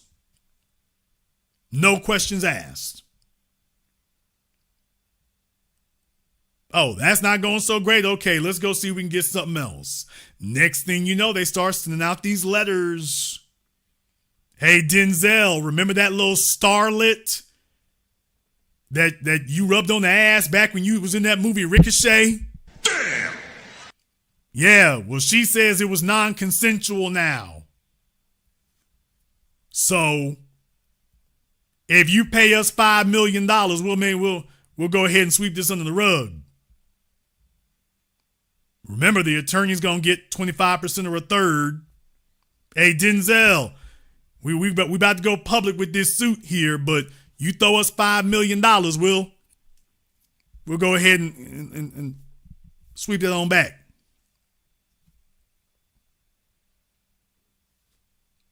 That's what they did to Diddy. Diddy did not get in trouble with Cassie until he told her, I'm not going to pay you. Then the attorneys went public. They sat there and showed the damn messages. Hey, man, they've been trying to shake us down for 6 months.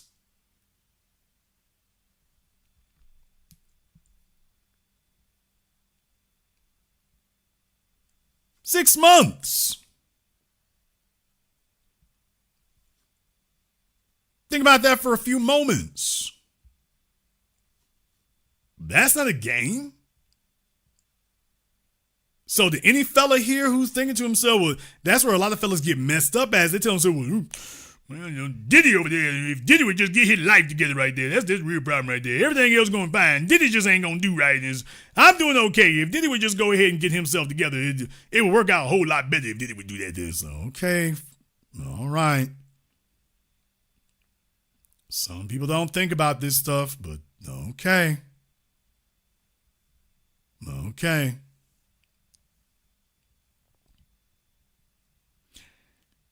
Dating is dead. Dating is dead. Hookups, freak-offs, those are alive and well, but yes, dating is dead, and now you know why. I didn't tell you I had good news. I'm just here to tell you what the situation is. We're going to go ahead and wrap things up here tonight. I want to thank everyone, and I do mean everybody who has contributed toward a nice program on PayPal, Super Chat, Venmo, my man Prince. Thank you very much here. Javon Scott, new member, Brooklyn Tail. LIL, Chris B, everybody else here, thank you very much for your support. If you are new here to the business, welcome to the program that all your favorite YouTubers love to hate watch. Click that red subscribe button, click that yellow notification bell, join us each and every time that we're here. If you have not been to our Patreon, the link is in the description. I'm probably going to see about doing one this weekend. Got a lot of work ahead of me here. Hopefully we're coming to the end of that. We'll see. But I want to thank you all for joining us here on a nice program. Thank you for watching live or recorded. Thank you for liking, subscribing, and sharing. And this concludes tonight's broadcast of The Business. I am your host, your brother, your humble servant, Mr. Jason Black. And until next time, my brothers and my sisters from around the world, remember, handle your business or your business will handle you.